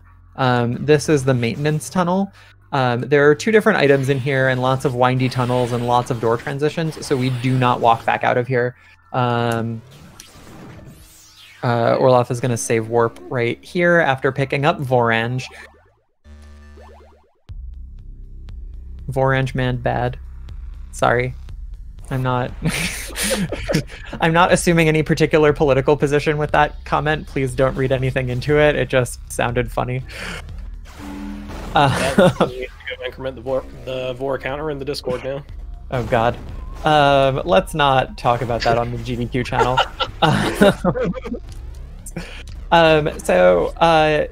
Orloth has save warped all the way back here into Abzu and is going up into this kind of auxiliary branch that hasn't been explored yet. And at the very top of this, just before leaving into Indy, is a little branch side room with a health node fragment in it. And we affectionately, or maliciously, call this room Spider Heck. And this is why we call it Spider Heck. This is significantly less fun when you don't have red coat and drone teleport. Yes. in the NMG route, you go here with only brown coat and nothing else, so you just have to dash, and you just keep taking hundreds of shots. Unfortunately, the spiders deal next to no damage. As you can see, she's only missing like a pixel of health. But it's just such a pain. Time processing. There's just way too many of them. It is really annoying. But now we are finally in. It's time for drug skip. And there we go. And so and now she's just going to dash left as fast as possible and go out this door. And as you can see, there is map there. It is totally okay to leave this door now. The game did not crash. And this is going to enable her to just run on to the final area of the game, which is called Mar Uru. Funny fact about the names of the areas in this game, they used to be called just like Area 1, Area 2, etc. And just before the game was going to be released, one of the playtesters said, "Hey Tom, you should really name these." And so he stuck names on them, but he doesn't actually remember what they were because they weren't like important to the story or anything like that. That's actually the abstract on my essay as to why this game is the best 2D Metroid and why it's significantly better than Metroid Fusion. For those of you that are now wanting to send hate mail to me, my email address is listed. But yeah, Tom does not actually know the areas of the game, and we'll message him and be like, "Hey, why is Kerr this way?" And he's like, "What's Kerr?" So this is Sentinel. Apologies for the noise. When 2 by-frame damage are happening at once, there's a lot of pinging. Yeah, a large portion of Sentinel is invulnerable but has collision, and so that's why you're hearing this. So a funny story is that technically speaking, that is, it would have been possible. Orloth could have used that grapple trick that she just did to exit the room early to skip that boss entirely, which is what we do in the any % YMG route. But because this is all bosses, we just like use it to get out there without waiting for the death animation. There are now 2 bosses remaining in this game. Get hype. The 2 bosses remaining in this game are the hardest boss in the game and the last boss of the game. She already did Clone Up Door. Okay. I guess Clone Up Door is the real final boss, but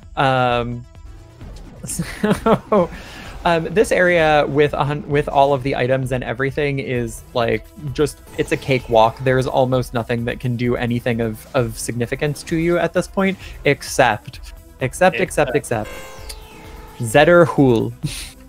If the name Zetter sounds familiar to you, that is because Zetter at the moment. Yes, Zetter was the first boss of the game. Zetter Hool is the first boss of the game, but also the second to last boss of the game, and it shows. And you do not technically have to fight Zetter with altogether too many power nodes and an extreme amount of health. This is the only thing that's currently capable of killing Orloth right now, unless she does like really bad platforming in Disco Hack. But X2, as you can see, deals too much damage. That's about 300, even with red coat's massive damage reduction. And that was a very clean, very aggressive fight. That was wonderful. Very well done. And as you can see, Zetter Hool's name is not on the board. There is no split because Orloth did not wait for the death animation to finish before leaving, and that is because we do not require that. Zetter Hool will not respawn, so he's dead. That's valid for the run. We would technically allow that with Sentinel too if you could get out of the room fast enough. Yep. The main thing that keeps you from getting out of the Sentinel room fast enough is that you can't fire your drone until the boss death animation has completed. So you are left with just your dash and the grappling hook to get you out of there, and the dash has enough of a cooldown on it, and there's not anything to really grapple onto to get to the door, that it's basically impossible.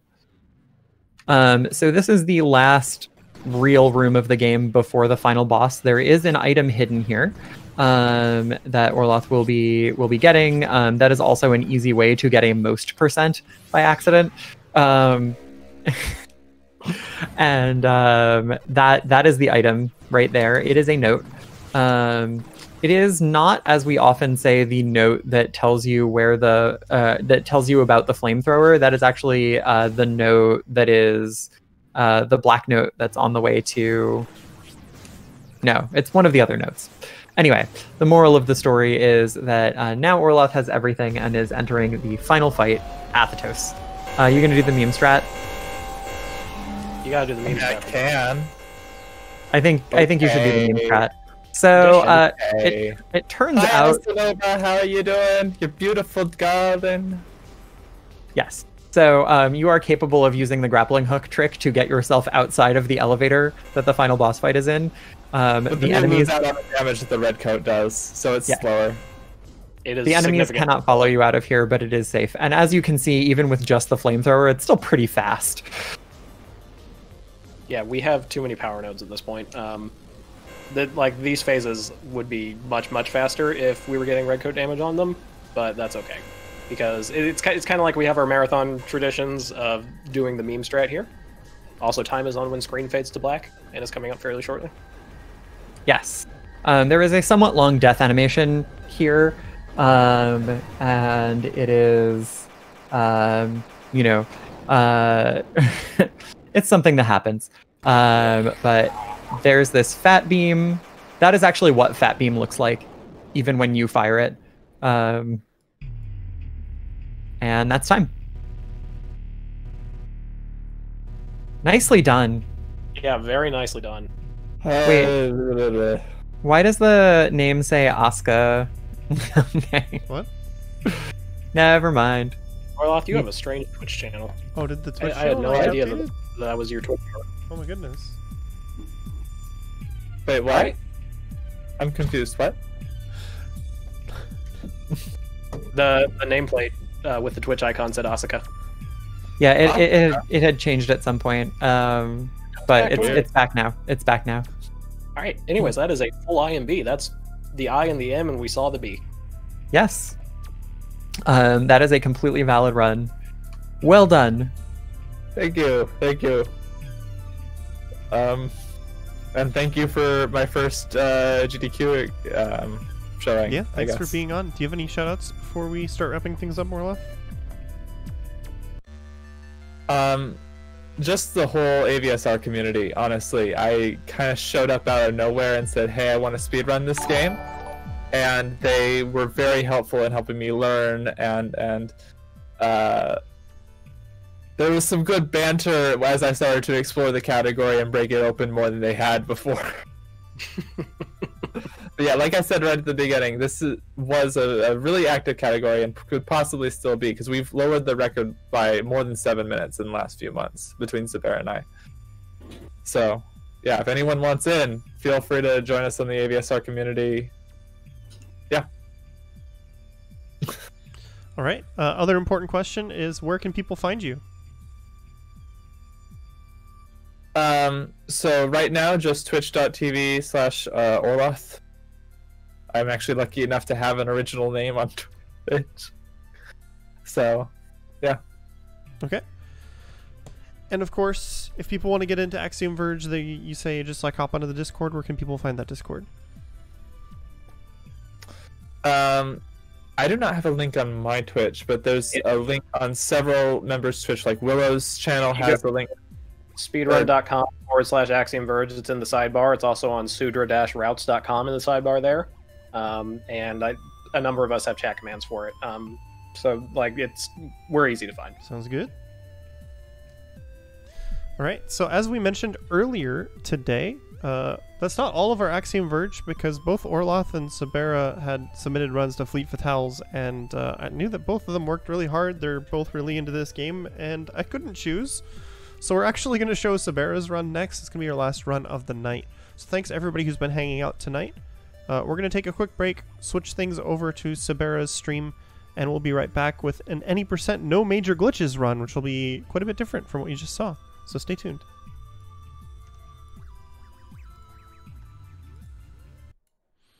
Hello everyone, and welcome back to the Community Spotlight. We're here with our final run of the night. It is still Axiom Verge, but we've swapped runners and categories. I want to thank everybody who's been hanging out in chat. I've seen a few people who've been here for most of the night. and it's been quite a bit of fun. We're doing a Fleet Fatales promo. So if you're not aware, this Sunday starting at 4 p.m. Eastern, and every day all of next week starting at 4 p.m. Eastern, ending around 1 a.m. Eastern, we're going to have Fleet Fatales. It's an offshoot event of Frame Fatales, which is an all-women speedrunning marathon benefiting Malala Fund. It's going to be a lot of fun, so make sure you check it out. Especially if you've never seen it before, you can go to gamesdonequick.com/Frame Fatales for more information on the event, and the schedule is linked there as well. So we've been having fun showing off some games that didn't quite make it into the marathon, but are still a good watch, and we wanted to show them all off for you today. There's going to be potentially another Frame Fatales promo later this week, so stay tuned for more hot fix programming throughout this week. We've got a schedule was posted on our Twitter, twitter.com/GamesDoneQuick, of all of the shows we have coming up for you this week. And of course, you can catch VODs of shows that you missed over on our YouTube, which is just Games Done Quick. But now we've got Sabera here, who's going to be the runner. Orloth has switched over to commentary, and we still have Willow here helping out. So what's the big difference between this category, besides obviously you're not going to be doing the glitches? Like, how would you describe how this plays differently as a runner, Sabera? So any percent is a lot more dangerous because you don't get nearly as many power-ups. Additionally, as I mentioned kind of during the commentary for IMB, in any percent no major glitches, in order to avoid getting the grappling hook, we run the Gauntlet. The Gauntlet is where I run the entire game all the way up to getting Address Disruptor 2, which happens about 17 minutes into the game without saving. If I die at any point during that time, it sends me all the way back to the beginning of the game, which is a major time loss. It basically kills the run. It's pretty straightforward not to die.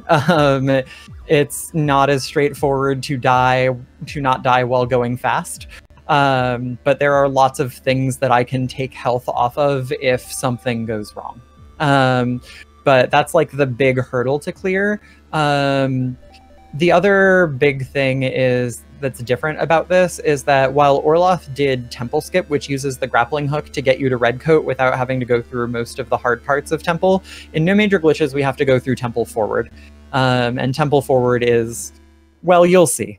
It's a whole thing. All right. Sounds like a pretty good overview. Are you ready to get started? I am ready to get started. Folks, I really hope that you enjoy this run.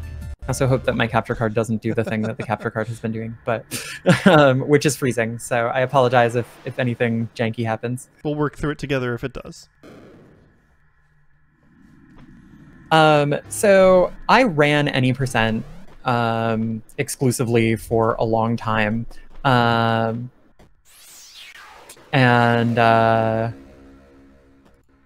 So I had to develop kind of the reflexes for a lot of the quick movement in any percent, because like losing 2 seconds on slower jumps is not a big deal in 100%, but it is a big deal in any percent. So we do this climb a little bit faster if you're an any percent runner, and so that's the Bryn Star climb, and so we're going to come over here and we're going to get Nova just the same as before. A couple nice quick ways to get through this room. I actually can't remember at this point whether Orloth did those, and we'll just go ahead and swag jump. She did, yes. Very nice swag jump. Thank you. So, as was kind of being alluded to there earlier, because this is the exact same lead-up that you saw on the previous one, Orloth and I are pretty much exclusively 100% runners, and 100% runners are known notoriously for having very, very bad and slow early games, so she's already about 3 seconds ahead of where I would be normally here.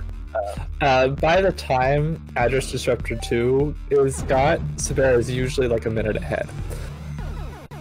A strong early game for a lot in any percent. Yeah. I excel at the late game movement, and a lot of the time the glitch execution, but Sabera's early game is just phenomenal. Yeah, the 100% people are more known for their drone swapping than basically anything else. Beefed that Nova shot a little bit, but I tried to catch the switch with a diagonal, and it just I wasn't in the right position for it. So 1, 2, 3. Let's go. I was a little bit late.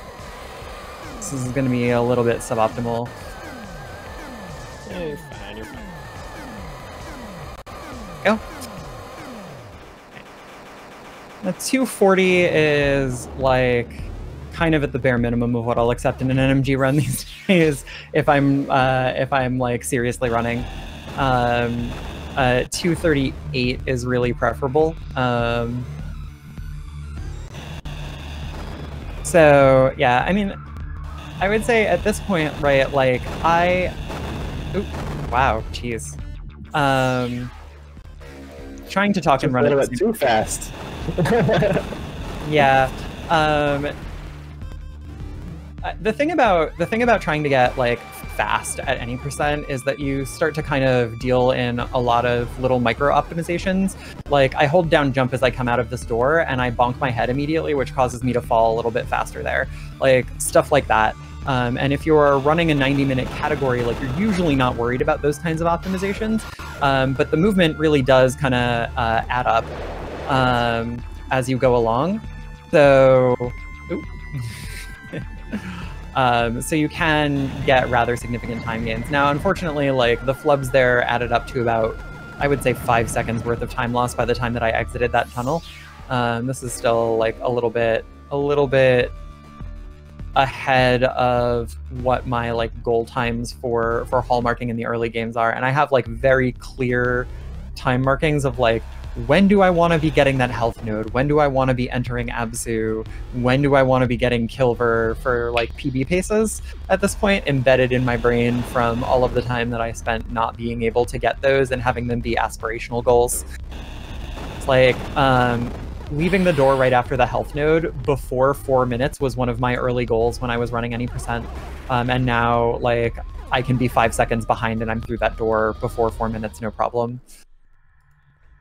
Could I take a brief moment to mention the tournament? Yes. So we are having the AVSR first NMG tournament, which is going to be really, really exciting. It's going to be a whole bunch of runners going against this, going with this category against each other. NMG is one of our more beginner-friendly categories to learn. It's nice and short, and there's nothing really overwhelmingly complex in there. There's just a couple room strats that you need to learn. So highly recommend, like, if you're interested in that, come by the AVSR Discord and check it out. It's linked in the announcements channel. Registrations close in 1 week. Yeah, thank you for that. I tried this to improve my early game. For that plug. One of the things that I actually do want to mention about the run up to this point is that the health routing is actually like very specific here. I'm going to be doing something a little bit different from how Orloff did it in terms of fighting the next boss. And so you'll see that I have 2.5 bars of health, which is exactly what I need to be able to potentially take a bullet and 2 body hits from Telal and still get through with pixel health. Now I ended up doing the fast strat instead, which meant that I took a lot less damage, but a lot of times I will take all 3 of those hits and just get through with like a sliver of health. And so the damage routing there is actually very important. It bears reiterating that this is a fixed RNG seed for this speedrun mode, but that means we know exactly which enemies are going to drop health. So we can very carefully plan our movement. We're going to damage boost through this enemy, grab health from this enemy. And the early game is very tightly routed in that way. So now I'm going to try to get first bubble here. We'll see what happens. First bubble involves a lot of preempting jumps and a lot of preempting exactly what's about to happen. So you'll see that she's jumping on platforms that haven't been glitched into existence yet. Jumping down here, and look at that, very easy first bubble. Sing us the song of your people. First bubble is free. Rub it in. Ooh, that's Charlie. Hi, Charlie. Oh, hi, Charlie. Oh, yeah, oh man. Now, if you are just out of Telal with sliver of health, Charlie can kill you. That's why it gets an A. Yeah. That is why that one snail has a name. We have one runner, his name is Jet, and he's kind of notorious for dying to Charlie. He's done it more times than the rest of us combined, I think. Okay, so this is Squid Room. And I try to do a full YOLO Squid Room. Uh-oh. Full YOLO Squid Room. Oh my. Yeah, so basically, there is one space where you absolutely have to stop there to avoid taking damage, and the rest of it you can technically get through without stopping, without taking damage, but if you move just so, then you take a really big hit from those little, like, Space Invader-like projectiles, and it's tons of damage. Oh wow, what was that? You're like on perfect health going into here. Oh, that was a weird drill block interaction. Yeah, that was just I think I over jumped. I jumped a little higher than I was expecting to. All right, cool. So getting out of Absu before 8 minutes is still pretty good for blippies. I would like to be out of there at 7:54, but 7:58 is not terrible. So this is one of the places where you can get easy obligatory health. If you glitch these ants, not only do their shots become less spready, the ants themselves drop health 100% of the time when they're glitched. There are some of them that drop health 100% of the time anyway because fixed RNG seed, but all of them always drop health when you glitch them. So that's like one of the places for backup health if something goes south. So we're coming up on close to Yellow Room. Yes. Got there first. So Sabera invented this particular method of getting through Yellow Room called the jump rope, where you're jumping over the dragons as they come out of the ceiling.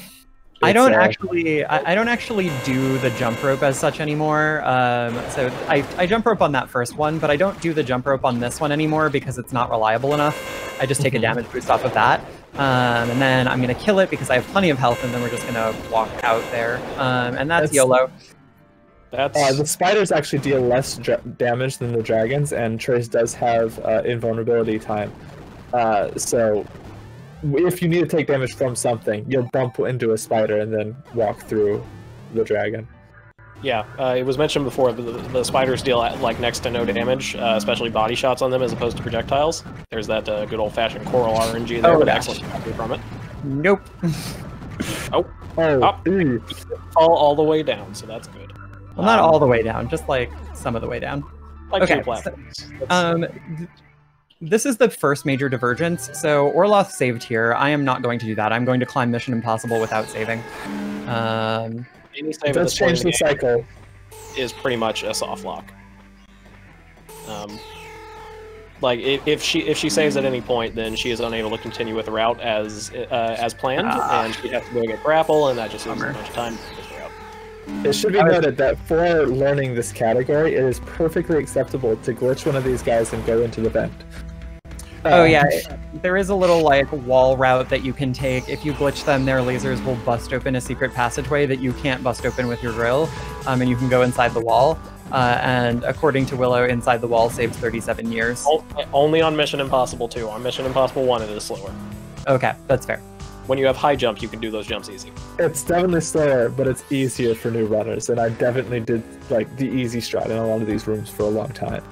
I honestly didn't do a YOLO room up until like a couple months ago, and I've been doing this for I think like 2 years now. So it's okay to take safety strats. You can still compete. We're not so hyper optimized. Yeah, that's actually something we talked about with the first game of the night.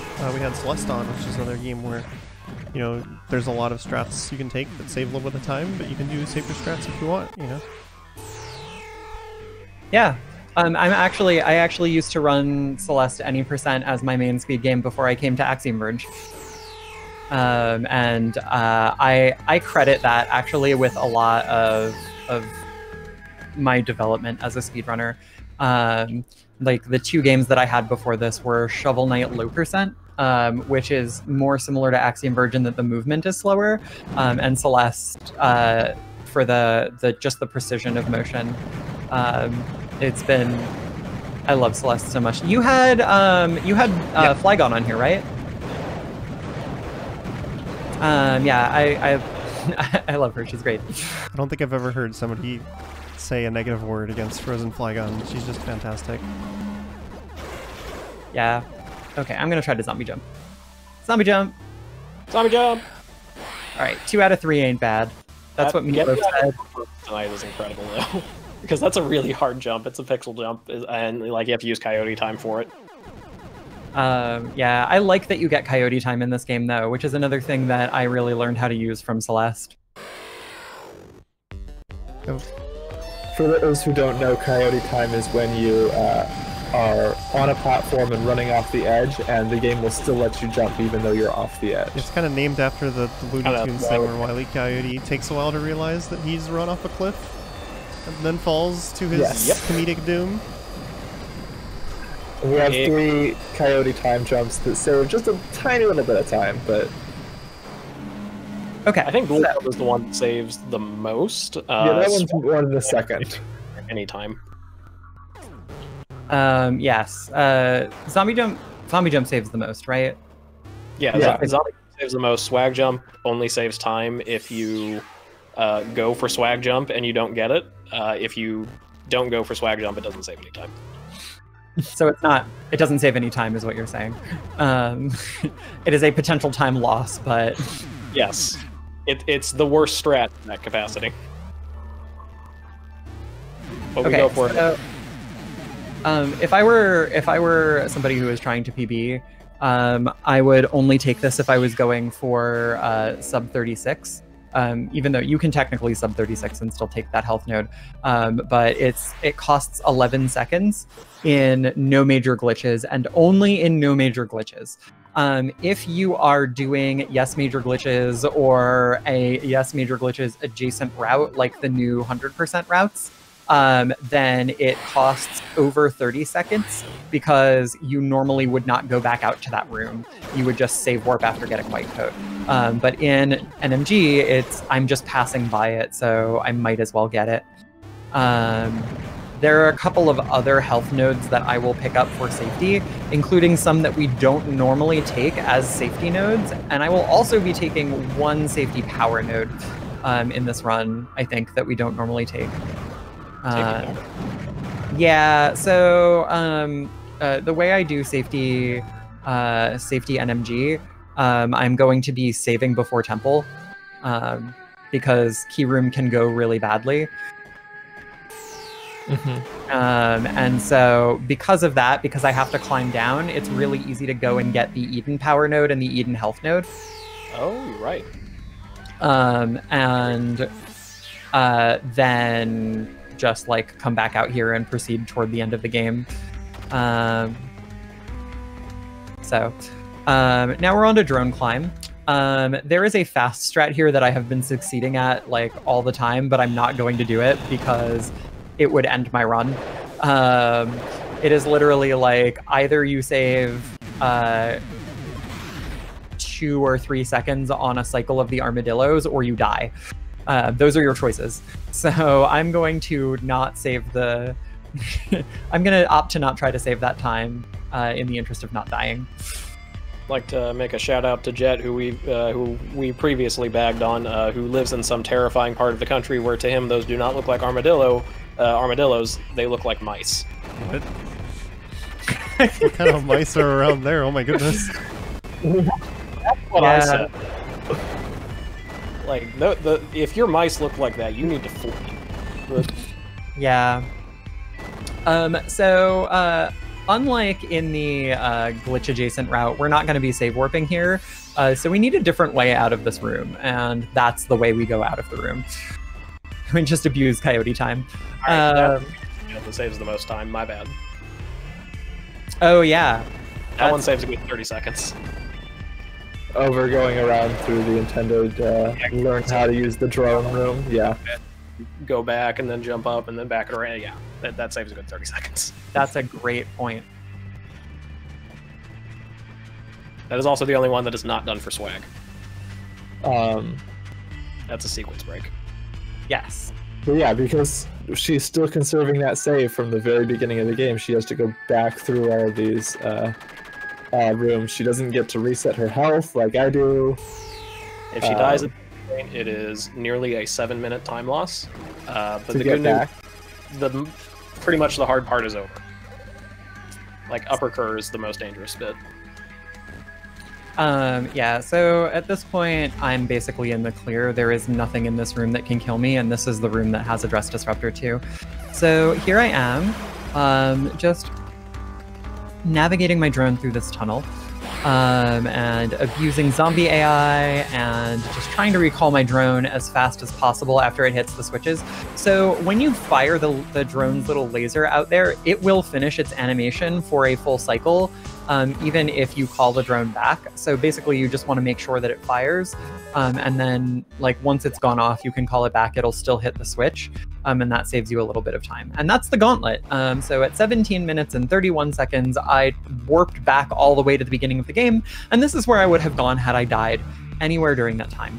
So the core thing about the save mechanics in this game, real quick, is that if you die or if you save and quit, you actually maintain all of your progress for story reasons. So she saves and quits to the main menu and then comes back to the very first one after not saving the entire time. She still has all of her upgrades. Yes. And so now I can go into the hallucination sequence from the same direction that Orleth did, and proceed with the story as intended, except for the part where I didn't kill Gertab and get the grappling hook, which the game turn on the drones expected me to do. I didn't turn on the drones, yes, that's true. But somehow the Rozevki still get repaired. Yeah, well, you know. I think it's fake. They just wanted out of school for the day. They just wanted out of school for the day. They weren't sick at all. I think that's the best explanation for this that I've heard so far. Pretty much my spiciest take. For why the sequence break works the way that it is. I think I've heard somebody like speculate on lore that like, well, you know what? I'm not going to talk about it on this because we're not. Play the game. I very much guarantee, very much recommend that you play the game in story mode. It's an excellent story, especially if you like trippy 90s sci-fi like Farscape. You're an H.R. Geiger fan at all. Oh yeah, H.R. Geiger has a lot of influence on this. I'll not stress this enough. The story mode part of that is really important. There are some people that did their first blind playthrough of this in speedrun mode, and they're like, "Yeah, this game's terrible. I have no idea where to go." And it's like, well, normally there's some dialogue there that tells you where to go, but you just kind of skip that because you did your casual playthrough in speedrun mode. Highly recommend doing it in story, where things make sense. And it has a really nice lore. We have our resident lore expert, Angie, who I don't believe is in the chat right now, but yeah, it's very engaging story. Mm-hmm. Yeah. So yeah, this was the section. This section just absolutely terrified me at first. I waltzed into the server and was like, "How do I do this grapple glitch? I never want to do this segment of the game." And Willow was like, "What?" Like, this is, in every gauntlet category, this is the part that we consider to be, like, the easiest, like, the break. This is where you get to rest your brain and, like, just do easy things. And I was like, why would you skip that? It was because I didn't know that this was the easy part yet. That is why. I was like, this is hard, let's go shopping. For glitches. Alright, and so now we are arriving at Vision. You know, I mean, that's the motivation behind all Yes Major Glitches strategies. Let's break the game so we don't have to deal with the game. I'd also like to take a brief moment to make a shout out to Low Percent, which is a category that nobody should run, and nobody wants to run it, and the world record holder despises it. Do not run. Who has world record in it? All right, so Video Game Roulette, a close friend of mine. He does it because he's basically a human task bot and cannot be stopped, but it's a brutal category. That is absolutely true. He's also the only person who can beat the randomizer without the drone teleport. Yeah, we have a special rule set in randomizer races, specifically when you're playing against VGR, because he can do a triply frame perfect trick in Maruru that skips needing drone teleport, which is stupid. So I want to point out here that I just save warped to a save point that I never saved at. Does somebody else want to cover the mechanics of why that's the case? When you're in the vision sequence, tripping on the plot, whatevers, you are locked into what is actually a separate zone off the map. It's separate from the non-drugged Maruru. And to keep you there, once you hit that save point, once you're at the point of no return where you can't get back, it will walk you to that save point as you pass by, regardless of if you actually save there. And the reason is so that a lot of people were talking about the queasy effect on the game. It's there for the story reasons.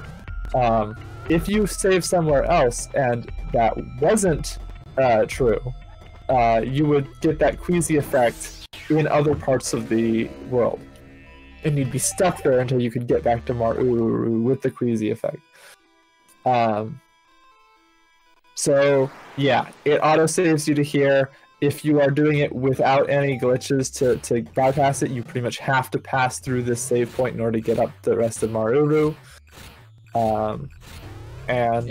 Yeah, save a little bit of time by not saving there because it does it automatically for us. I'm not going to go in from the left because going in from the left is more dangerous. For safety purposes, I'm going to go from the right. My brain was in IMB mode, and I was like, no, this is the right way. Yeah. You were like, oh, you're going to Spider Heck. I'm not going to Spider Heck. Yeah, I was like, okay, you just go there. That's, you miss some map tiles, but you can clean those up later. Oh, wait, hold on a second. I'm not rocket jumping, so... Yeah, so, normally what we do is just, go into Eden from the left side. Like, we exit right out of Ukana to get here and run kind of the long way, because this actually does take more time, the thing that I did. But it's substantially safer to go in from the side that I came in from, because it's a much shorter run in the room with all of the blade vines that want to eat your face. Climb through the blade vines. Yeah, you saw that corruption. I didn't do it because I had the grapple, but you can just bypass the corruption a lot of the time where it's not thick enough. You can just damage boost and coat through it. Yeah, it's too thick in the only solid part there, and you have a thing that lets you go through 2 blocks. And never thought of that, I guess. So you just get iframes and dash through it. It's as simple as that. It's even allowed in no major glitches. Uku in NFB is a lot more fun than he is in IMB, because you don't have to do 3 doubly frame perfect tricks to collect map tiles while still trying to make a cycle on the boss fight. See, I actually think that this is more boring, because I like the extra tension of trying to get those oh no! record jumps. Oh no. Ooh. Oh no, you skipped weapons. Okay, well. Alright. Alright, you got this. Okay. No, you are kidding me. This is gonna be difficult. Okay. Might be able to make this work still somehow, but it's gonna be rough. You just need one bug to explode on him. Nope, I didn't get it. So unfortunately, that's gonna cost me a decent bit of time. I somehow accidentally switched back to Red Gun, and I needed to be using Kilver to make the quick kill work. So unfortunately, we're gonna have to go back, which is, sad. But that's not something that's never happened before.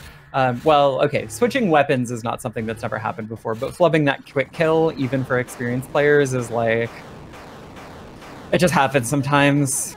So, do you use keyboard shortcuts for the changing weapons, or have you rebound your controller for it? Oh, I've rebound my controller, but in No Major Glitches, I don't need most of the controller rebinds, because Quick Switch 1 actually automatically switches between Red Gun and Kilver for me. If you press Quick Switch 1 again, and so for 100%, I actually really aggressively rebound my controller, to make sure that that after I get all of the other weapons, that I'm still able to easily get back to Kilver. But basically everything after Nova, whatever the last weapon you were using that is not Red Gun or Nova, your quick switch 1 on the controller will switch between your actual weapon number 1 and whatever that last thing was. So in NMG, where we only get the 3 weapons, I never have to worry about it. It's always just that one switch button that I'm mashing. Playroom. That is spicy. That is kind of scary.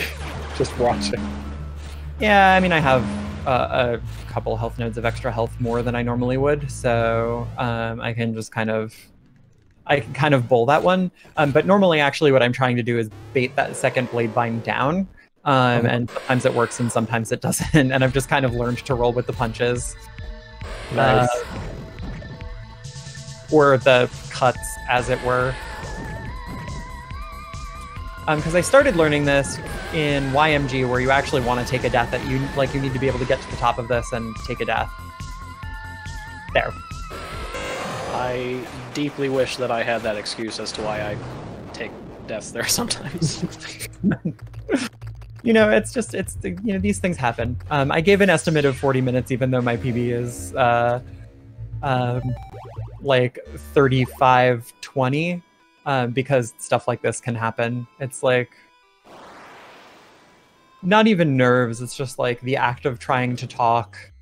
You remember our no reset race? Yes. I died to Uku twice. That is true. That is a thing that happened. And yeah, that is correct. That is in fact RNG manipulation, what she did there. Sorry, what? The Uku death was RNG manipulation. Oh yes, yeah, that's right. So Araka is a good girl, and you should always give her head scritchies. If you get enough FPS, you can't actually move while you're running on her head. And this is like over 1,000 computed frames per second, I think is kind of the threshold roughly. And so you just want to run in place and give her head scritchies because she's such a good girl. We love her. She likes to go fast. We like to go fast. We have a lot in common. Yeah. So I can't do a warp to get myself to where the enhanced drone launch is. So I actually have to climb it the old-fashioned way. So you'll actually get to see what climbing the mountain looks like. Yeah, the way we define no major glitches is basically the shrug emoji, but it pretty much boils down to if you are moving out of bounds or in an unloaded room, we count that as a major glitch. Everything else is pretty much fair game. We also specifically stipulate no grapple chicanery. That because just there's nothing you can do with the grapple that isn't excessive. Except just grapple. Yeah, if you use the grapple the intended way, we begrudgingly accept that, but it loses time to collect it in NMG, so we don't. So we are thinking about making a no major glitches 100% category in which that will be relevant. And I would be very happy to do that one. Wink, wink, nudge, nudge. Yeah, I need to get on that. I'll pay a bounty for it. Okay. So overall, I would say that we've lost like 3 minutes at this point. This has been a whole thing. Okay, so I'm actually going to take a save here, even though it's not. Temple forward is rough. Not correct. Yeah, so temple forward is really pretty hard. So the big problem with temple forward is actually not green hell, which is bad, but not the main thing that I'm worried about. The big problem with temple forward is these golden sentries here. So their bullets, if they hit you, do roughly 1,000,000 damage. Adjusted for inflation, yes. So she'll take body hits when she has to absolutely take a hit. But this is all just to get an item that I got in my route, but it wasn't relevant because I didn't have to actually go through these doors. Is the Sudran key, which allows you to get through these golden doors that I just red-coded through on my way through. Yes, the intended route. It's very difficult. And real quick, Sabera, do you want us to just shut up and give you serious time, or do you want us to? Yeah, this is serious time. This is key room. Oh shoot.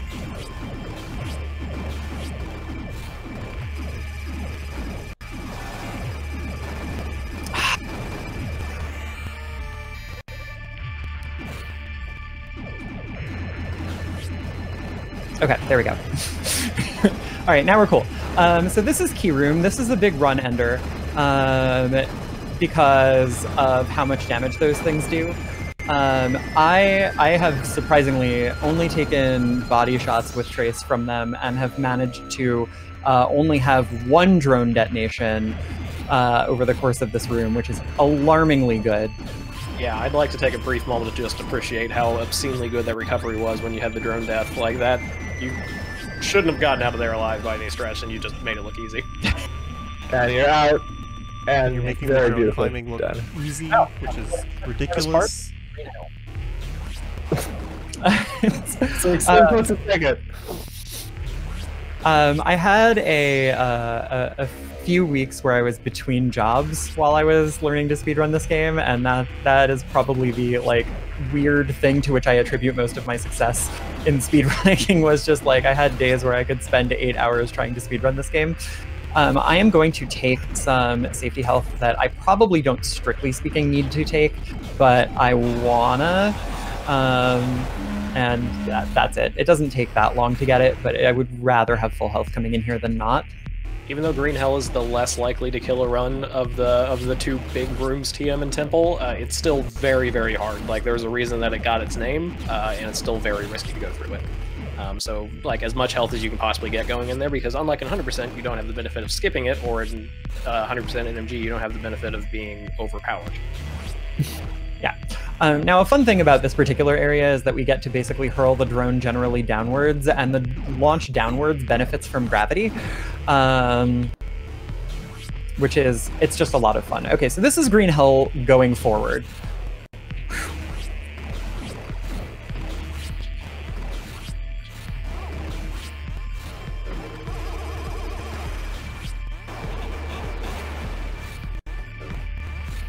I'm going to take an intentional time loss there just to have the drone soak damage from that Metroid thing, the bright green bush, and that is Green Hell.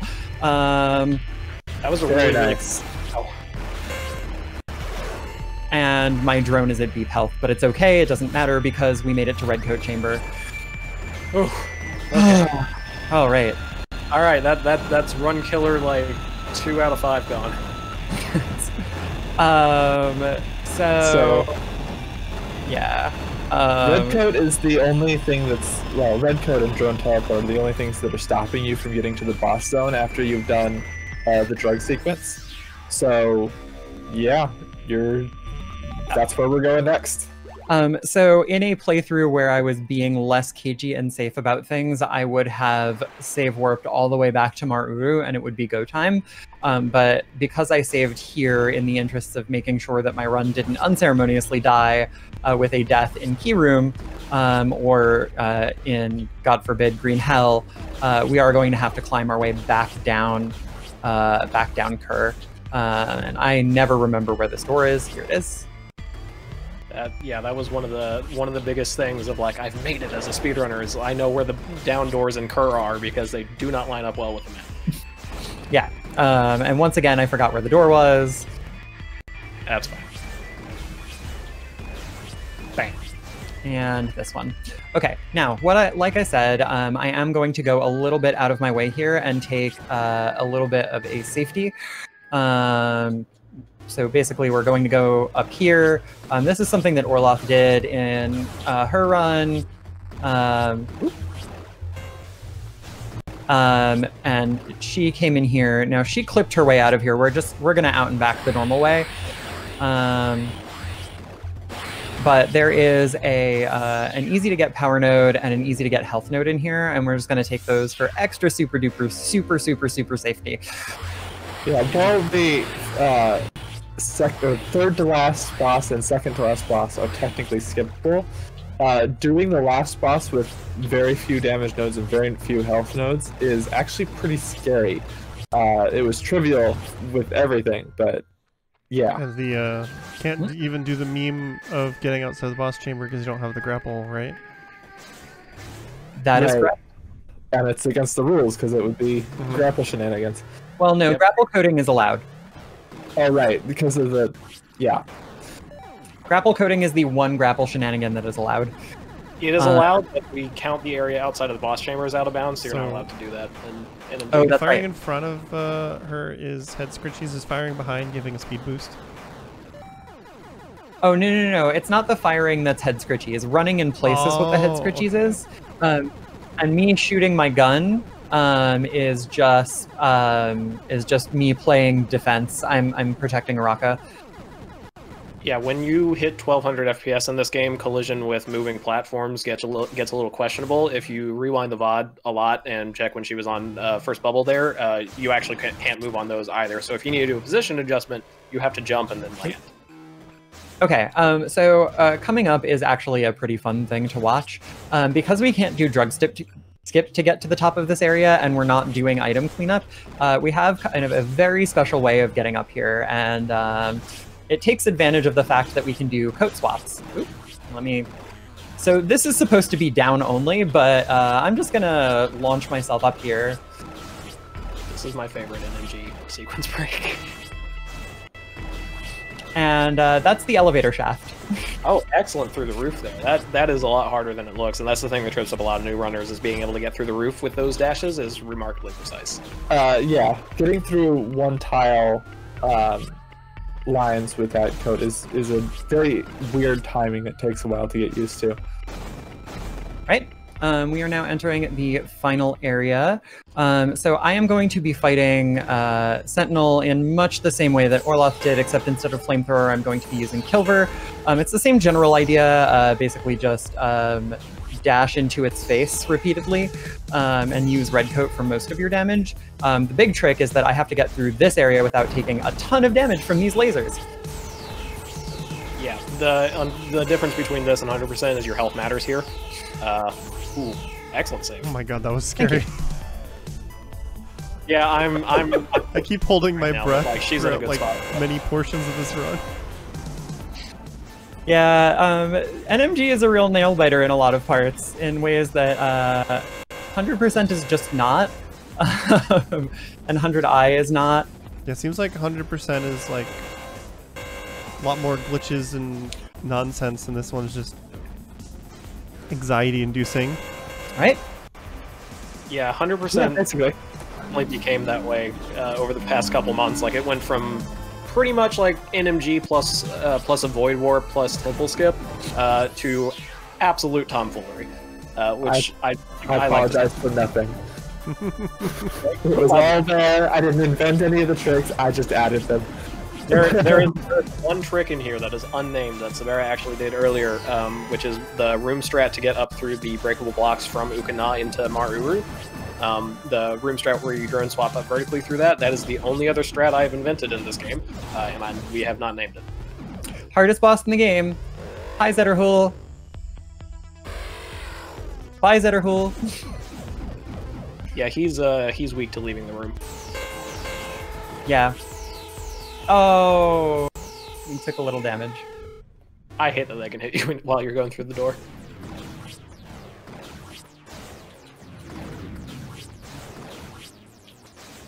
Okay, I am actually going to save here, partially because I'm running behind time, and partially because it is actually possible to die on the last boss in this category. I'm additionally going to lose a little time by sending the drone out here and popping it to reset the room so that this disco ball does not hit me on the way out. And basically practice my Drillver a little bit on the way up. And here we go. Oh, I think Drillver is maybe the one thing we didn't mention. Would you like me to go over there, or you want serious? Go ahead. Okay, so Kilver deals damage based on the number of frames that it's out.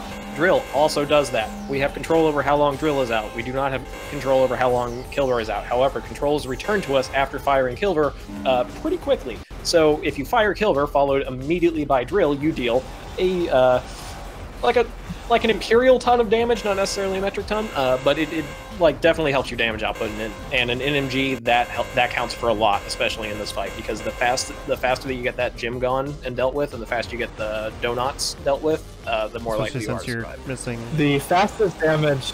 That's also especially important since you're missing like all those damage nodes, right? Right. Yep. Although red code is still the most amount of damage. Technically, a point-blank Nova does more damage, but it's much harder to aim than Right. Time's coming up. Shotgun. Yep. Time coming up on screen fade to black again. Wow. And time. All right. Good job. Whew. Yikes. That I am going to unclench now. That was. So we had some significant time losses, some from the safety and some just from that like absolutely terrible, awful, no good, really bad Uku fight originally. I'm actually like I have a backup strat, and I'm pretty consistent on the backup kill for it too. But I wonked out on that one. But you know, a 42 is not bad. Considering. Fun fact, if you are an any percent runner in any either of the any percent categories, we do buy you a pizza party for your very first sub 40. So if food entices you towards speed runs, come run Axiom Verge. I actually got to double up on pizza parties because I got my sub 40 YMG and then I got my sub 40 NMG before we actually had the pizza party. It is possible. Still have been finished from that deck. All right, we still need to actually have mine. That was a while ago. Oh, as we mentioned, the NMG tournament is happening. There is a prize for that. I don't know what the prize will be, but I will be supplying a prize for that. So, like, register for the NMG tourney. Yeah. Thank you so much for letting me show this off here. I have a lot of fun with this run. I've actually done it. This is my third time in 4 days.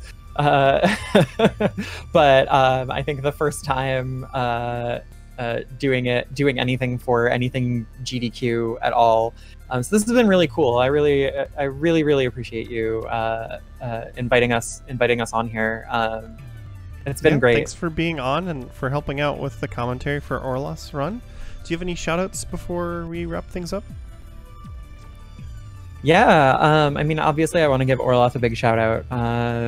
She was really instrumental in the rerouting of 100%, which was really great. Willow and really the entire AVSR community, just like for being incredibly welcoming. The first day that I showed up, I literally just like popped into the Strats channel and was like, can you help me with this glitch? And Codepiece, who's one of the mods of the community, just like literally turned on his stream and showed me how to do it. And it turned out the problem was I was pressing the D-pad in the wrong direction. But like there was no judgment. There wasn't any like, oh, did you read the manual? Did you like look at this video? It was just like, here, let me fire up my stream and show you what's up. I had never said word one to any of these people before. It was just incredibly welcoming and loving. It's a great family to have. And I also want to give a big shout out to Angie, our lore expert, who is helping me write a script for a performance piece that I'm doing in December called A Guided Tour of Sudra, in which I do an IMB run, not geared towards speed, but acting as a tour guide, and in fact stopping frequently to talk about the flora, fauna, and environments of the alien world of Sudra. That sounds really fun, actually. Something I'm very much looking forward to. Is there a planned time for this? I'm excited. Yes, there is a time. I don't remember exactly what it is, unfortunately. It's in December. So it's run by a group called Edge Case Collective. They're putting on a marathon called Fuzzy Logic, and it's part of the Fuzzy Logic marathon.